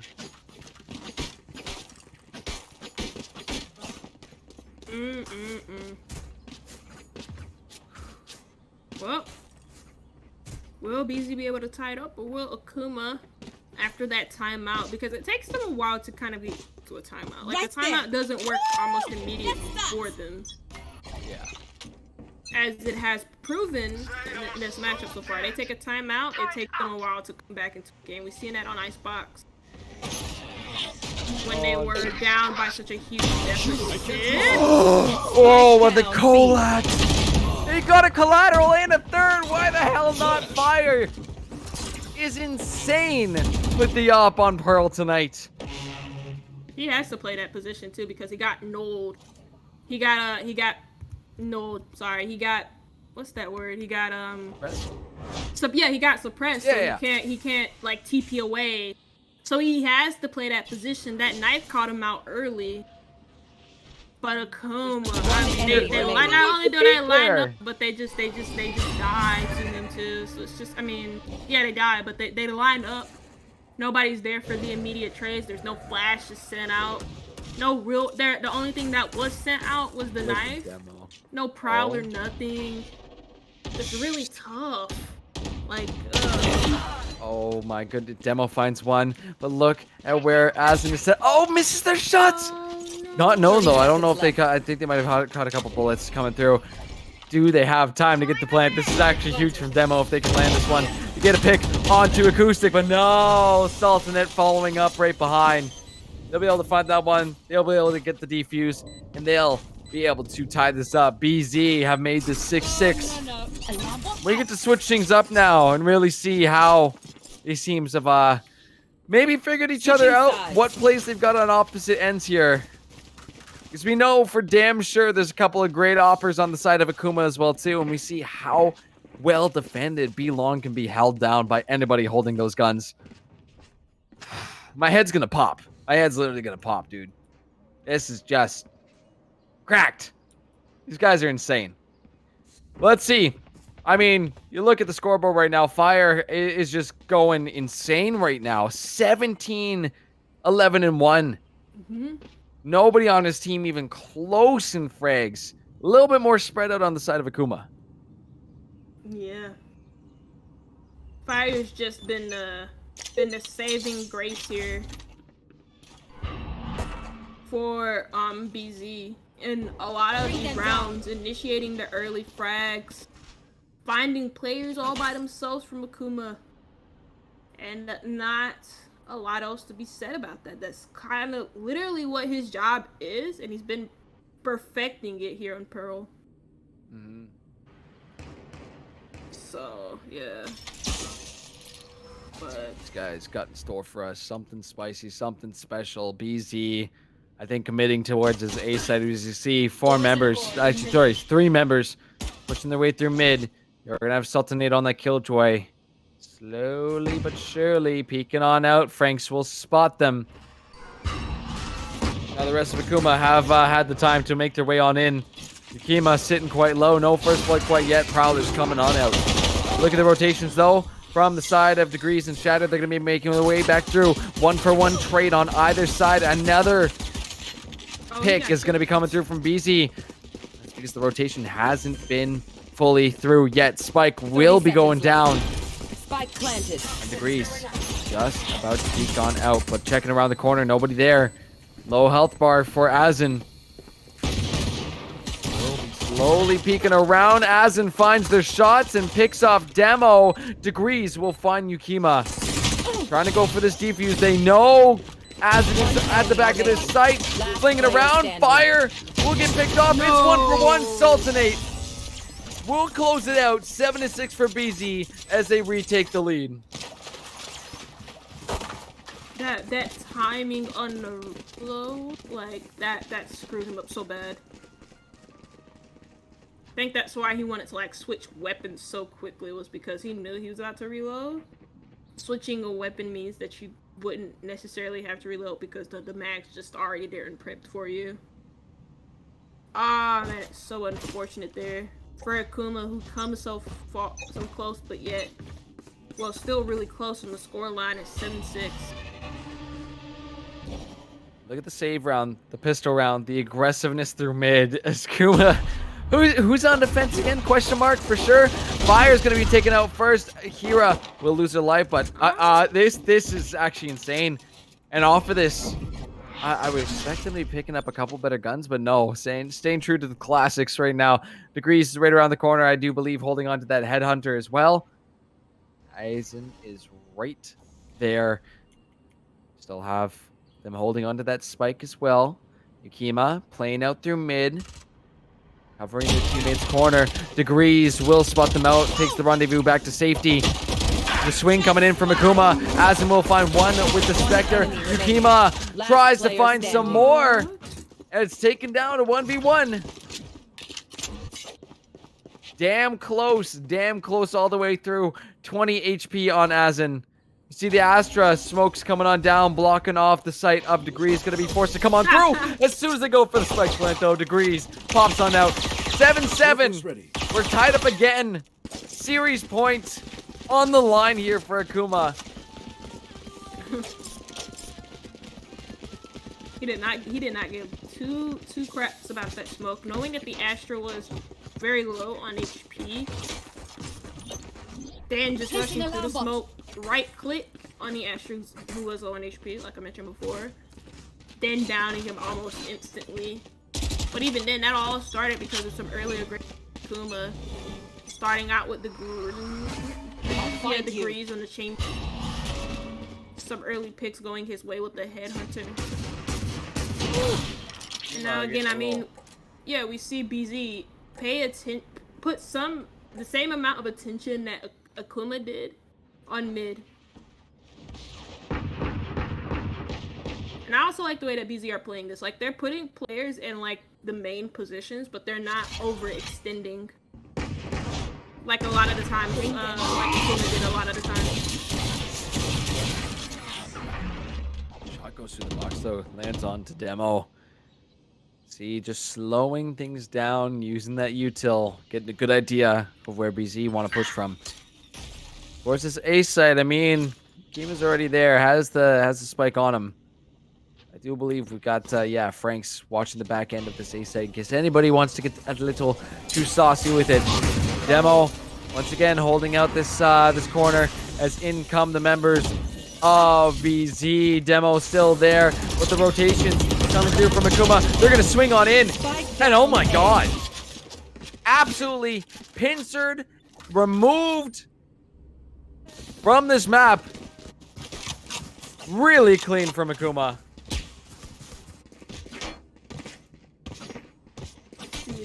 Finally retake the lead here on Pearl. That was a save ride as well from as they did lose their full buy round, or at least as close to a full buy as you can get in the second round of a half or a game. Then they had to be forced onto pistols, and Akuma got the better of them in Economy. Using that pop flash to fruition, even though pop flashes aren't really anymore in Valorant, you can still do them, and Shatter did. I don't know if Shatter just did it on that aggression, but at least he's knocked out by his teammates. So you lose a fade and a KO. That's value for both teams. But now that's even worse because you lose your Viper for the defense. Down to 4v3. Favor of BZ. Frank's gonna be sneaking through. Catches Sultanate. Ties this up. Going up. Still taking a few shots in the rear there. Side of BZ. Let's see if they can continue holding this down. Hira does not have that Nightfall? Nightfall. I was gonna say Nightmare for some reason, but no, it's Nightfall. Still holding that one down, moving alongside Degrees as BZ seem to be rotating back towards that B site. Degrees holding on to an operator as well too is very scary. You see how slow BZ are just creeping back towards this B site. Scared that Degrees is watching out somewhere there. You see watching their sixes, flinging around just in case. Gotta know. Kuma's gotta know. They've made their way over to this site. So let's see, Suga, what the plan of attack is going to be, what the plan of retake is going to be, because I think BZ are going to have enough time to plant here. Really in Akuma's hand. Try and get a defuse. Yeah. Smoke's gonna buy some time as well as the Cosmic Divide. Well time, but Akira's already fighting. He gets one for his troubles. Akuma are just taking space and taking names. There goes the run it back to actually have that revive.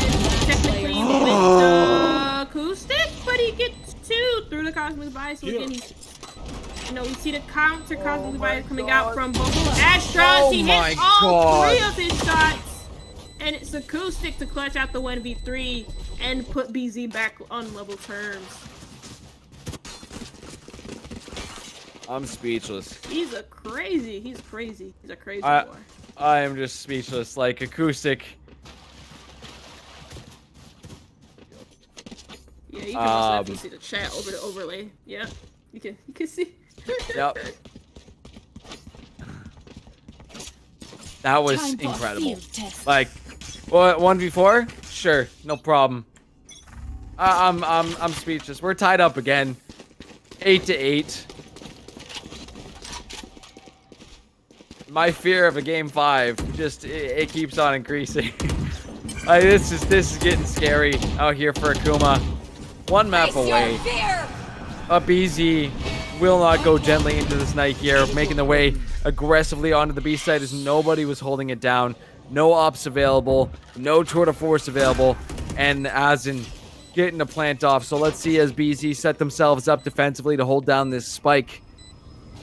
If they continue to do so, Yukima was watching out for heaven in case anybody was up there. Shattered was. And now going to be forced to come down, be long. Here comes Shattered and Akira. Forced to peek on out. Sultanate's, no problem. No problem whatsoever. I got you. Yukima with 2 as well, too. Degrees at least gets a trade out with that Headhunter. Oh, gets acoustic as well.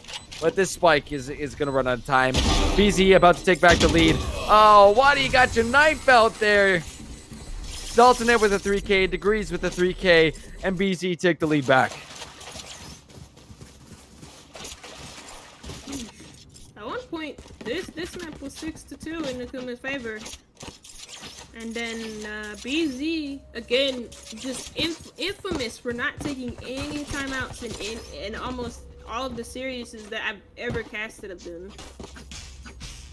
Don't seem to need one on any of the maps. They didn't need it on Icebox. They did not need it on Bind. And they didn't need it here on Curl. Because they trust themselves to be able to turn it out without having to pause the game. Oh boy. Kuma really pushing ahead forward. Question mark if they need to be doing that. They are going to be sending Demo around on the flank. It's a save round. Yeah, aggressive pistol round. But we generally know how these things go. Okay. Wait a minute. Hold on. Viper's Pit on top of the spike. 4 members coming through. Demo may have just found something incredible. Lockdown is going to be popped as well. Forces Demo out. All I got to do, point your cursor right at that spike. This is so scary. This is so scary. Oh my god, Sultanate is on something else. Teleport's ready. Absolutely ridiculous. Absolutely bonkers. The spike will get picked up once again. Degrees, though, is going to be looking through, waiting for the wraparound here onto the A site. Those Astra smokes come on down to block off the re-entry. As Degrees finds one. Degrees finds two. Can we make it a third? Check your right, brother. You're right there. Right on ya. Down to just Sultanate. Going for the plant. Spike planted. All of a sudden, it was about to be a 1v1 as soon as I shattered. Unfortunately, I don't think it's going to be making their way back into this one. Tour de Force versus Sultanate. Tour de Force versus Sultanate. Degrees with the hands. Who's going to be able to find who? As that timer is ticking down. Knows they need to play careful. Knows they need to play safe. Knows that Tour de Force is in the hands of one of the scariest players on Akuma. Let's see. Are they going to have the time? Cannot go for that defuse without Swamp Grenade. Goes on down. Activated up.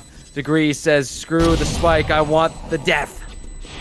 Finds the kill, but that is another round for BZ. And they make their way to safety just in time. Absolutely, but 10-8 for BZ.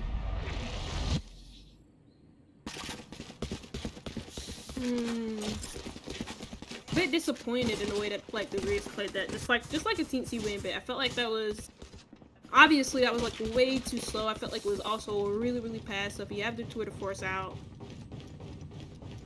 I felt like maybe he shouldn't have been as scared as he. I felt like he was scared, but I felt like he shouldn't have been as scared as he was to actually push the lone player, because you have a general idea where he's at. So 1v1 is very slim margins, and it just felt like he kind of gave that round up out of nothing. And then once that swarm grenade or that nano swarm went down, it didn't seem like Degrees really had a chance to actually win the round because of how much time that swarm grenade that swarm like takes last. First kill goes in favor of Akuma, but it doesn't go through because it'll run it back a bit. And so the first player to die is actually Degrees. Look at where you set up, though. Oh, Akuma, though, making themselves known. Onto the B site, Sultanate will find two to answer back. We're left in a 2v2 situation after all that chaos. We're back in a situation where we just were last round, where chaos, action, death, slow plays, hunting out each other, and honestly, it's going to be question mark which site they want to go for. Back towards, oh, look at where Asin's putting the smokes, though. Baiting out like they're heading towards this A site actually reclaims those stars. Oh. Slowly making their way back to B site, but Akuma have no idea. They have absolutely no idea they're going this side. Smart play. Yeah. Information, but now Akuma. There's gonna be no commitment to a plant here. They're just trying to see if the whole area is clear. Once they get that backside 10 seconds left. Commit soon. The timer's ticking out. Yeah. There we go. Enough time? Question mark. Absolutely. 2.9 seconds. Not even close. All right, Franks. All right, Shattered. What do you got for us? What do you got in the bag? I guess I'm honestly, I don't know what else, what other angles these players can go from, what other things these guys can do. It's going to come down to pure gun skill, pure aim, or Sultanate just lurking up in heaven and nobody checking up there.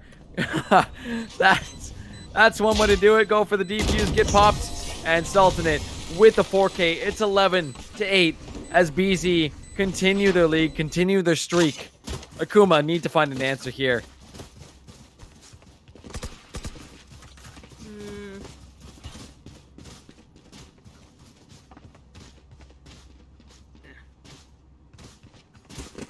I'm at a loss.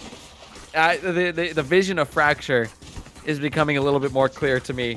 The fact that we are going to have deciding grand finals on potentially Fracture here just blows my mind. So here we go. BZ need 2 more rounds to hold themselves in this series, to get themselves to map 5. First team ever to potentially take 2 maps off of Akuma. That's the first 2. Yeah, no. You should run. It'd be fitting for this season of VLS as well. I mean, we started off the season on Fracture. Potentially, we could be ending it with Fracture. Like, It's that's poetic. crazy. That is poetic. Now we get to see the plant coming in, the Prowlers. Wasting a lot of time, and also the Nightfall. Wasting a lot of time on Akuma's side, but it doesn't matter. Here finds the first pick. That's a nice hot ability to be able to spray through the wall, get that intel. And Akuma, even though they don't really have the better weapons this round, they have shields, 2 and 4 enemy in remaining. the hands of BZ. A fire. Can Fire do it? Can Fire get a quadruple collateral? No, in fact, they cannot. As the defuse will come through, 11-9, still in the favor of BZ, but at least Akuma able to find something back here and settle up the economies a little bit more. Both teams still going to be able to full buy, full shields, full guns, whatever they want. And double Cosmic Divides available for this round as well, too. So I'm curious if they are going to be used this round or saved until potentially the very end. I feel like Akuma will most definitely use it in this round. Maybe. Because every round is still very important for Akuma. They want to kind of delay match point almost every single time. The hawk coming out, and so Yakima has to pull out his weapon, but as he's doing that, Ahira catches him slacking just a little bit. It's not his fault. He just had to switch back to his weapon. Speaking though of BZ, Fire was in such hot hands at the beginning of this map, and Sultan has beaten him to the top of the standings here. 21-11 for the KJ. Oh. And there goes that man I was talking about. Again, just not really finding his footing like he had. I mean, he's still doing good. Don't get me wrong, but he's most definitely slowed down by a lot of margins. Oh boy, this is getting tight here. BZ definitely do not want to give us that extra room here to Akuma, but Acoustic. Okay, buddy. Okay, it's your world. We're just living in it right here. That's ridiculous. He just walks in. Spike goes down. And Akuma thought they had this round in the bag. It is definitely, plans have been changed here. Degree is going to be watching down A long. If anybody decides to peek their heads on out, they will lose them. They will, in fact, be removed from their shoulders. Let's see. Still have Sultanate watching around the corner. Let's see if BZ can time the swings. The flashes are going to come out. Akuma needs to make the moves. Lovely flash there. Sprayed out as Sultanate will find yet another, but all by themselves. The Nightfall comes through. Cannot land the shots onto Akira. It's just them left. Pros don't fake, but they will come out late. Shots running out of bullets. Sultanate gets picked off. Do they have the time? No! Match point for Boomers and Zoomers. One more to take us to map 5.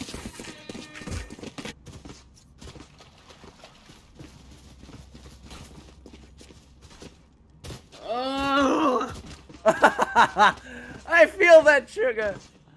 I feel that through and through in each of my bones, through each of my cells.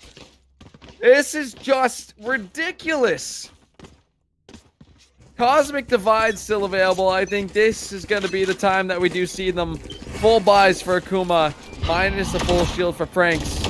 Let's see what the answer's going to be. Absolute chaos through the doors. Here comes Acoustic, picks up one. Yakima with a pick of their own. Demo finds a kill right back with the op, though. Degrees cannot find anybody.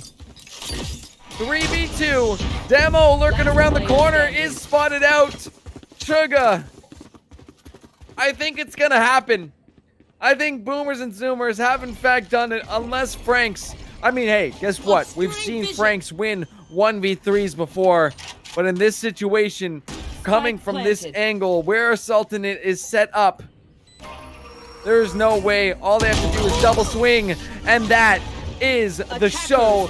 Boomers and Zoomers will take us to a map 5, a second night in a row we get to see our grand finals go the full distance. Let's bring it back to the desk. Bruh. Da Bruh. da da. Wait. Wee woo. Yeah, run the silver scrape. Oh my god.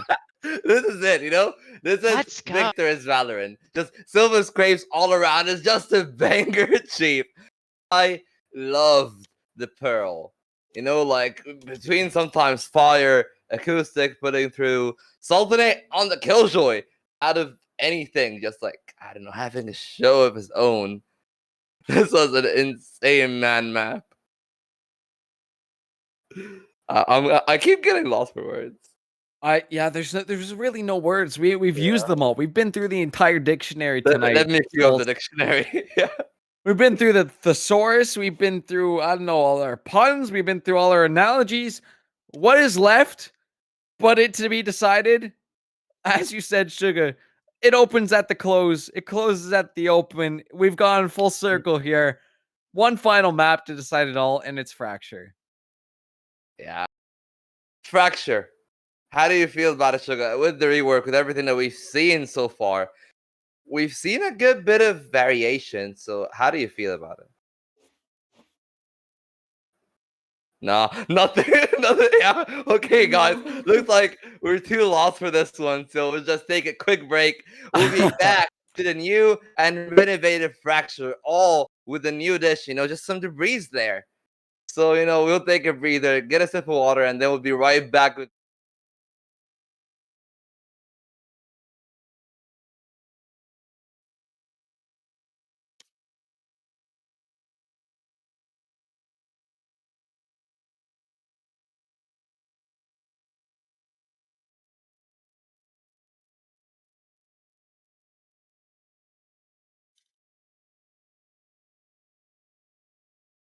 Taste what I fell from grace, wanna taste what I fell from grace. Run away from the face, let's race if you wanna taste. You wanna mess around, I'm gonna take you down, down, down. Wanna slide and turn, such a lovely way to burn, burn, burn.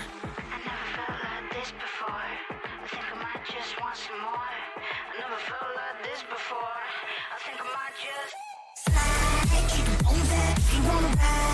Throw your head back, make you feel alive. The kind of bad that make you feel good, good, good.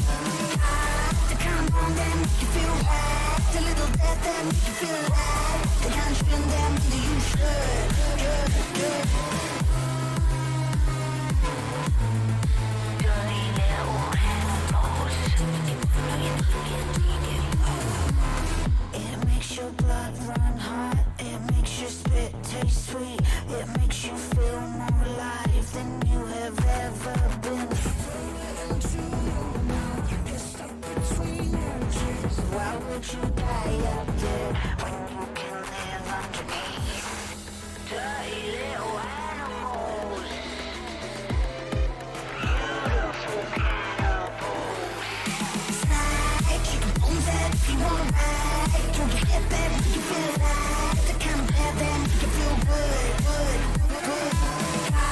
The kind of bomb that make you feel right. The little death that make you feel alive. The kind of feeling that maybe you should, good, good. Dirty little animals. The kind of bad that make you feel good, good, good.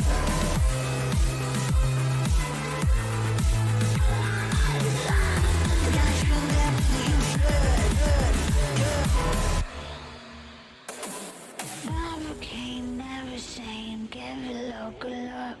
But when you go under, you will never go back up. Never came, never same, never going up. Cause when you go under, you will never go back up, up. Never came, never same, never going up. Cause when you go under, you will never go back up. Hey, what you say, wanna find a place to play? Hey, hey, what you say, wanna find a place to play? Slide, shake your bones out if you wanna ride. Throw your head back, make you feel alive. The kind of bad that make you feel good, good, good. The kind of bomb that make you feel right. The little death that make you feel alive. The kind of feeling that maybe you should, good, good. Slide, shake your bones out if you wanna ride. Throw your head back, make you feel alive.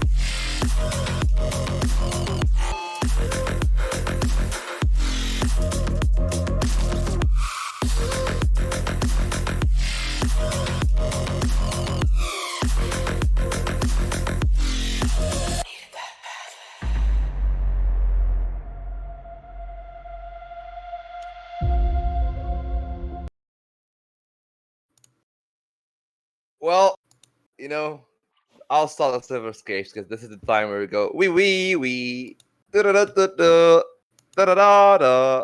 Da da da da da da da da da da da da da. Is the final countdown to our We have VLS. Lads, we've been having an absolute banger in our Valorant division so far. You know, each and every one of these 4 maps, like, to put it bluntly, was a clusterfuck of emotions for everyone involved, whether it be the players, the viewers, us, you guys on air, me off air with Zach. Like, it's been going places. So, for one final time, I'll have to take your pregame thoughts. Like, we've seen everything from the 2 teams. We've seen multi-kills, clutches, openings, crazy strats, defaults. But Fracture is very new. Like, this is the first time we've probably seen Fracture ever since the rework. So, like, if we're gonna see these kind of plays on new Fracture, do you think that map unfamiliarity could play a part in it? I'm honestly, we've seen so much innovation, so much creativity, so much craziness and chaos tonight. This is the map where either two of these teams can shine. And honestly, whoever is able to win this final map deserves the hell out of it. Because it really is going to come down to the innovation these teams decide to bring on out. Uh I'm just, you know what? I got brain soup. My brain has completely been fried by these teams so far tonight. So I'm just ready to see what these guys have in store. And yeah, bring your best. You have brought your best all season. You have brought everything. And it comes down to this: the 2 top seed teams from either group making it all the way to map 5 on grand finals. You can't write scripts as good. You literally can't do it. So You cannot. You cannot. Sugar, any last words before we jump into our final map of the split? Of the Victoris is cursed. Cursed. He's cursed. every final that we've had is always gone to every 5 maps, every single one. Yep. Christ. Hey, we still have a few leagues that might have their finals without the curse. Who knows? That's true. It is still to be lifted, but for now, we will crown our champions and they will lift their crown. Ladies and gentlemen, gamers, everyone that has been enjoying the BMing in the chat, this is it. Fracture. There is no more second chances, no more going around, no more cushions. We will go straight into the battlefield. Guys, take him to war. Aye, Captain. Oh, we gotta see what agents we get here though first. Blah blah. Hello. Okay. So we just got one more. One more. The final hurdle, the final hill here. As we get to see what these 2 teams are gonna be whipping out here. Acoustic back on the Yoru once again. Very excited to see what these guys have got in store for us in terms of plays, in terms of rotations. Oh my god, though, this is nuts. Like, come on. What? Tonight has just been absolutely bonkers. I do like Degrees potentially bringing out this neon, especially with the fact that rotations are a huge part of Fracture. Being able to be snappy, being able to be there first is going to be huge. Degrees does go for the neon. What do you think? I don't know. It's usually like the duelist spot is always like a big toss up between Neon and Raze on Fracture.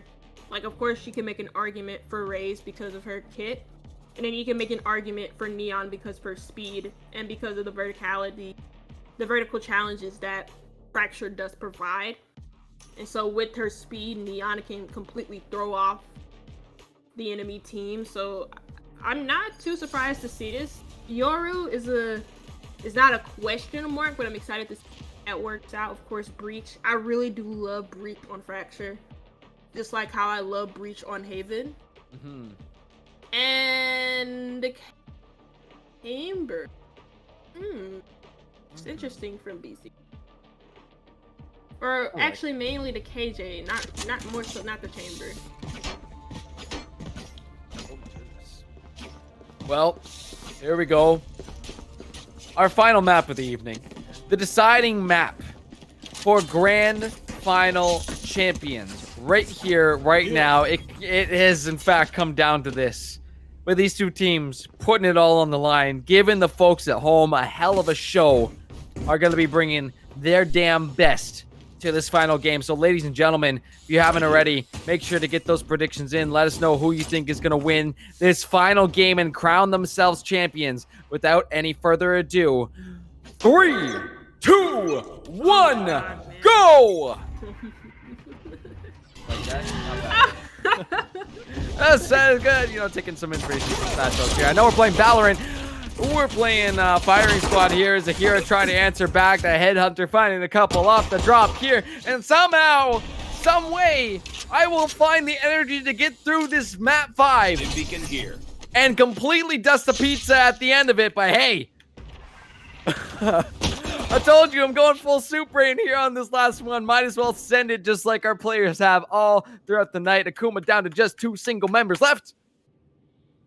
Let's see what they got for us. Sky Smoke's going to be definitely useful, especially on this B side, especially towards tower. But the call to rotate back towards A, still 50 seconds on the board here.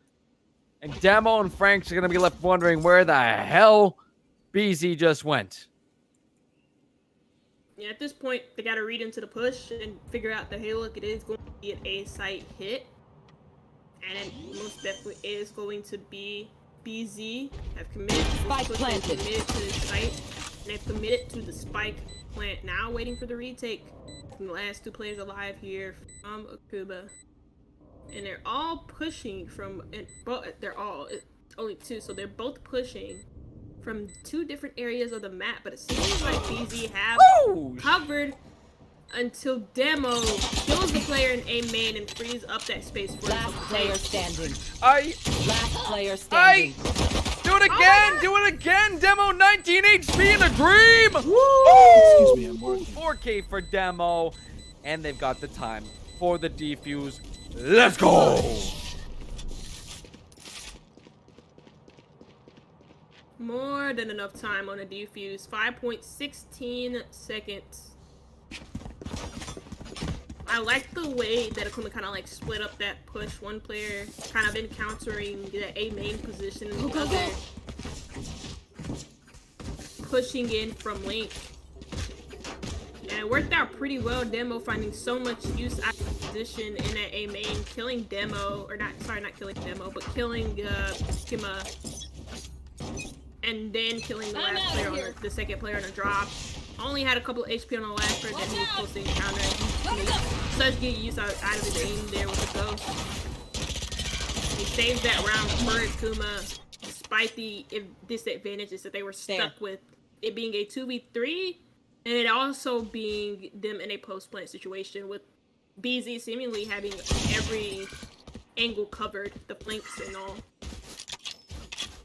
We're here set up. A couple members of BZ right underneath their feet. They have no... Well, I mean, they might have had an idea. I think I heard a couple footsteps coming through, too. As in, be watching, be long. As you do have fire. Lurking around as well, too. Full send it, guys. It's time to go. It is finals. It is the final map. Demo with the Headhunter again. Trying to find something through the smoke there. Trying to go up the ropes. Will get picked off, but Sultanate will answer. 4v3. BZ down to just 2 members now as Zahira picks off 2 with the Bulldog. 3 with the Bulldog. Akuma not wasting any time in these early rounds. 2-0. Yeah, I'm starting to heat up early on his defense. Of course, Fracture is notoriously an attacker side of the map, just like how Haven notoriously known as a attacker side of the map. Both teams not wanting to play this map tonight. Hasn't been played tonight, but again, Fracture is one of the few attacker-sided maps. Maybe even Breeze is up there as well, according to statistics. In ABCT statistics, to be exact. I haven't looked at the updated versions of them, so don't quote me on that. But even then, regardless, Akuma now on their save bonus round as would be. And BZ having the better weapons, they get that first pick towards that drop, or sorry, the ropes area. And then they claim that space in demo where he's pinched after Franks dies and near that ropes position. That was a good hit up by the side of BZ, and yeah, coming off that that save round, going to be definitely important here for BZ to be claiming a win with those guns. Fire once again, lighting them up. We're all down to degrees. Gonna be lurking the way up ramp. Potentially they can find. Oh yeah. See ya, Yukima. From behind, didn't catch that one. Now Acoustic gonna be looking up the ramp as well too. Swinging around the corner with the Phantom. Sorry, with the Spectre. Wrong gun. Not that tier of a gun. Turret will spot him on out. In comes the fast lane, but down goes Degrees. Asin will find that kill, and BZ get themselves on the board. 2-1 very early on. A hot damn. Let's see what these guys still have in store here. Big buys for either side. You saw that time. Akuma. They were trying to pincer off these members of BZ, but it just didn't quite work out for them.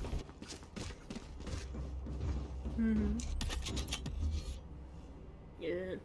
Fortunately, due to the limited amount of actual guns that they did have, there's not a lot they can do to really challenge a lot of the things that BZ have. They have so much control. They also have the better arsenal of weapons. Now they're just chilling in spawn, trying to work their way inside the aiming area. With how Akuma are pushed up in here, well, what can they do to really clear them out? That knife will buy some sort of time.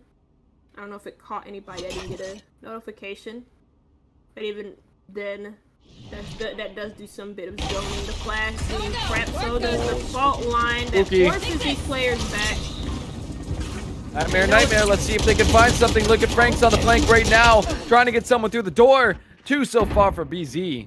As Akuma, you hear the footsteps still stomping on through. This is, I think, the most common collected I have seen boomers and zoomers throughout the entire night, as FPS just picks off Frank's trying to come through the door. A little bit too greedy on that push. Down to just Demo and Akira here. Spike goes down, trying to find somebody through those sky smokes, but to no success. Sultanate. Teleport's ready. 3 full members of BZ holding down that A hall. It's honestly question mark from Demo and Akira here. They might have gotten a lot of space here, but the swings are going to be so quick from BZ. You see where Acoustic is at. Akira is watching that angle, but Demo slowly making their way down the hallway. Gets lit up. There's the flash. There's Acoustic. And there's the tied up game, 2-2. And if you're just joining us, what the hell have you been doing all night? Because you missed out on 4 epic maps in this grand finals. But thank you for joining us on the most important one, VLS grand finals, all the way to map 5. We're here on Fracture in round number 5. And things are tied up. Still got time possibly to get those predictions in, but damn, this is just neck and neck all the way through. I do want to talk about that last round just like a little bit. Yes, the way that BZ kind of freed up the space just by using the fault line and then rushing past that immediately. That's pretty nice. I don't know. I've seen, like, lately whenever I've been watching like a collegiate, but even then, regardless, when there is I noticed a lot of the times teams don't immediately behind that. That hasn't been an issue tonight with neither Akuma or BZ. That one round. The one thing that freed up the amount of space that BZ were kind of battling out for here in home was just that fault line. It was a key to just to halls basically, and it unlocked so much potential for them. The inner side. On top of that, get the picks they need. Why are we peeking? I think Shattered tried to flash there. Degrees is on his own. There's no need to get that aggressive. There's no need to be that greedy for a flash. Hold your positions. You can see how locked up that BZR. Franks will at least get a trade back, but towards the B site. Kuma coming in. That's going to be the orbital strike as well too. Used in tower. Clear anybody out. BZ will see it's all good to go and make their way in, get the spike on down in that back corner of the site. 2 members of BZ up in tower. 3 members, sure. They rented out the place. They have a full lease on tower right now. As in come Akuma. Nightfall's going to be coming through and actually catching out all these members up, lurking in the tower. They thought it was a good plan, but now they're cornered on in. Sultanate will at least get a trade, but BZ have got the members. Oh, that's not going to land. Degrees with the pickoff. Degrees gets picked off as Sultanate gets that 3K and BZ reclaim the lead. There's a save round as well from Akuma. That's probably why they were playing so aggressive initially.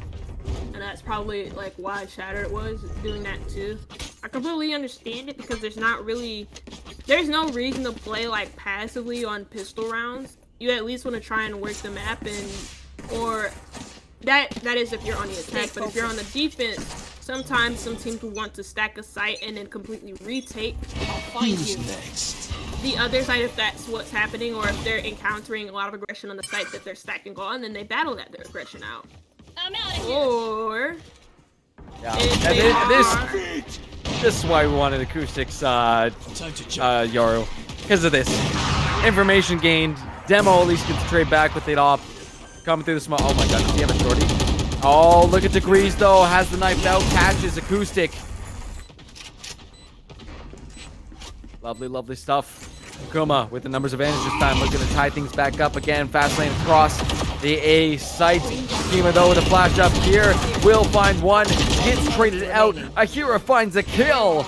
And it's Azen all the way at the back of the site. Catches out Franks, just going for a little stroll there. Now the double swing, but it doesn't work. They're stacked on top of each other. Azen will pick up 2 and gets another round for Boomers and Zoomers. yeah. I guess that one player in that like same position was playing in hell. And Akuma or I believe that's Ahira, sorry. But Ahira used his haunt ability for halls. And they didn't necessarily fully clear out site, because if they did, Asian would have not been there in the first place. Also, no other utility to help spot out Asian in that position neither, so he was just free to stay there. Two players line up as well from Akuma instead of kind of like spreading themselves out a little bit on a double swing. And now we see Akuma take that timeout. Again, BZ is an unknown enigma to this is unlike any team that they faced before. And a way that BZ are just so confident with the way that they play their play style, I think is throwing Akuma off for a loop. It's like how we've seen them kind of like falter against a Diplo a little bit with how confident Diplo were too. They were so caught off guard by everything that they did that they didn't fully know what to do. At least on the map that they did lose on Vine. And then at times even on Icebox too, where they allowed Diplo to catch up. Yeah, Fire taking the old stroll down the zip line here. As you know, it is an enigma. Honestly, I heard that, and all I can think of is that scene with Patrick. Oh, Is no, the he's inner mechanisms of my mind are an enigma. But Yukima has the shots. They line him up for going through the sewers here, making their way quickly on the woods at the B site. The Kumar are left to answer. Kumar are left holding the bag, saying, "What the hell just happened?" Down 2 members already. They might potentially even lose some more. Those Sky Smokes putting in some work, cutting off those angles, cutting off the sights. BZ, I've got the time to plant once again. Nah, there is the orbital strike available from Franks if they decide to use that. Again, posted up in tower could be potentially dangerous if they get caught out with that ultimate, but it's a question if Akuma are going to be using that. Acoustic will take out Degrees by the knees. And Shattered left by themselves. The wraparound is there. We see the Brimmy making their way through the tower. Not even needed because Fire will clean it up. It's 5-2 for Boomers and Zoomers.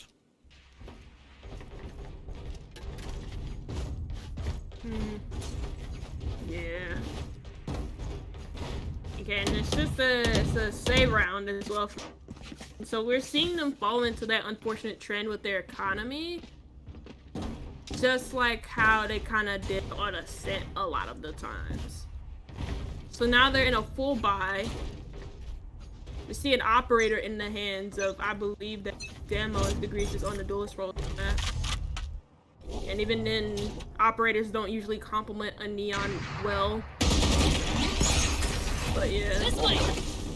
Fast lane goes up as defense, but you see BZ really loves starting on this A side and then making a decision here. Oh, nice! Nasty Degrees! Slips on through, finds one, and then gets himself back to safety. Fire, though, is lurking on the ramp, is sneaking on up. Degrees is watching. Franks will get picked off first. They know exactly where this chamber is hiding.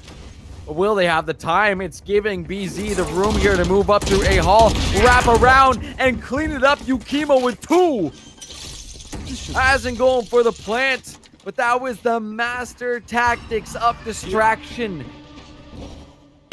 Demo trying to get someone through the smoke here with that operator. A hero will at least find one. It's straight on to Yukima. Fire still playing the ramp. You got Azen right in hell of that A site. You got Sultanate still posted up in A Hall. Turret will spot him out. Orbital strike coming on down. Hira gets smoked. Demo will get picked off next. Boomers and Zoomers with their 5th straight round, 6-2. 6th straight round. Jeez. No. Math? Yes, that's 6. Can't even see straight anymore, Sugar. Yeah, no, I can't either. Low-key, I'm like, my eyes are kind of like just dotting, like slowly darting the opposite way. It's kind of crazy. Is it No, it's not Valorant's really. a hell of a drug or VLS a hell of a drug or both? It's Valorant. I think it is, because Valorant, I usually like, I cast Siege as well, and Siege just had me emotional at times. Valorant is just like bright colors, loud noises, teleports, like it's crazy. I don't know sometimes. I love this game, but like at the same time, Oh my god, Jesus right? Christ. What a profession I chose. Oh boy, that is yeah, acoustics already through. They've already been able to give the team location on demo, so they know back here again. These guys smoke so huge on the B site, and in they come.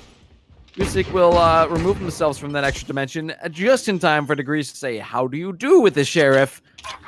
One so far. Orbital strike is going to be coming down. Let's see if they can find anybody with it. It's enough to clear out that side of B. Spike is still down. 1-for-1 trade so far, but this is a safe round for Akuma. So Azim will simply take Demo out. Sweep the leg! Sweep the leg! But how about sweep the head, says Degrees.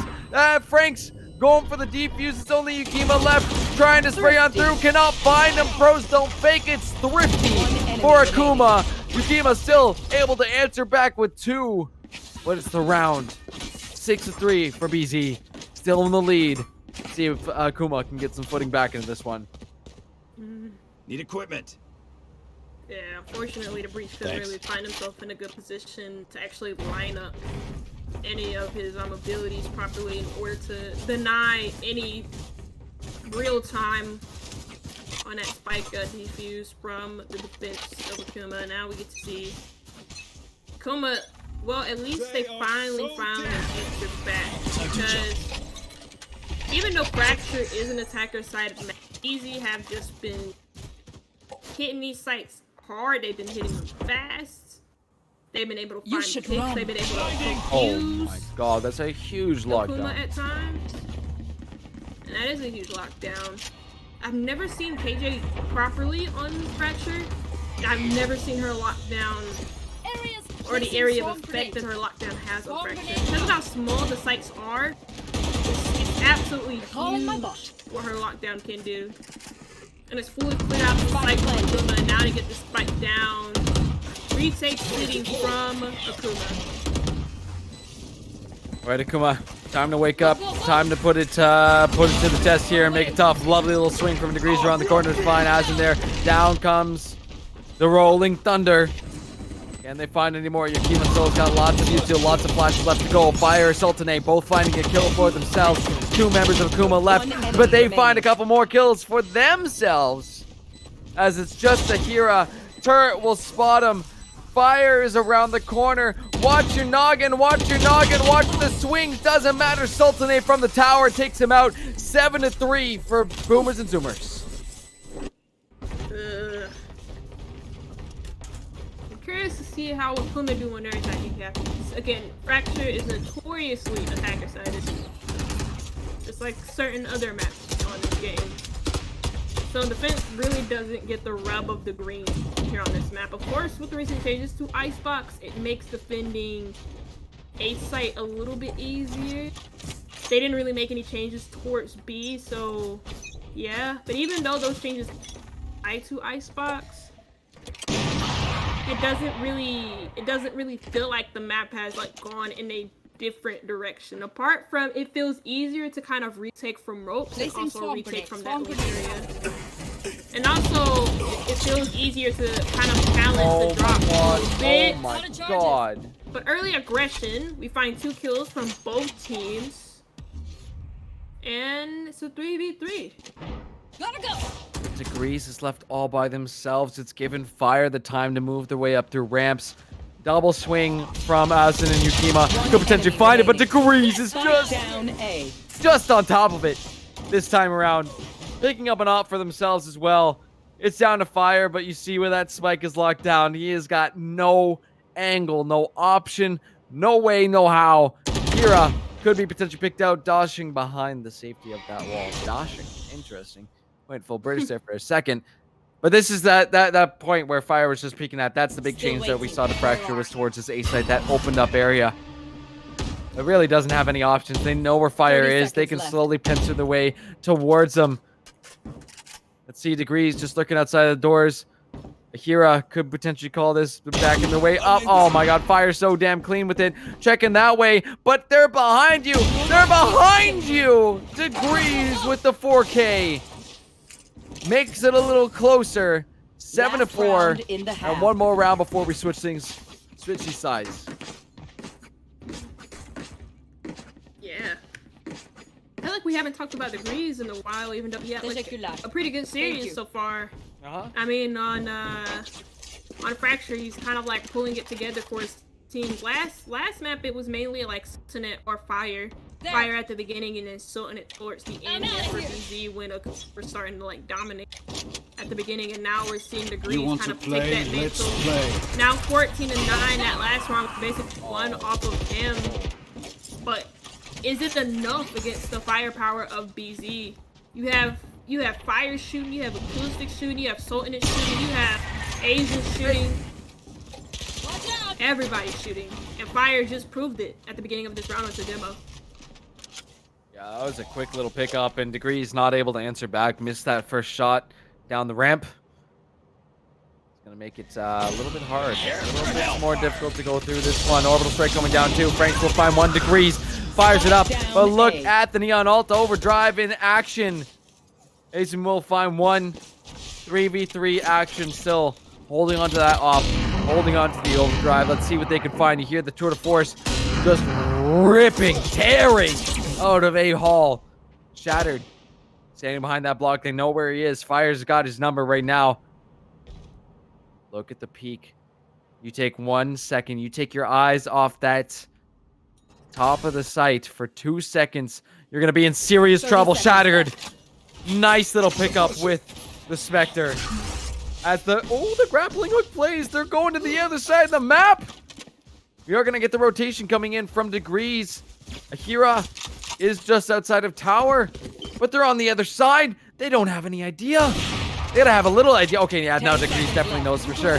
Lighten them up. Spike is going down. 6 seconds left to go. Sultanate finds a kill. Spike with just enough time to get that down. They know Akira is around the corner as well, too. They're missing the op now. Oh, my goodness. Akuma, we're in such a good position to claim this one. Shattered has been spotted out as well. Trying to look around the corner. Sultanate eyes are on where that KO has looked out from, and swing-a-ling-a-ding as Sultanate finds that one, spots the barrel of Azin, and cleans it up. Ahira should have plenty of time to defuse this and makes it quite close going on to the switch. 5-7 for Akuma, 7-5 for Boomers and Zoomers.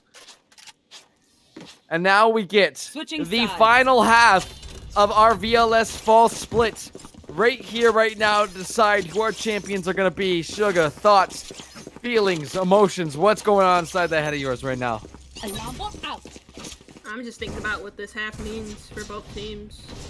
Of course, I mentioned it throughout like this whole match, or throughout this whole map, that Fracture is notoriously attacker-sided, just because it's very easy to rotate in between sites, but even then, regardless of that, it's very easy to take sites, and it's very easy to hold your own in a post plant.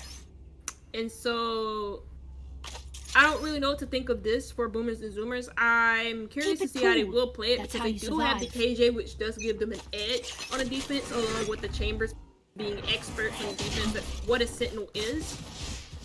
But Akuma also have this Neon, they have the Fade. Whoa. And they also have Demo who can hit shots like that onto Fire, who took a ambitious angle Here. on the top of the box, a ballsy one, towards that B main area and gets punished for it. And it gives Akuma the confidence to go inside the site, but nobody's taking control of the top. Oh, I mean, we're going to see a little exchange going on right now. Shatter finds the first kill on Sultanate, yeah. As Frank's picking up 2 for their own, they're just taking over this round. Yukima will be found out. The battle for the tower goes in the favor of Akuma. And they bring things back a little closer, 6-7. One more to tie it up. And it does make me worry for Boomers and Zoomers. Like you said, attackers favored map. What are their options going to be? Where are they going to go? How are they going to hold off Akuma here?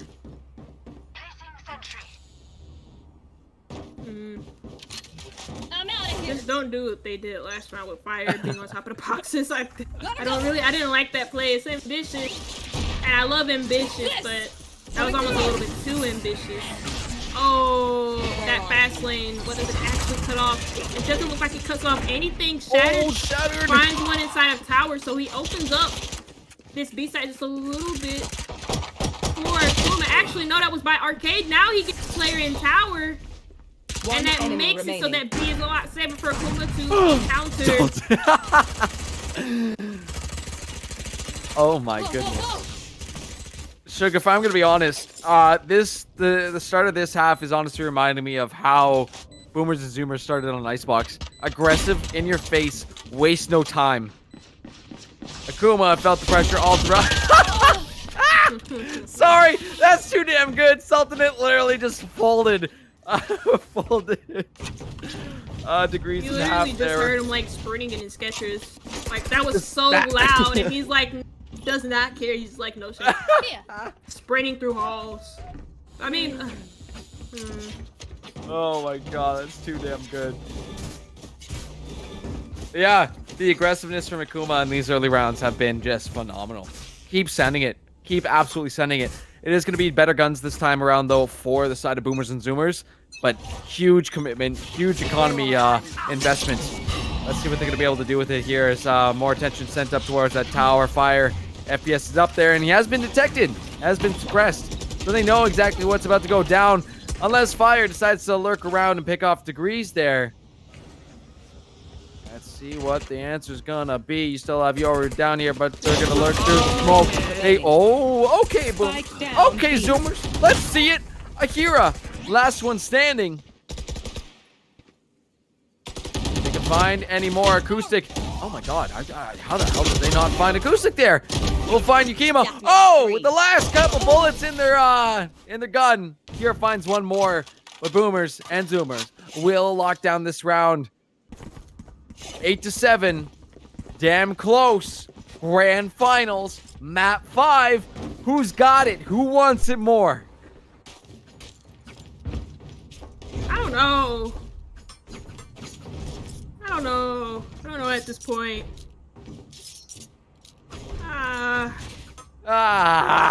That's honestly, folks. This has been just insane. We're off the deep end here at this point, Sugar. We've completely lost it. I think I won't speak for you, but I'll speak for myself. I've gone off. Head first, deep end. Did a barrel roll. It's fun. It's fun over here. I'll say that. But oh my god, this is gonna be, I think, another B push from the side of Akuma, at least slowly taking the time on this one, drawing the numbers of BZ over here. Slowly lurking. Let's see what they got. Yeah, they got the Nightfall. That's going to be a start here. Orbital Strike is available as well, and Akuma not wasting any time with that space they've given themselves on the Fade ult. In comes the plant as well. Ashen just outside the smokes too. Need to be careful as soon as those things go down, but Frank's has got smokes of his own. Block off those spaces. Waste some more time. Watch out for Sultanate, who's about to lurk out here, but you do have an operator watching down for that just in case. Just in case. Oh yeah, don't peek around. Don't peek around. You're gonna get caught out here. That's the fake out. Sultanate will find the first kill on Frank's there, so no orbital strike available for this one. Yukima finds a kill. Yukima finds a second. And somehow it started off so good for the side of Akuma. It's brought Degrees down to just 20 HP. And the defuse comes through. Boomers and Zoomers extend that lead out to 2. 9-7. 4 more rounds for them to dethrone the defending champs. Can they do it?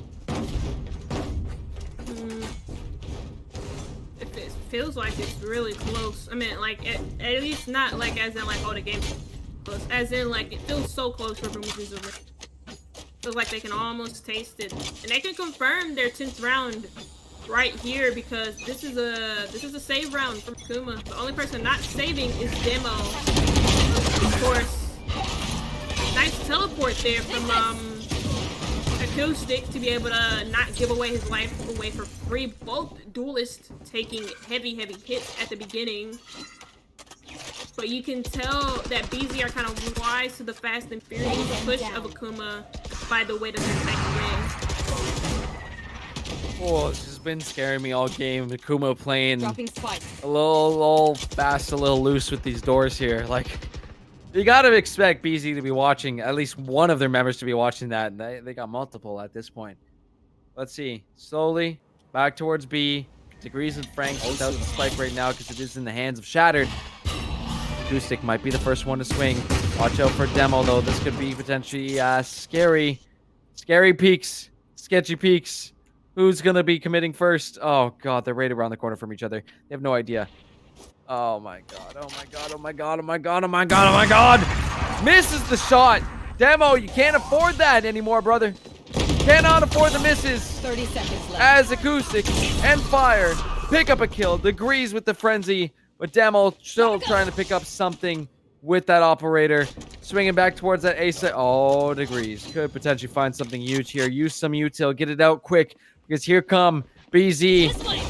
Fully stacked up. Fast lane will cut them off for a little while longer. Sultanate will be the first one to come out. But Degrees can't get it done. Missing the shots. But Demo to back him up. Gets the op shot off. And BZ extend the lead a little bit further.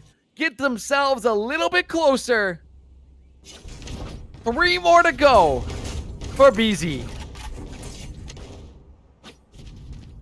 Another timeout.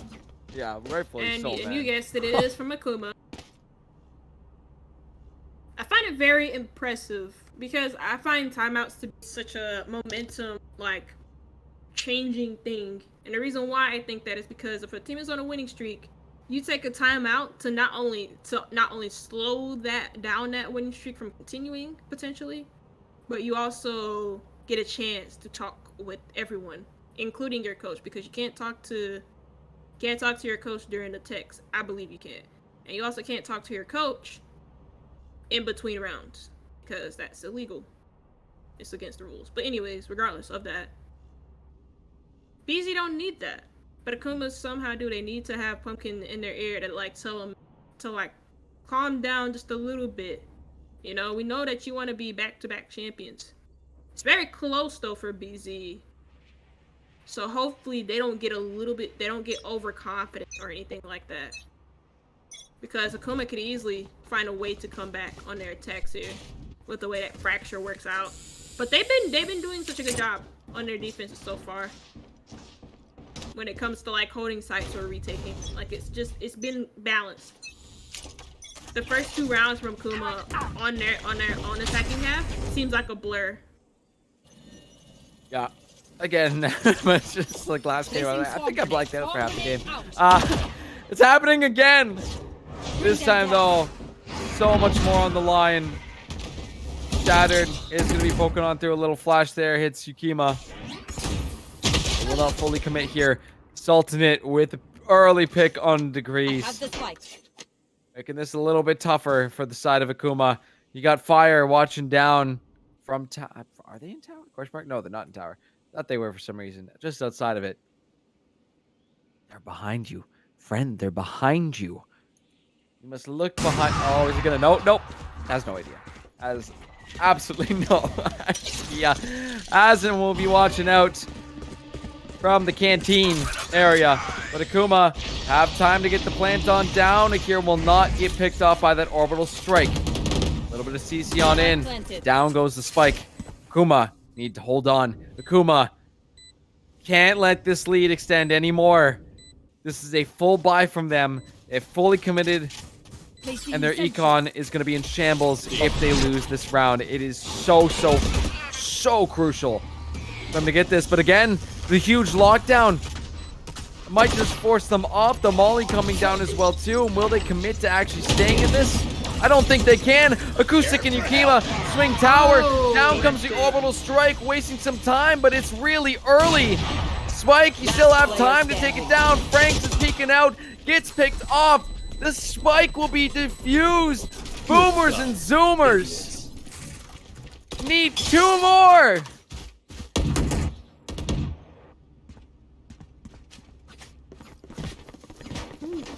I'm shooketh.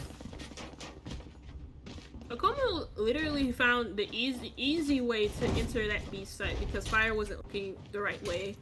There was no Sentinel utility placed there by BZ neither. But it was just the post plant that they couldn't really keep together. That lockdown, I feel like mentally screwed them over just a little bit because I don't think they wanted to like press. They didn't want to overcommit. And they lost 2 players because of it. Degrees falls first to get us an aggressive push through the A halls.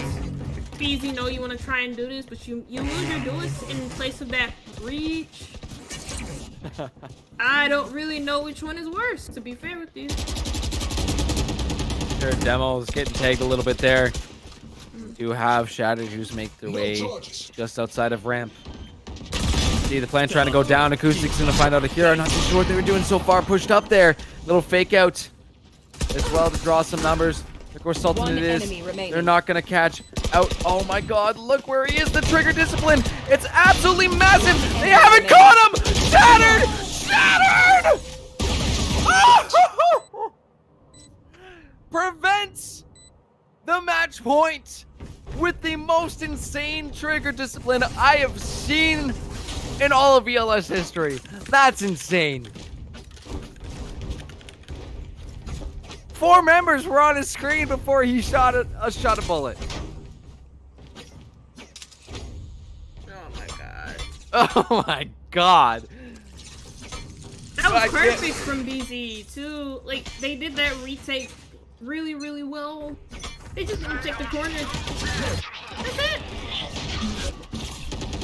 And I get it. You don't really expect somebody to be playing against on that new Perfect accuracy. What? Yeah. Huh? Nice Huh? flash. Yeah, it's a nice flash. C'est quoi? And he just killed a hero. But I mean, you get that breach. Breach dies early again, so you won't really have any breach utility to hold off this impending attack. Maybe usually where the brimstone is, you'd have the breach in, just so that he can initiate through the wall. Okay. All Degrees trying to go for a second as well too. Finds them both. Go, go. That's huge. That is huge for Akuma. Enemy remaining. Be able to pick up this alt orb as well too, and Akuma looking to bring things back within 2. Fire still sitting on the tour de force. What? 4v1. I don't know. Hey, guess what? Shatter just did it. So I'm not gonna say it's that's impossible. Completely different circumstances. Yeah, pushing in through here. That is gonna be tough. Degrees is gonna be ready to swing. Good of force does not land. Franks will find it. I honestly I can't wait for Twitch to catch up to that last round of Shattered.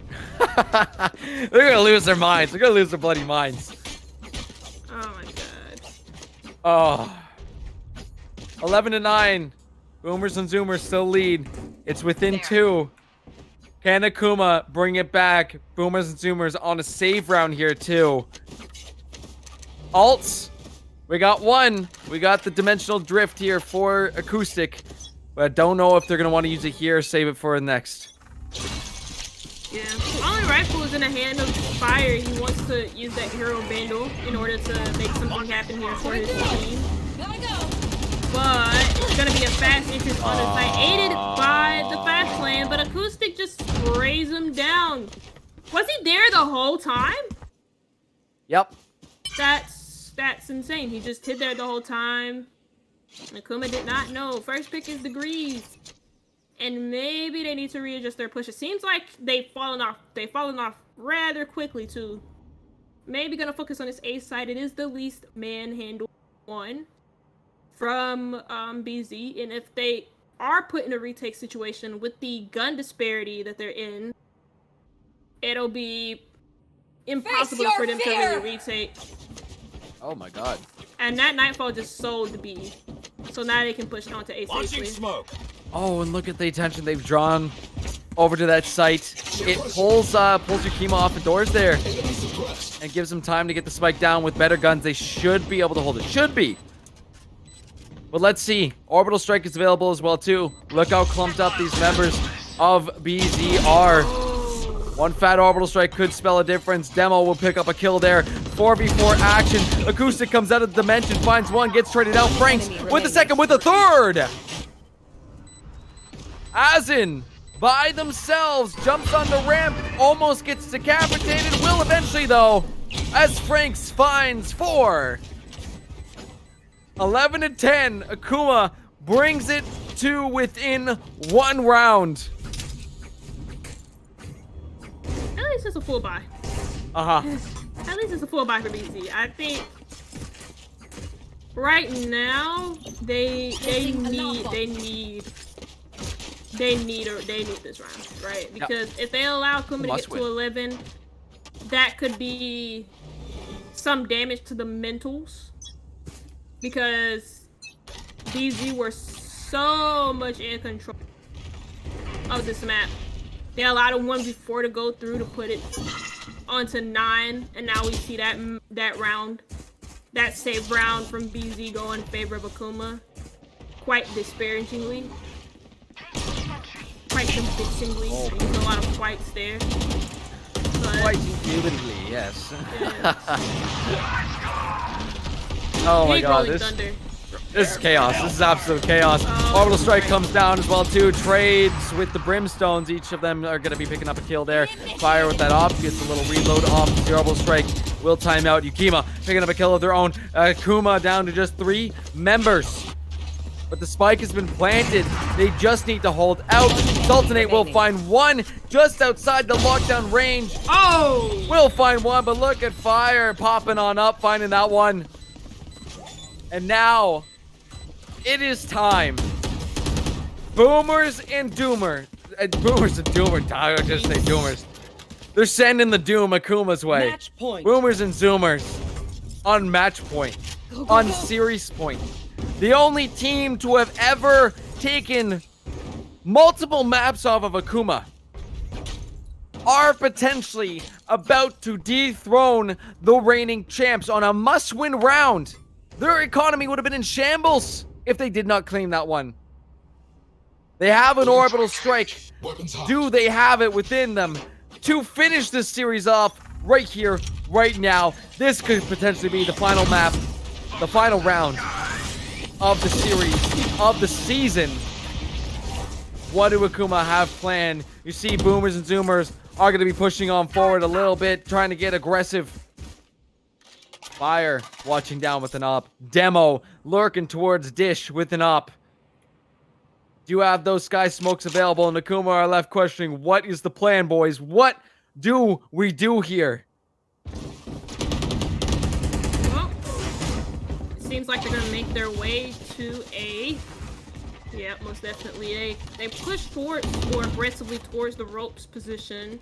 And also they get Acoustic. Right up the Acoustic back. finds Right one up the back. from So in it who's in hell. His position not found out from the players in It's A degrees. because they got smoked Demo. out. Player standing. It's Sound it against is. Demo!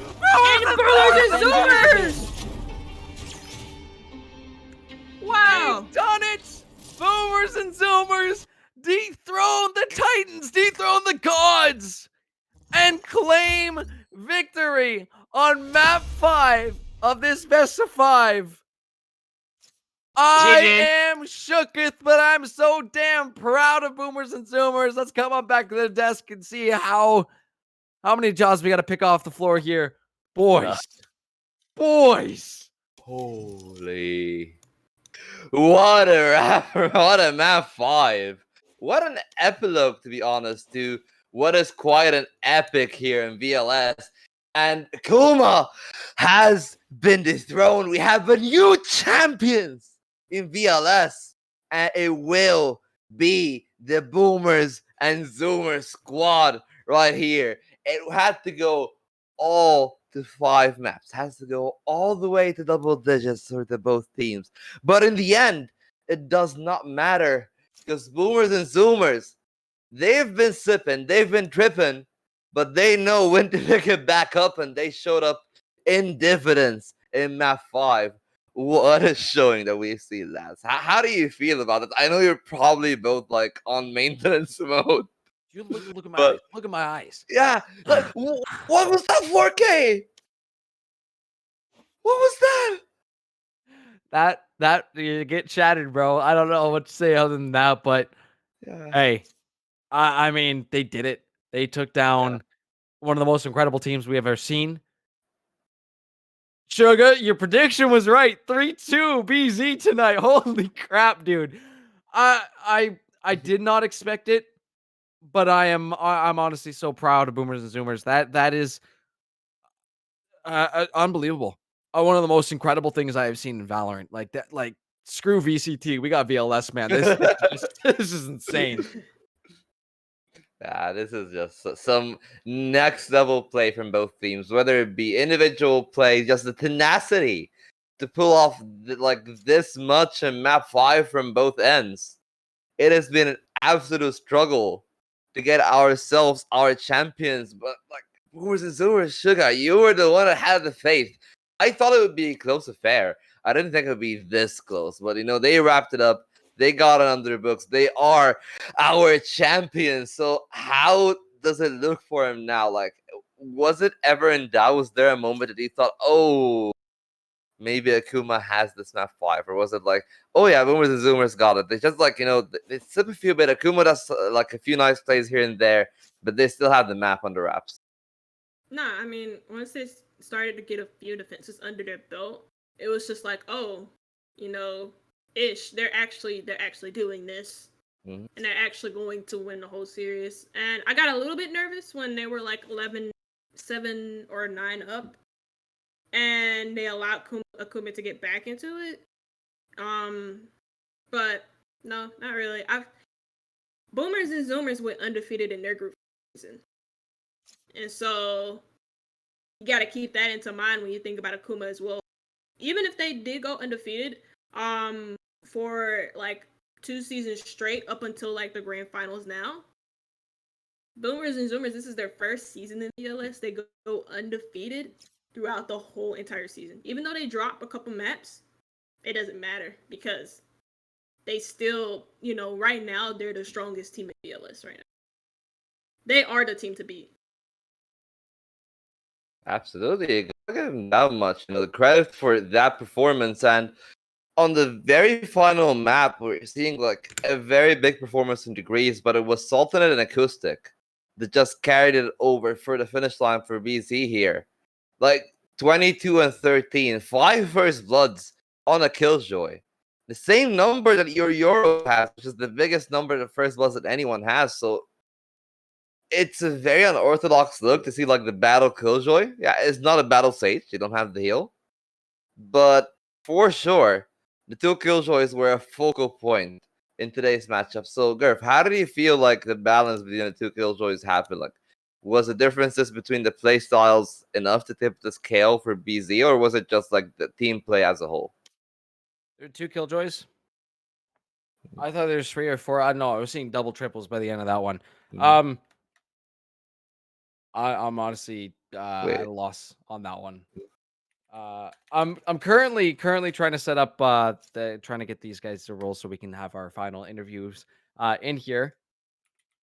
But not having too much success with that. So I don't know. I love the Killjoys. I love the setups with that. It's really fun with seeing what these guys have got planned here and where they like to set up. I tend to take a little peek because I do play Killjoy as well. But yeah, not seeing anything from these guys. So just give me a second, maybe send some questions over to Sugar while I try and help these guys out. Definitely, man. Take all the time you need. We'll have our champions on board pretty soon, but for now, like Fracture, like, the way that the map played was very different from what we used to see, like on the old map for sure. Like the A hits were still a bit of a focal point because the B side still like has the same structure, almost everything is the same, just a little bit of like I would say quality of life. But the A side overhaul has changed the way that we've seen it played. And did you think that this was a contributing factor to the tempo and I would say the methodical way that teams approach the site?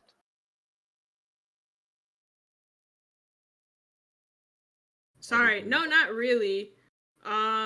It feels like the satellite disc pushes are more one dimensional because they quite literally took the extra path out, but not a lot has changed on the ace site. It has made the retakes just a little bit easier, especially from like ropes and then the drop. Not really the drop position. That new position by drop just gives you an extra position to play behind, which we saw Shatter do with that 1v4. Because nobody from BC tried to take their corners. But no, not really. I don't think a lot has changed on the site hit. It doesn't really seem like it. But you can tell that like the way that Fracture is being played, that it has like improved massively because of the changes on the A site. So good old map, just a fresh coat of paint. Yeah. So that's all we need to know. That's all we need to have here to have quite the banger that we've had so far in the situation. And you know what? Like for me, to be honest, like I don't know, man. This was just quite a banger start to finish. So since we have a little bit of I would say excessive times, maybe we can talk about like the performance as a whole. So do you have any map in particular, Sugar, that you want to like highlight? Because maybe something caught your eye, a little bit of I would say impressive macro that we can talk about. I don't know. Like you can obviously like look at. I think Pearl. I think so. The way that BZ kind of played the map, I felt like from the beginning they kind of played it just a little bit better than Akuma did. And I say that in a way that Akuma like tried to work their attacks on Pearl, and the way that like they kind of gave up early picks at the beginning, especially on the B main entrances in particular, where they kept trying to have a player like lurk in that position, and that player either overstepped this boundary, giving up the first pick, or like, yeah, that was just basically it. That's how they died over in that position. And so BZ had like kind of like not BZ, but Akuma kind of had a disconnect on their attacks for how they wanted to organize their mid to B to or mid to A split pushes. They mainly went for B, but yeah, it felt kind of disorganized at times. Whereas with BZ, they weren't really doing like it's surprising to say for them, they weren't as aggressive with their lurks over by the main entrances. And they didn't give up their lives as easily. Mm-hmm. Yeah, well, I mean, Pearl was quite a new map to everyone in the case, and well, it looks like we are starting to have our champions flooding into the, I would say, the voice chat. So, are we ready to have them in here? Ready. Yes, yeah, we got it all worked out. Okay, in that case, lads, welcome to our new champions, the VLS. BZ, how are you doing today, lads? What's I'm up, just- boomers and zoomers here? We're here to take the crown. We took it. It's ours, rightfully ours. Undefeated in best. series, and we're feeling good. Thank you for hosting us. As always, as always. You know, I haven't started this way. You know, like you were coming in. I'll be honest. It's like quite the villains. I'll be honest. Like you're just here wrecking everyone while not even breaking a sweat, just having fun, trolling people sometimes. Like we've seen that in the quarters. So how does it feel to be? I would say, did you feel pushed? Because it went to all 5 maps. We had a few overtimes. We had double digits back and forth to you and Akuma. So how did the final feel? Do you feel, oh, like this is the real challenge, or was this just another day at the office for you guys? Definitely. Another day at the office for us, specifically. But we definitely came in. We It was light work. got on a little bit early. I think like 10 minutes earlier. We didn't really come up with anything prepared. But I said I wanted to play Killjoy. Went Killjoy. And we got some really good players on this team, and everyone did their part. Man, absolutely. I love the energy. I love the confidence. And speaking of which, how confident did you guys feel about the veto, especially after losing your first map pick? Like you bounced back, you had it good, you had everything flowing, and I like the way that you played, but did that like shake your mental a little bit, or were you like, yeah, we're fired up. If they get one on us, we'll just one up them back? I think Doesn't matter. Eli, We're better. answer this. Yeah, Eli, We're you can go better. answer They this one. suck. Oh, we don't even scrim. We don't even scrim. Killjoy Yoru. Oh my gosh. All right, We're without the even best. looking, is We don't even play KJ. oh my god, it's acoustic. The villain is here. It has to be the Era 1 trick. It has to be the Era 1 trick. It cannot be anyone else, I It mean, just the couldn't. logo's just making so much more sense now that, that we could just Okay. Yeah, we are. Okay, real question. Who's in the logo? Who is the representative of your team? That One is of us. the IGL Sultan. Killjoy player. It The can only Killjoy be main. our fearless leader in IGL. Incredible. Okay. How does it feel to IGL such a group? Because to be honest, feels like quite a challenge. So how do you handle, like, I don't know, the energy? How does it feel when you guys are playing? Is it quiet? Are you all hype? Like, give us a Super peek of quiet. how it feels for you guys. I'm mainly like the quiet one. Everyone else is pretty loud. I'm not gonna lie. No, we're super quiet all the Nah, time. no, We don't no, even no. speak. We just like telepathically communicate. Sometimes that is how it is, but I'm mainly we're screaming at each other sometimes, and it gets pretty chaotic, and we don't really know what we're doing sometimes. That's why we might seem like we're trolling. Yeah, I was kind of confused. You said we were trolling. We've never trolled ever. Oh yeah, my bad. Never. Oh, so stupid. That's funny. Oh man. I'm surprised they went to the 5th map. True. Okay, True. wait. We won the first map with like a Yoru comp. Yeah. And then we lost its next 2 matches because we overthought it, and we were like, "Oh, let's play actual team comps and split our balls off." What do you mean actual team comps? We literally have never And then scrimmed that comp we won, before. we lost, and we're like, "Okay, let's just go back to Yoru KJ," and then we won because we're better. Courtesy of Fire saying to guys, let's not play a real comp. Let's play something that we're just all comfortable with. And I've been feeling Killjoy lately. And Rue on Fracture. Oh, okay. All right. I have a question though. So, like, obviously, I've been meaning to ask y'all this since the beginning of the season, and I've seen how well it works.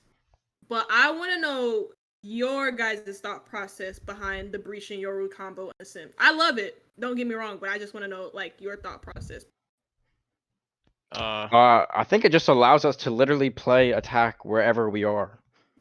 If we're on defense, we're still on attack. We're stunning them. They can't go anywhere. I think we've had teams, stayed in Ascent attacker spawn multiple times against us, and they just cower in fear. Cower in fear. Funny blue man run, and then Breach does the funny button, and then we win. Yeah, no, Because they can't do anything because their screen is blue and they can't shoot their weapon. No, I mean, I like the way you guys played it, like today, and then I also like the way you guys played it against Team Syndicate as well. Like the way that you guys kind of like lured them to mid. Team Syndicate, I mean, you lured them to mid and then used the fault line and then aggressed off of that from like different angles. I like that. I really appreciate that from you. Yeah, it's kind of flashy. I love it. I love fun stuff like that. I love when casters notice our hard work being put in like that. Yeah, we scream a lot. Okay. That's nice. I appreciate you guys appreciating that. Okay, Garrett, do you have any questions for the players? I mean, first off the bat, back to like pre-game map vetoes, I was saying, you know what? Whoever plays their game tonight is going to be winning. And I completely respect the fact that you guys are full attack, full send everywhere you guys go. It was entertaining as hell. My one question is, do you guys plan on defending that champion title come winter split? When is the winter split? Is it going through Christmas? January. I'm too old. Example. The Zoomers are too old. Wait, that's a great question. Who's the boomer in the booth in the BC? Oh, that's a Demon Mage. That would be me. Yuki and Sultanate. They're all like 20. That's not what? It's old. Me and Fire like comparatively. Oh wait, Hager, how are you doing, man? Oh, maybe 27 in a month, so. What's it called? Acoustic and Fire here are both like 15, 16 years old. 16. I could literally be their teacher. I mean, you're better than me at this game, so I. Yeah, the Zoomers are here to motivate us and tell us to puke. I gotta do homework when I after get this. a little bit scared and I get too old, my reaction time's a little bit going down. But, I feel that, man. I love when they hype me up and they carry us like Fire getting an ace on Icebox. I don't even know how you do that on pistol round. Our He play got like got two aces in like 4 rounds. Yeah. 5Ks, 5Ks. And then we lost. Yeah, somehow. I don't know how we lost that game. I don't know. I mean, we're the best. We did. It was the maps we lost were literally comps we never even tried. So yeah, I don't know why I played the bind Sky. one. We shouldn't. But I think we had some good plays actually on Icebox. Should have played Funny Blue Man. I think the only one we had tried Speaking was of which, the Ascent one. Yeah. Speaking of which, Acoustic, how long have you been playing Yoru? I don't know. Have you been playing Yoru when it was like Gigabad? You know, the one that like people was like, oh, that shit is cringe. I have a couple hours on them. Couple hours. I'm looking. I'm looking. I have. I don't know. I have 600 hours on Yoru. And I have 2K hours on Valorant. Okay. So I'm a loser. How does it feel to win with what was touted at one point to be the worst agent in the game? Absolutely useless. Piss 4. Don't touch this agent. And now you're winning VLS with it. How does it feel, to like feel like, oh, like I'm rewarded for playing such a bad agent because I figured a way to make it work, and it got buffed enough. Yeah, I mean, he's good now, and it also helps that I'm the best player ever. So True. And you're supported by the best old man. I'm supported by 3 old men. I don't think I've hit. I don't ever hit a stun, or I do always hit the stun. Yeah, and then Isaac's on Breach, and we lose. I've never played Breach. Oh wait, Yuki, whatever, same thing. So okay, before we kind of like I guess move on, one other question I had was about like your comp on Icebox and basically like the preference with the Breach, not Breach. Jesus Christ! Imagine Breach on Icebox. I've seen that. I don't like it. Insane. Should have done it. I figured y'all would have, but nah, y'all didn't. Y'all picked Brim though, so that was kind of weird at the same time. And I just wanted to know like why Brim over.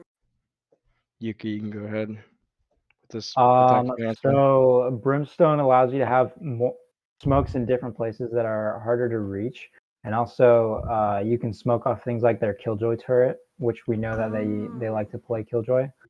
They like to put it in kitchen or on boiler, both of which are hard to smoke on Viper. And you also can get some good lurks off or fake some lurks with Brimstone. So yeah. Yeah, I noticed. And that one our- ways. I noticed Yeah, how then there are like nice one ways.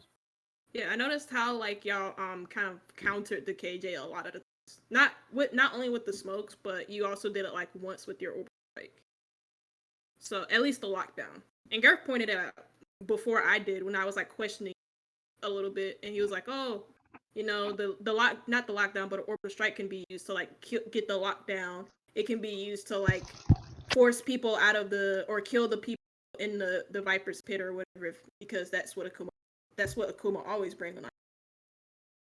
That is true. That is another ultimate that can destroy the Killjoy ults, which is nice to have that in rotation. Yeah, we had Soldanik go through their VODs, so we counter strat them. And on bind pistol, we knew that they Viper orb the sky flash, so we just completely destroyed them because we're losers. And then we lost that game too. So it didn't matter at all. Yeah, we were super high at the first round. Well, you got the dub itself, and that's what matters. You know another dub that you guys are gonna get? The MVP of the series, as we are gonna see that on the screen any second now, as you can see. It is Fire. Good old logo. Yeah, good old Chamber. 108 kills. And 29 assists. Gotta love the chamber, bro. Gotta love the chamber. I'm mainly surprised about the picture. I actually like that Fire's the MVP. I love that Fire's the MVP because I've been harping on Fire this whole series. But that picture is just not. I didn't expect that. Well, like, Fire's Big Daddy. Fire's a demon. He is yeah, a demon. if we don't have Fire, we lose because Big Daddy carries. Big Daddy Fire. Stupid. I like Man, that. just drops the 30 bombs. Yeah, I'm usually, I don't know. I'm like bad. Like I hardly use the op, but when we need it, I'll use it. I'm surprised I hit as many shots. Yeah, I saw you guys sussing the op. Nah, Out of the map. when we started, I what was. was that? Wait, what?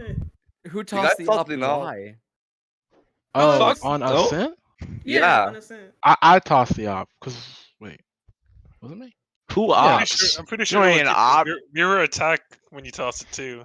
Yeah, you were El Kuma. Yeah. I guess I'm not usually an opera. Like I prefer rifle, but when it comes to opping, yeah, I'll do it. So is it like an attack thing? Like you just don't want to op an attack? No, yeah, really no. I like to lurk and like cover my team's back a lot. I mean, I guess I could do it with the op, but in some situations I might need to like run away and fight multiple people. So I usually don't use that. But yeah. So this is our MVP of the series, Fire. Congratulations on that. And lads, do you have any final shout outs before we wrap up the night here? The floor is all yours. I know one thing. At the start of the series, before we started, Fire was. I was sick. I was like, yeah, he was pooping his pants and vomiting. Yeah, I was not. I was kind of like. And now he's perfectly fine. Yeah, well, I'm not perfectly pretty fine. good No. now. I can speak for you. At the start, yeah, and then I started to fall off, Ah. and then that's when we swapped to the freaking, all the stuff on Icebox and the map next to that. And then once I realized that we needed to do what we normally do, it worked out. So I'm glad that happened. I feel like there's a look of disgust on everybody's face in the call right now. Everybody's just like. Hey, Yeah, who hasn't been there before? Who hasn't been there before? But you guys pulled through, which is incredible. Thank you all so much for casting and hosting this event. We really do. We appreciate it. Yeah, that's cool. Thank you.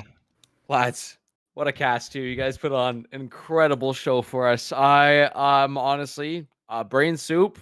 I'm pretty sure I blacked out for a good couple rounds there. That was insane. That was absolute madness. But thank you guys for an incredible finals. Awesome. Thanks for AKM too for going to the finals and 7-0 undefeated teams. It's a good matchup. Get shattered. Bro, my brain is shattered. What are you talking about? You had us in the first half, not gonna lie. You had us I in the thought first you were half. being wholesome. No. Well, they decided to throw a little BM at I mean, us. they're and we cool, gotta but give it like back. they did it first. Yeah, no, they did. Yeah. They started it. Hey, We ended it. they're the reigning champs. We had to take them down. We had to show them their place, and that's what we did. That's funny. Well, thank you so much, lads, for being with us. And once again, congratulations for winning VLS. So, ladies and gentlemen, spectators and gamers alike, that is it for us. Victoris Valorant for the full split has fallen to a close, but you know what? In spectacular fashion. We couldn't have had it any other ways. Two BO5s going all the way. Great performances. Everyone is just having a great time, including you guys. I just have to throw a final thanks to you. Gerf, Sugar, thank you for having such a wonderful cast in the finals. And Sackman, great work with the production and, just a little bit of shills. Yeah, like follow the Twitter handles of everyone there. Thank you so much for watching. Ladies and gentlemen, have a great weekend and thank you so much for tuning. We will be live with some league for the next few weeks, but that is it for us for Valorant, and enjoy your evening.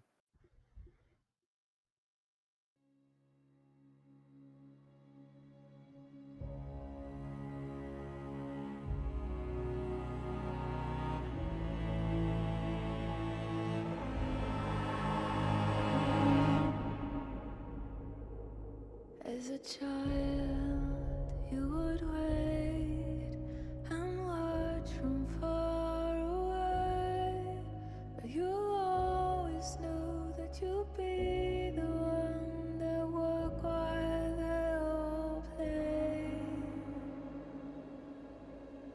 And you'd lay awake at night and scheme of all the things that you would change, but it was just a dream.